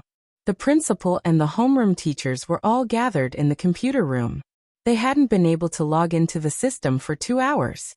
What on earth is going on? The principal paced back and forth in the computer room, filled with anxiety. This had never happened before. Lu Lingxi, on the other hand, was calm. She sat at a desk on the side, methodically writing lesson plans and occasionally taking a sip of tea. What's the rush? She said. What's the rush? Of course, they were anxious about whether Ning Xiao and Bai Lian could maintain their grades. During the last examination, Ning Xiao was 31st. If he could hold that position, and do the same in the college entrance exam, then Xiangqing First Middle School had a hope of being upgraded to a provincial key school during the next evaluation. And Bai Lian, how many people were watching her chemistry score? How could they not be anxious? As the two were talking, suddenly a teacher sitting in front of the computer called out, it's here, their student numbers? Check Ning Xiao's first, 2 asterisk asterisk asterisk asterisk asterisk asterisk asterisk. The person responsible for checking scores entered Ning Xiao's student number right away. They pressed the enter key. The computer still turned circles slowly. After a moment's lag, the scores appeared. Name, Ning Xiao. Subject, score, rank Chinese 120, 71 mathematics, 135 3 English, 127, 67 science comprehensive, 279 1 total score. 661, 6, I must be seeing things. The teacher responsible for checking scores rubbed his eyes. No way, damn. Is this really Ning Xiao's score? This is absurd, right?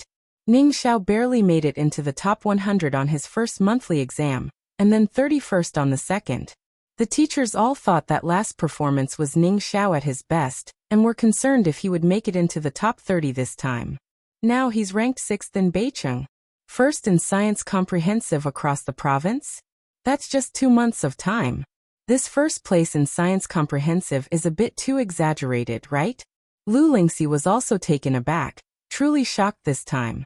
The office erupted into a long discussion because of this result. 6th place, first in science comprehensive. What significance does that hold?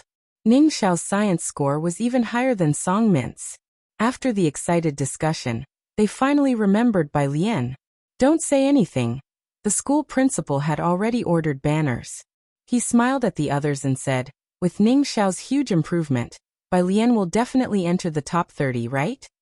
Last time, Bai Lian ranked 97th overall. Ning Xiao 31st. This time Ning Xiao ranked 6th, a terrifying leap. Originally, the school staff were guessing if Bai Lian could join Ning Xiao in the top 30, but now Ning Xiao had produced an ace. They thought it wasn't impossible for Bai Lian to make it into the top 30. The teacher entered Bai Lian's student number. Everyone was relaxed. Some were predicting Bai Lian's scores. With Ning Xiao before her, they thought the best she could do was a rank in the top 30. After all, her chemistry was a weak point. Haha, this Ning Xiao is really good. I wonder how Tang Ming did. Right, check his as well later. Let's see. Hey, look, are the scores out? Their voices stopped abruptly. Because Bai Lian's scores were out and the principal of Xiangqing First Middle School leaped to the computer, scrutinizing the scores from top to bottom. Name: Bai Lian. Subject: Score: Rank Chinese 150, 1 Mathematics 150, 1 English 131, 17 Science Comprehensive 261, for total score 692, 1 first overall in Beijing. The principal's mind buzzed.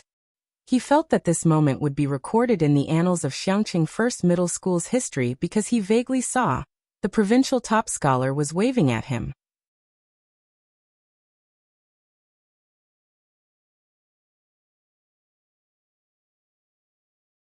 Chapter 328. 126 Refusing the Principal of Beijing. Who is the first? Part 1. _1 The quiet office was almost motionless, apart from the occasional breeze that drifted through. The group of teachers who had been enthusiastically gathered around the computer were now silently staring at the text displayed on the screen. Overall first place. She's first. First? How did she test so well?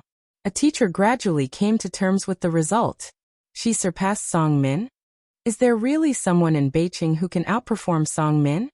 Last year's high school examination was already the talk of the town. In both Beijing and Jiangjing, people were betting on the top 3 spots. And for the past couple of years, every senior student in Beijing lived in the shadow of Song Min. Even among geniuses, there are barriers. Today, none of the teachers present in Xiangqing thought anyone could score higher than Song Min. The principal, who had been holding his breath since seeing the scores, finally let out a long sigh of relief.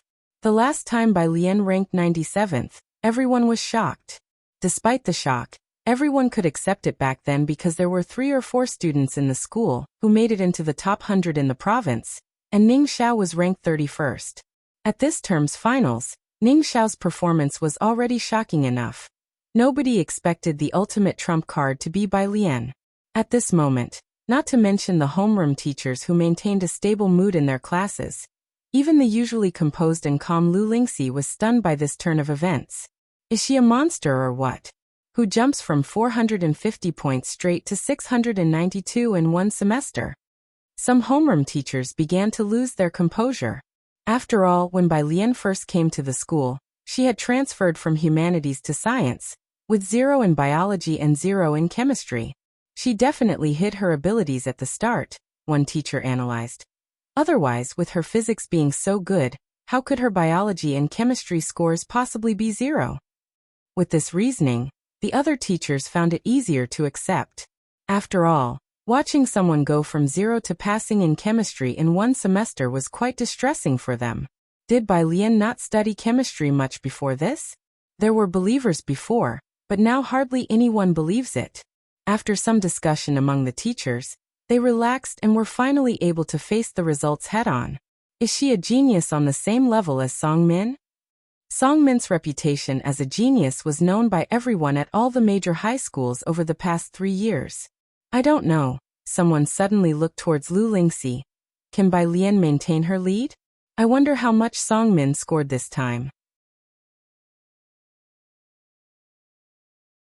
Scoring first place once doesn't prove much. It's consistent dominance like Song Min's, who has been at the top for years, that shows stability. Song Min's name has already become an adjective. The fate is yet undecided. The college entrance exam determines the final outcome. Whether she can maintain it or not, congratulations in advance, principal.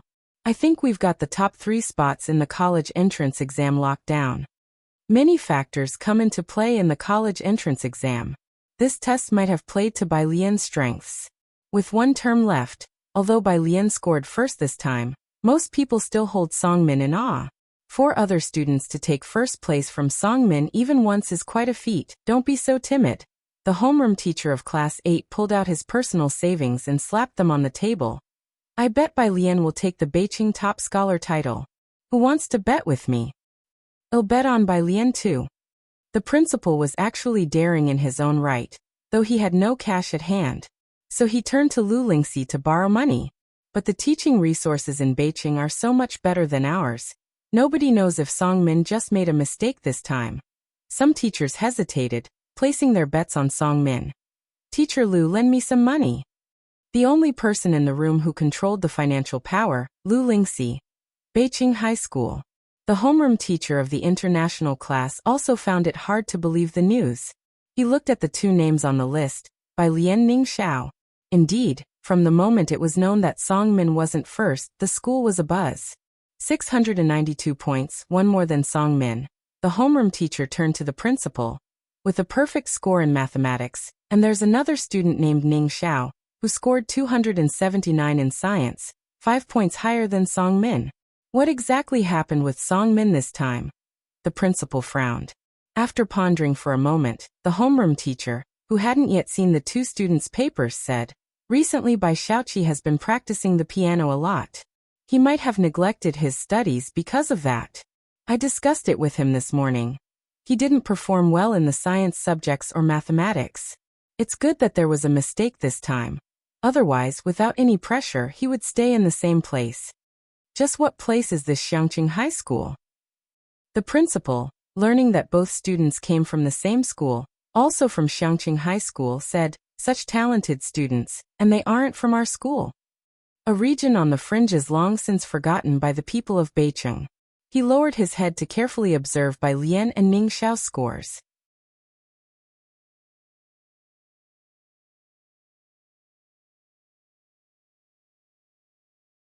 Chapter 329, 126 Refusing the Principal of Beijing. Who is the first? Part 1. _2 The pressure of scoring 150 in mathematics was truly suffocating. He really coveted these two students, although their scores might not be as consistently high as Song Min's. "Principal, it's really a waste to keep these students in Xiangqing High School," the Dean of Instruction spoke up. "We in Beijing have better educational resources. We can access Jiangjing's exam papers every month and have spots in the training camp, providing them with a superior education." Regardless of whether the two students' grades could stabilize, they were undoubtedly the target of competition for every major elite high school. The principal nodded. How could he possibly pass up this opportunity? "I know, I've already applied to the Xiangqing Department of Education, asking them to transfer directly to the international class.